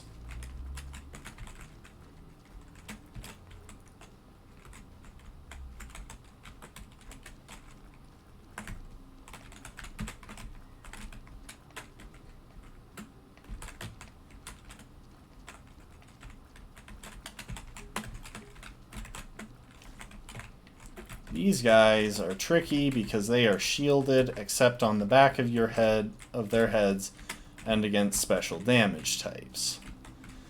The first time I managed to beat Mom, I did it because I had piercing, which dealt with so many of the problematic enemies because it just ignored their defenses.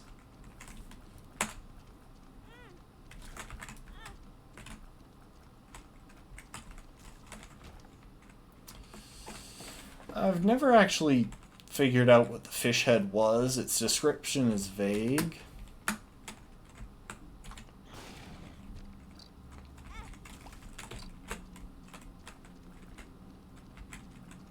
So if I had another item, I would use it, you know?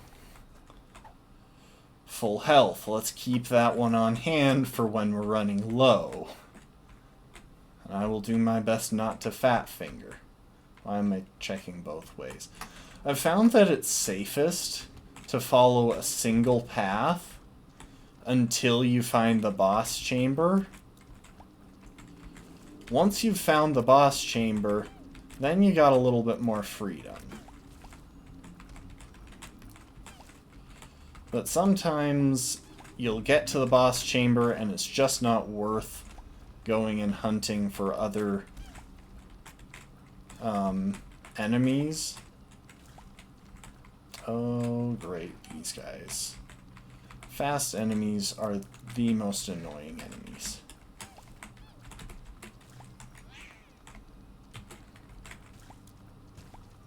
Oh, we got health. And a coin. Nice. But yeah, sometimes you'll find the boss chamber, especially if you're late in a run and it's just not worth checking other locations. Of course. I was hoping they were the normal ones. I shouldn't have hoped. I don't know if that hit me or not.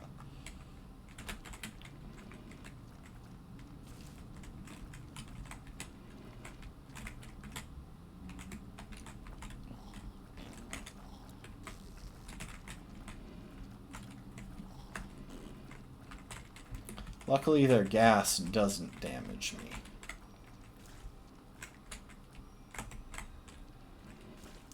Little drops of blood, on the other hand, those damage.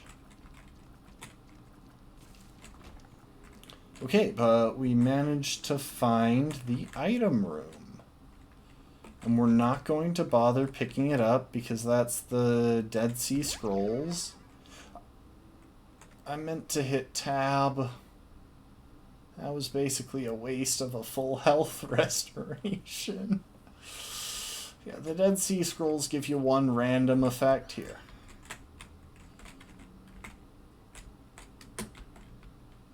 One random effect. So like here, they gave me some pills, which put my tears down because I didn't know what the pills did. Yeah, they're not worth it most of the time if you've got an item that actually has a reliable ability.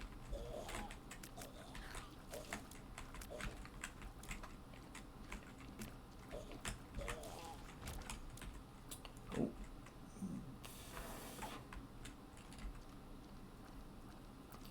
Okay, these make my shots squiggle.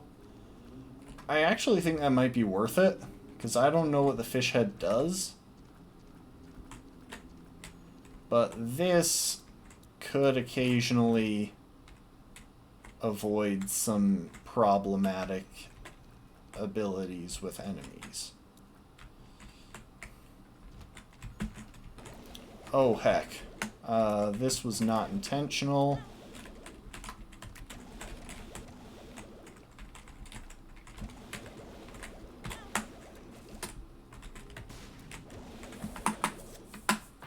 Okay. I really need to, like, unbind the key that takes it off of full screen.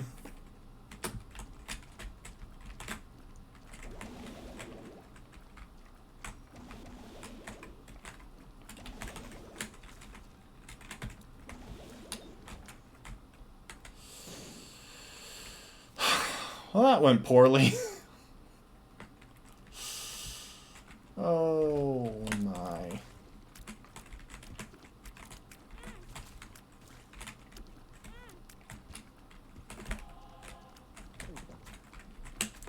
Luckily, I do have regeneration. Like, I've actually got a really tanky build here. And when minor enemies touch me, they just die by turning into poop.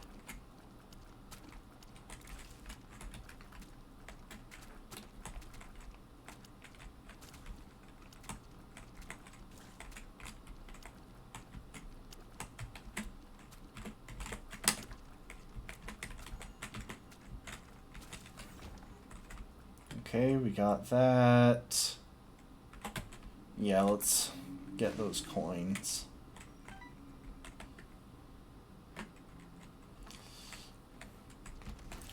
Oh, and we got a mini-boss. You know, it's not the full boss because, well, we didn't go through a boss door to get here. And it didn't tell us their name. Oh, but we got a key from it. That's very good. That's very helpful. And it's the skull guys with... It's the brain boys without... bodies, which basically just makes them faster.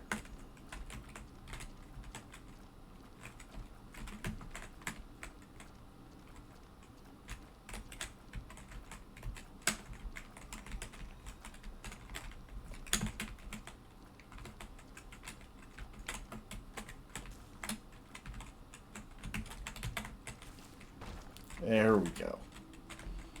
Up through, and we got health. Nice. Okay. We gotta be getting close to the boss room. The level won't be much bigger than it already is. Okay. Really wish I hadn't taken those tears down pills, because they're cutting our firing speed.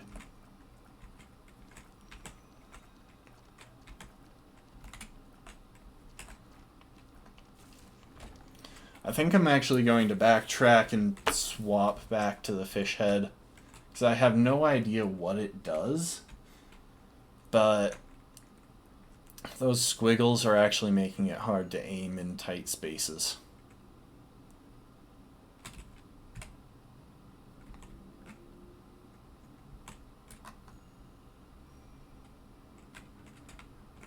Is this where I left the fish head? It is. It stinks. I don't know what exactly it does beyond stinking. And I don't know if they mean that as in it stinks, it's a terrible item, but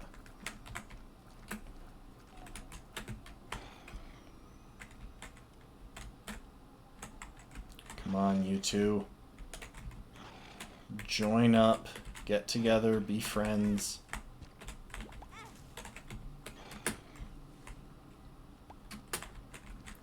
Okay, well, by taking damage there, I did 2 turd touches against that thing.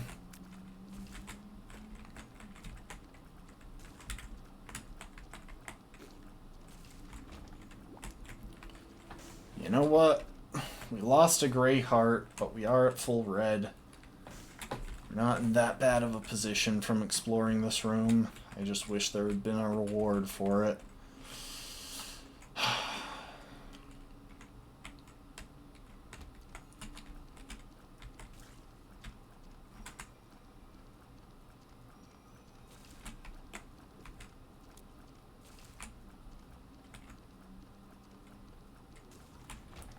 Oh, but here is a reward. We got a key to enter the shop. Are those the tears down pills? Yes, they are. Okay, so we're not going to use those. I've never actually figured out how to make the dropping mechanic work. It's supposed to be left control, but I don't know what exactly it has me drop. What exactly it's supposed to drop. Oh well. I probably shouldn't have spent money on that. Okay, so we're up against Loki. Important thing to notice is that there is a spiked square following us. And we cannot, from what I can tell, destroy it.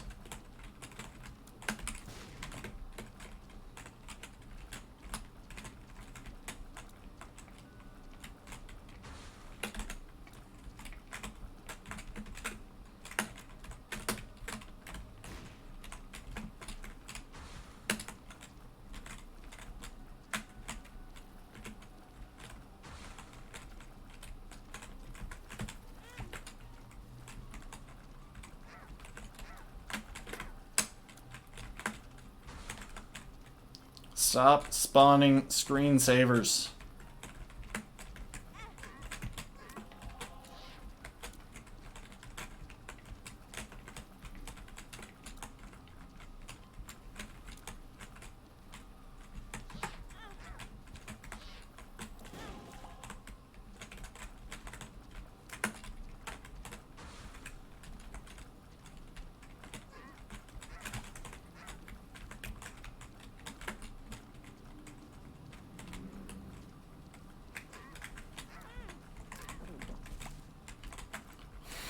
I love this tanky build. I actually love it. I wish there was a damage room on this level. I would go for it in a heartbeat. Damage and range up. Okay, so every other shot is going to be a bigger damage shot. I'll take it. Now that I have a choice, but it feels good to take something that I'm actually happy to have. What's sad is I think I think at least one person might have left when I was about to wrap up the stream before I decided, you know what, we'll do one more game of Isaac. Ooh, we got a fancy key that I don't know what the deal is. Rusted key, it feels lucky. That's luck up. Definitely keeping that one around. Oh, I'm gonna hate going through this room and the remainder of this level. Anytime we pass back through here, not only do we have to pass through that room, but we'll have to deal with the fact that my fish head is in the way.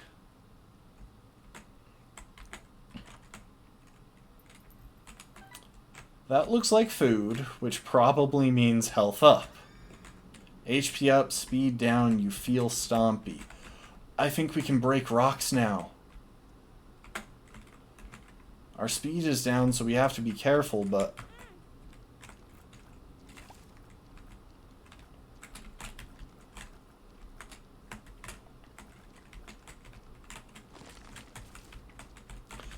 Okay, so we can break rocks now. Unfortunately, we can also break skulls.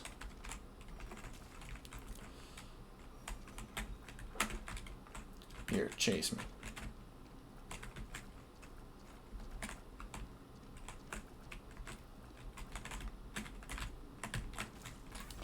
Yeah, the main way to deal with those guys is to get them to chase you, and then slip behind them and shoot them from behind. Of course, it's harder when there are more of them. Okay, so not all skulls do that, just the ones facing forward.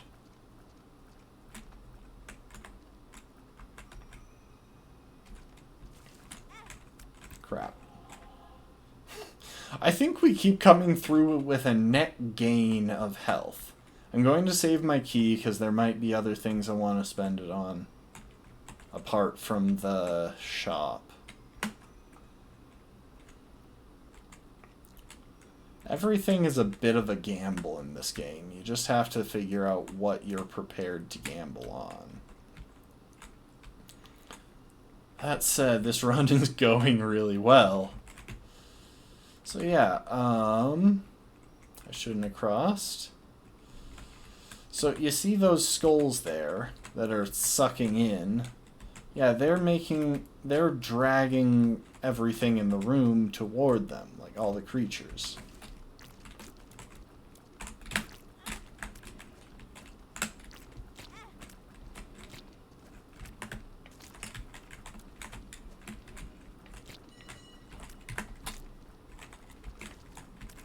Okay, once they lose their heads, they can't jump anymore.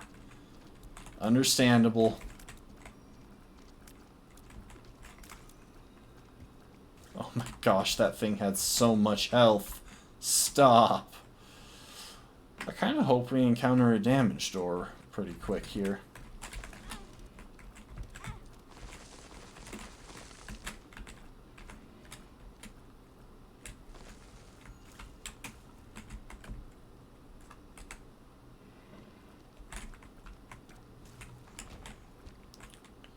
Okay, we got a gray heart. I'm gonna back up real quick and pick up this guy. I don't know how many hearts those double ones heal. I think they heal 2, but it could just be 1.5. And we are going to make a point of not stepping on that lonely rock right there. But yeah, we get the ability to stomp rocks now.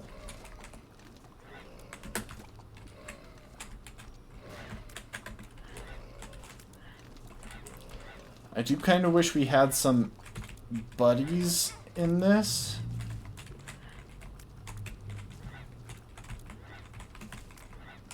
Because that would help us clear out some of these rooms. A lot of the times that I've done really strong runs, I've had really good buddies that have been helpful. These rooms.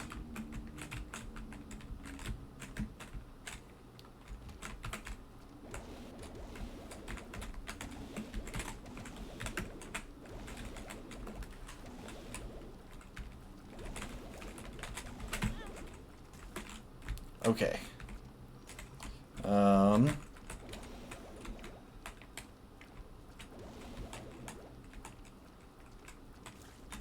Yes. We got through with minimal damage.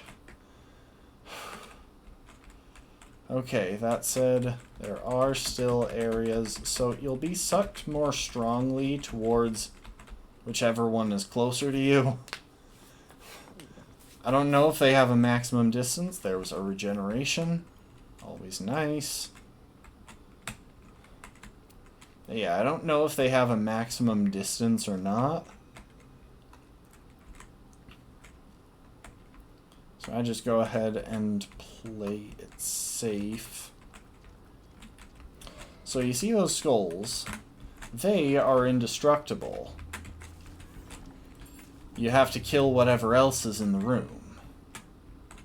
I'd love to get some other drugs. Oh, this is gonna be awful.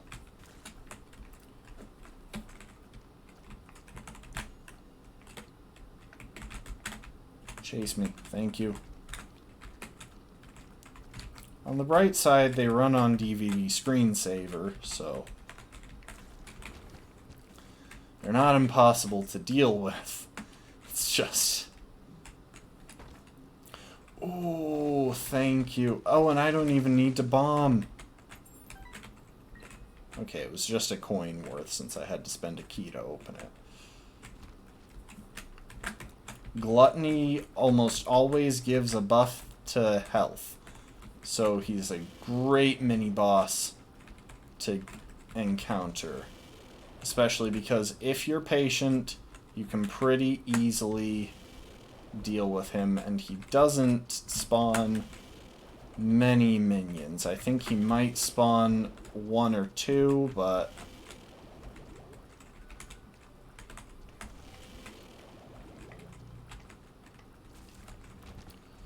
really just hearts? I wanted an item for health buffs. Come on, Gluttony. You're making me look foolish in front of the stream. Which may or may not even have anyone in it right now.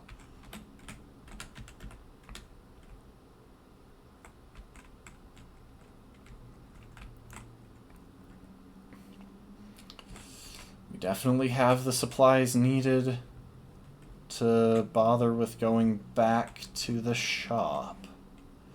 I hope this isn't a mini-boss fight. Oh, hang on. I looked this one up because I wasn't certain.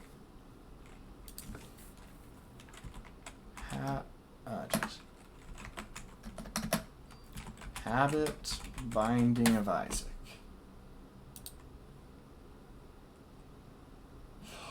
Oh, yes! I remember this. So it gives an effect called Item Martyr? What happens, you know how my reusable poison bomb there has a charge to the right of it? If I take damage with this item, it restores 1 bar of charge, so that just got way more spammable.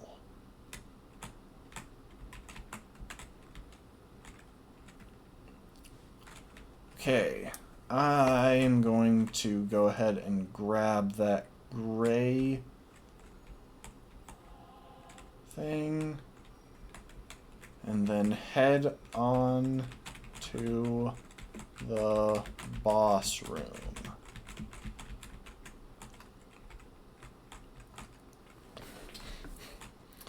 And I think there's a chance that this is Mom. I'm not sure. It is. It's Mom. We are going to try to beat Mom.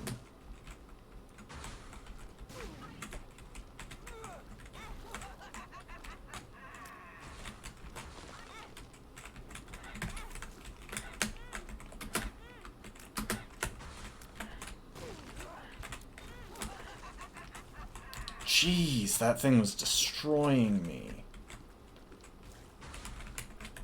We've got an extremely tanky build, but that doesn't mean we can be reckless.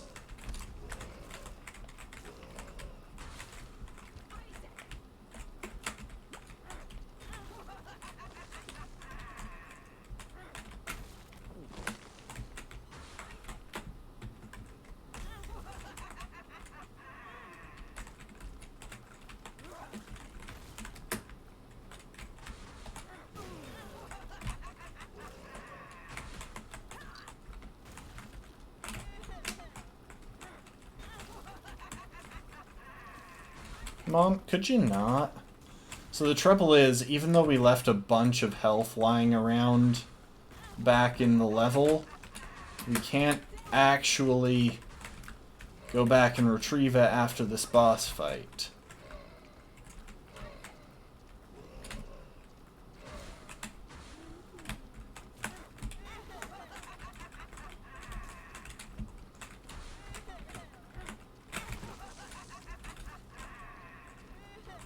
Mom, every time you damage me, I get another point of charge to my bombs.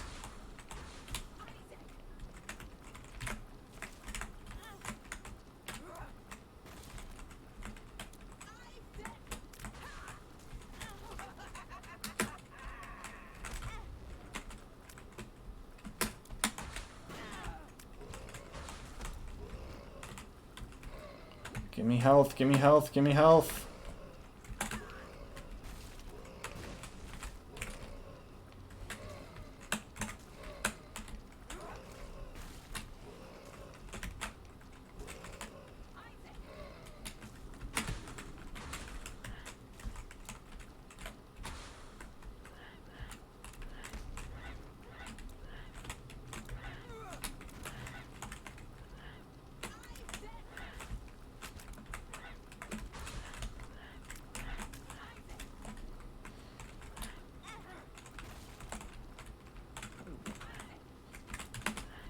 Okay, our regen is putting in work here.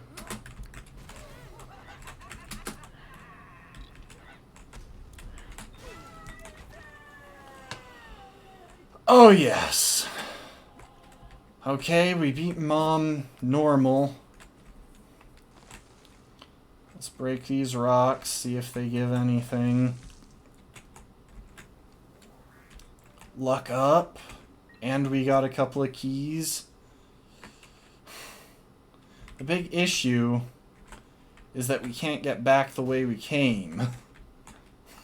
Which means all of that health that we left lying around in the level is just gone.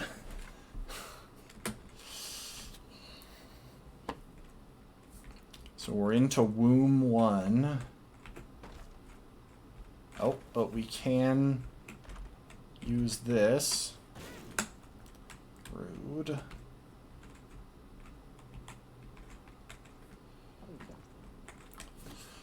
And we do have some regeneration.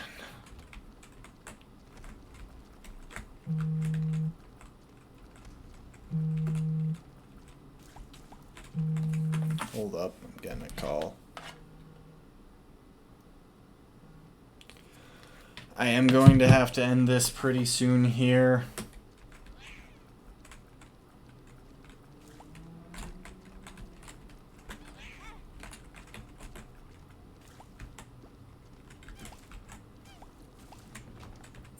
So I just remembered I have a family call this evening.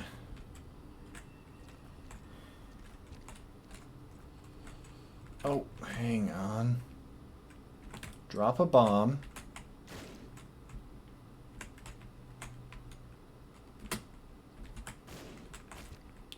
Bomb that. Oh, yes. Getting our health back, folks. Why are there just no enemies? I mean, I don't necessarily want enemies, but...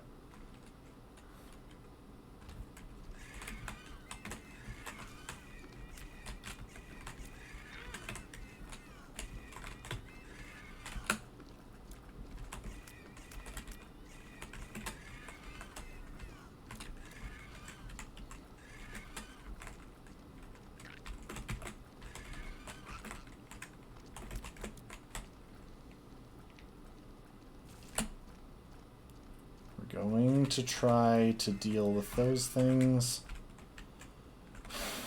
Okay, we kept damage to a minimum.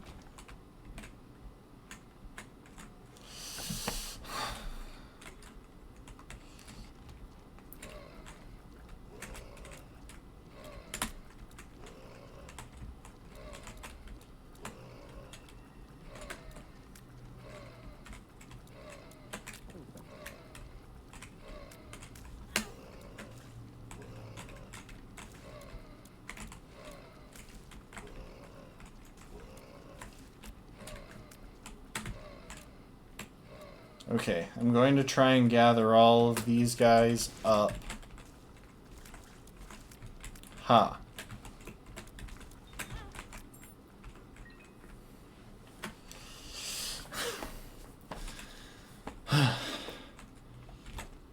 That wouldn't have worked if I wasn't taking damage, but I'd still prefer to not take as much damage as I am.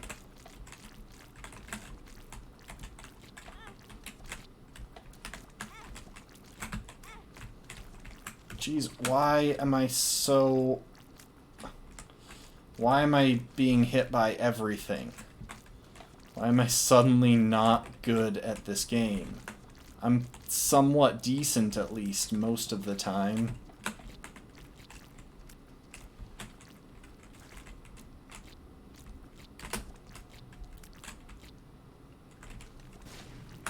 Okay, I dealt with one of them. Or I dealt with a couple of them, I guess.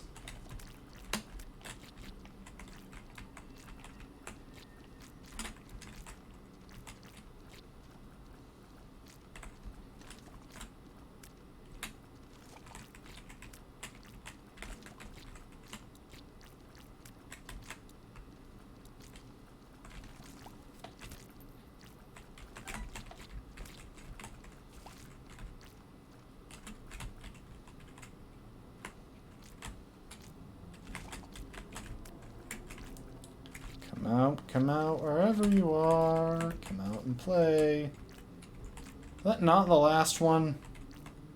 Really?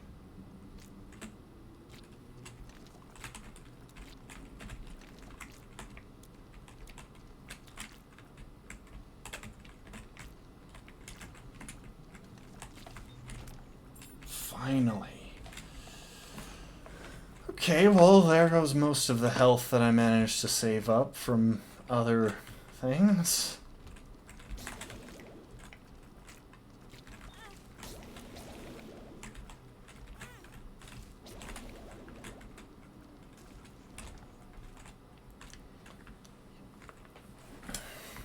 I mean, I might be able to just hang out and let regen take care of things, but...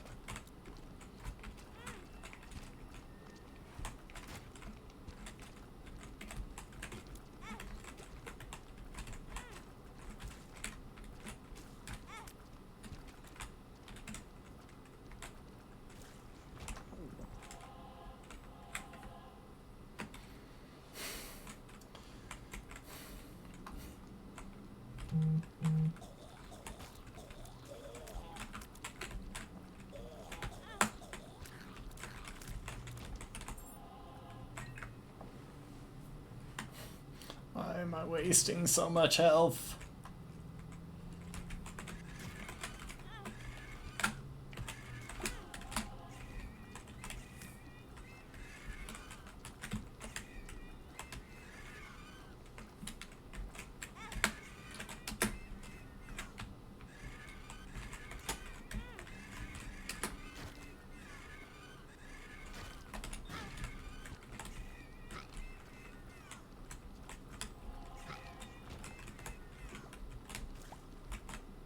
And why am I forgetting that I have the ability to crush those rocks?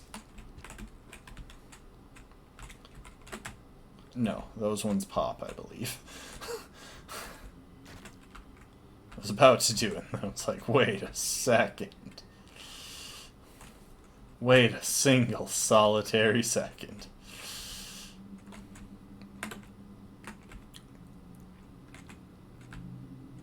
Any other rocks for me to crush?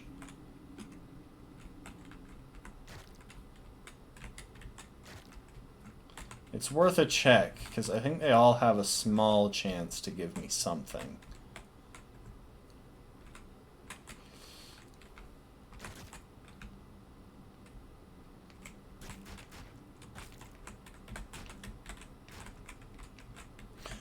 Speak of a small chance to give me something. Fetal protection, I don't know what that is, so I'm not going to bother with it.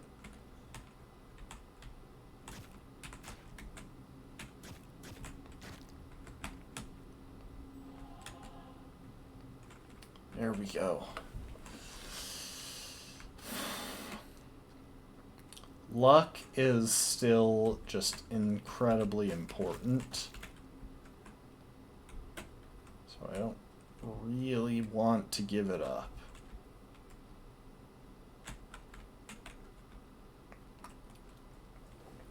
Alright. Back to where I was. Oh my gosh. And on the one hand, this run is so blessed. And it's gone so well. On the other hand, it is so scuffed.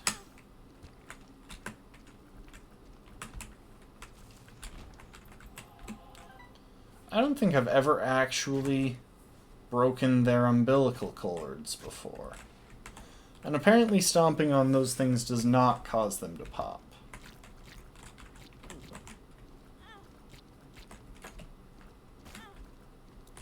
Or maybe it just sometimes causes them to pop.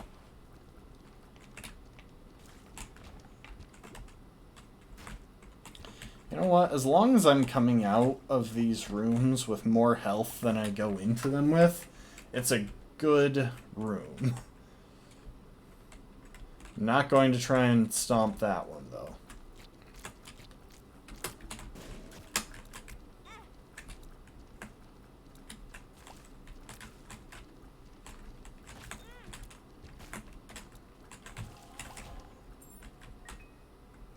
Like that. Like, did I take a ton of damage there? Sure, but I regained more. So that right there, notice how the boss's room is double wide. That means I have to fight a double boss in that room.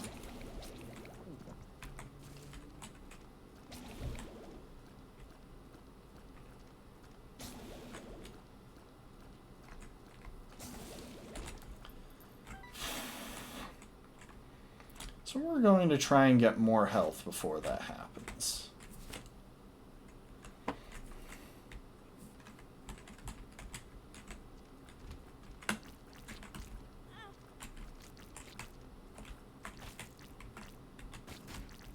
I keep forgetting that I can just walk across these.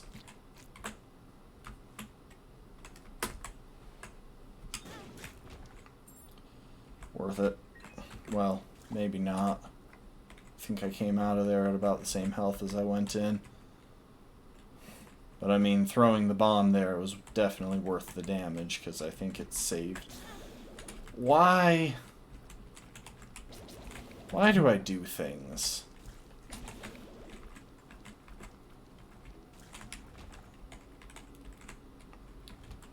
Isaac versus Lust. The trouble is, my speed is honestly pretty low.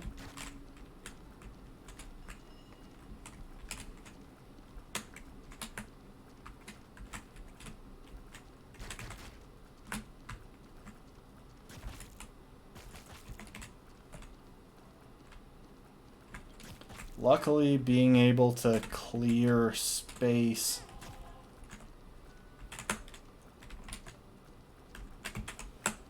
Okay, so she accelerates. Tears up, let's go! And I got that stupid pill out of my pill slot. Finally. You know how long we've had that with us? You know, it's weird. The couple of other times that I've made it this far in the game, I've had, like, tons of supplies, but the only thing I have an unusually large amount of at this point is keys. Why am I like this? I just managed to miss what was basically a stationary target. Okay. Let's clear out these guys first.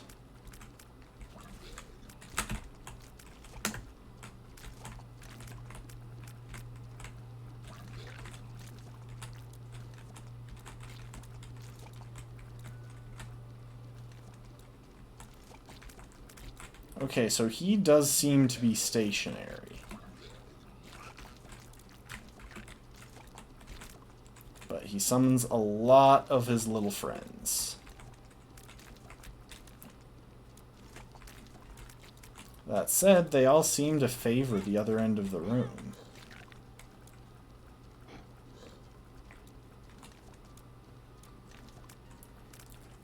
This shouldn't be this straightforward, but like, this is going well.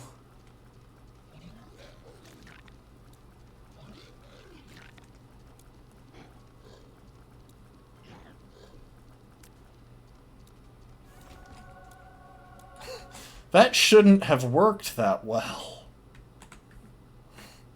I'm so confused, but I'm not complaining. More hit points. Guys, I really have to log off for a family call, except I'm not going to because this is such a good situation. 2 of them? Oh, heck. I didn't pick up the other one. I'm an idiot. Crap. I wanted to duck out to see if I could, like, pick up the other red heart. I mean, this is still going to be more health overall, but I could have had twice as much extra health.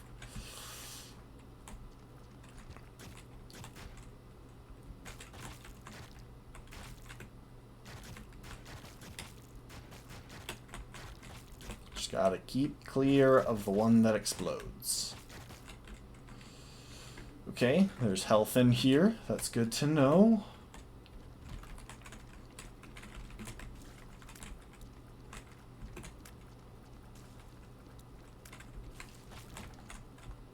We got a card. That could be helpful. The moon. I think that, like, teleport... That's a teleport of some kind. What kind exactly? I couldn't hope to tell you.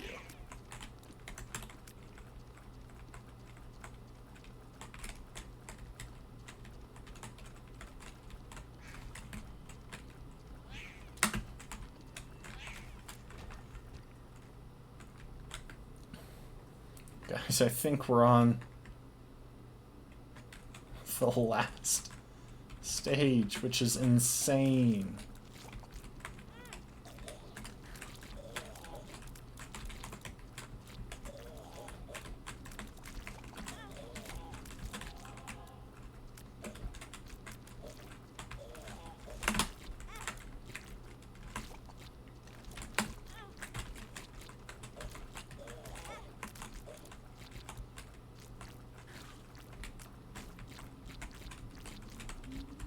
Gotta love those squelching noises.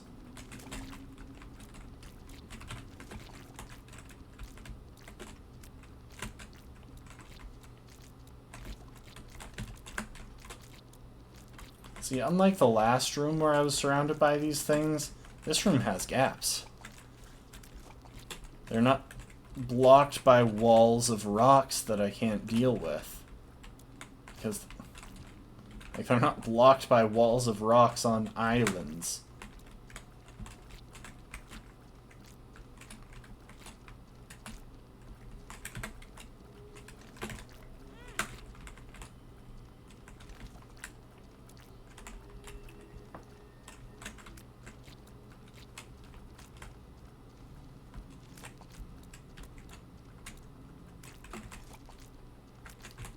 Come on, why are you taking so long?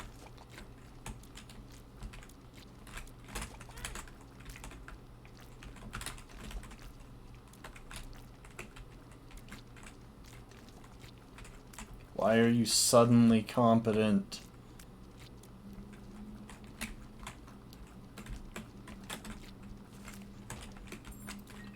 Finally! That room took forever. Okay, we are going to backtrack, grab a little bit of health, and a couple of these rooms we went through.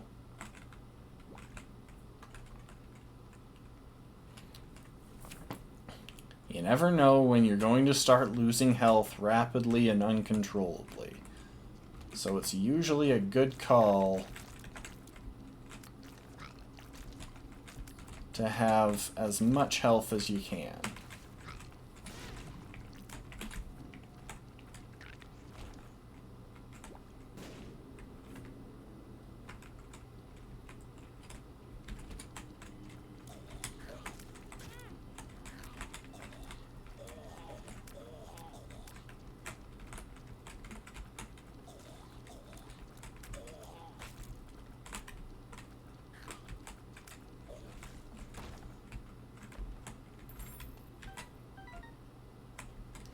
Oh wait, there's a pain room back there?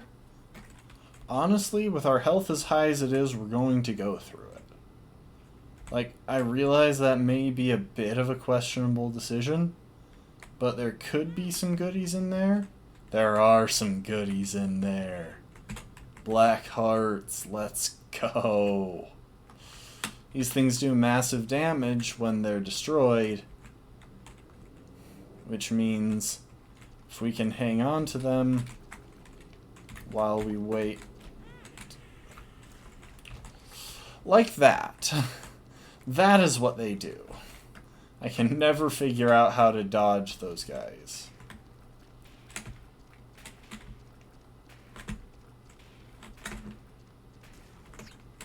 Oh, I didn't mean to do that. That's fine, it just took me to a room with money. I'm hoping...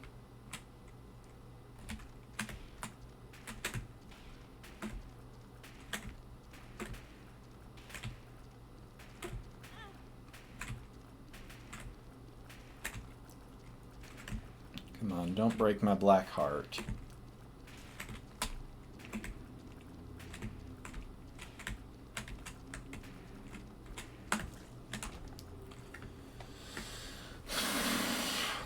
If we can make it to the boss with that intact... Really? So it does seem to just be kind of random whether they pop or not.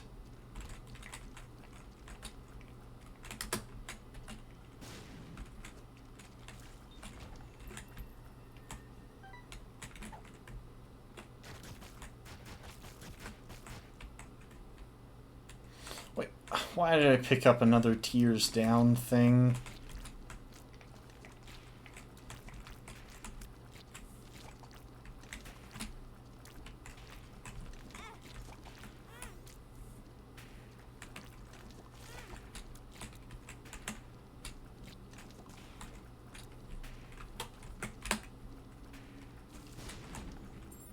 Oh, I guess my bomb was unnecessary.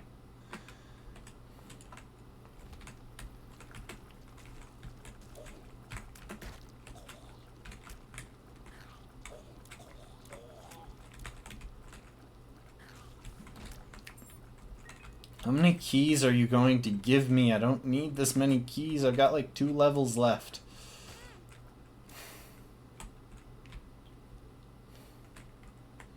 I don't want keys. I want to get back to full health before going into the boss fight.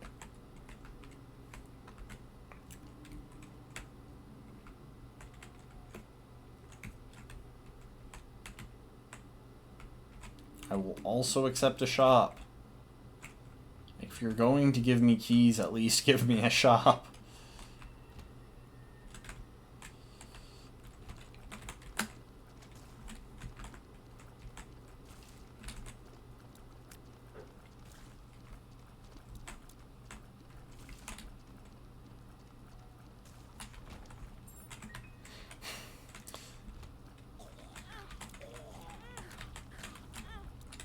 Okay, now I'm just getting reckless.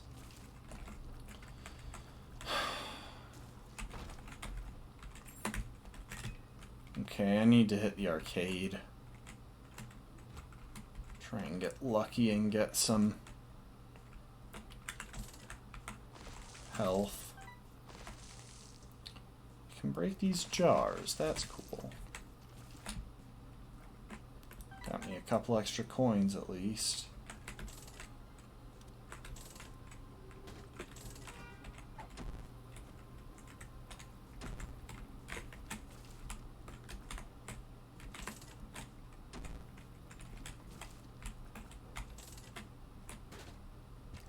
There's some health.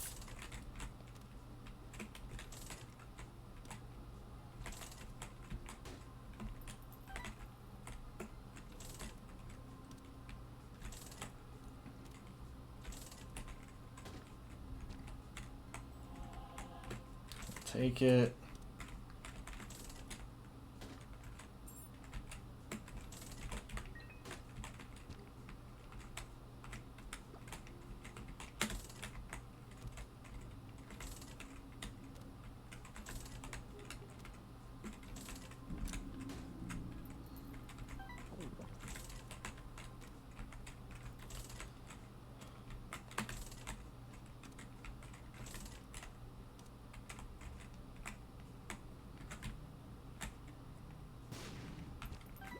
Ha, I knew you had more health in there. Okay.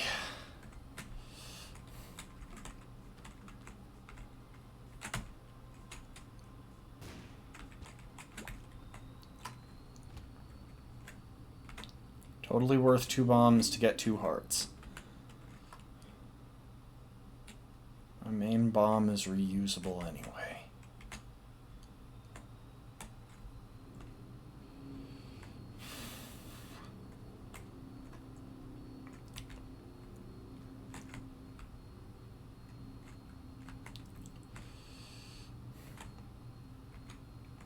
I can't remember what either of those are, and they're not worth it. Okay, we're fighting Mom's heart.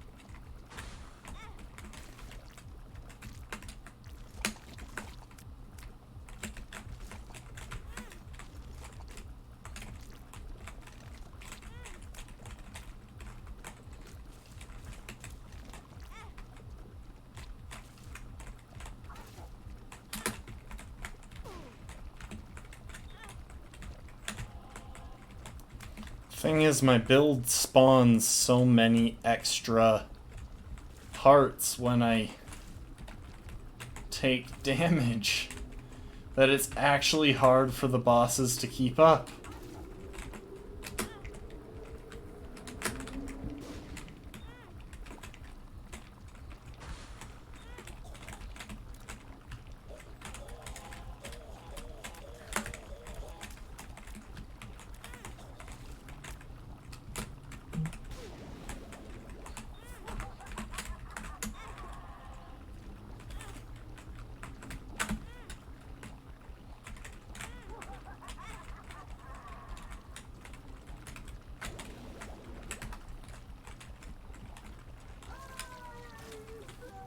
Ha!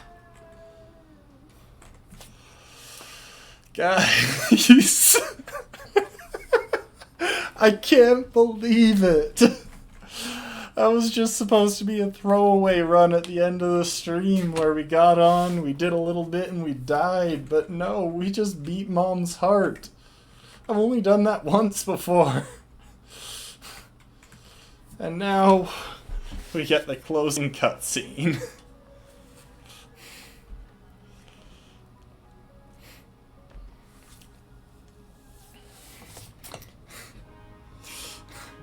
Guys, that's the end of the stream. Thanks so much for coming and hanging out. Oh my, that is concerning. I appreciate y'all for joining me. I'll be back tomorrow. We'll play something. I have no idea what. But in the meantime, we'll take a second here and enjoy these lovely credits. I've seen them twice already, but y'all can see them now. But in the meantime, thank y'all for joining. Hope to see you next time. Rubber cement. Later, folks.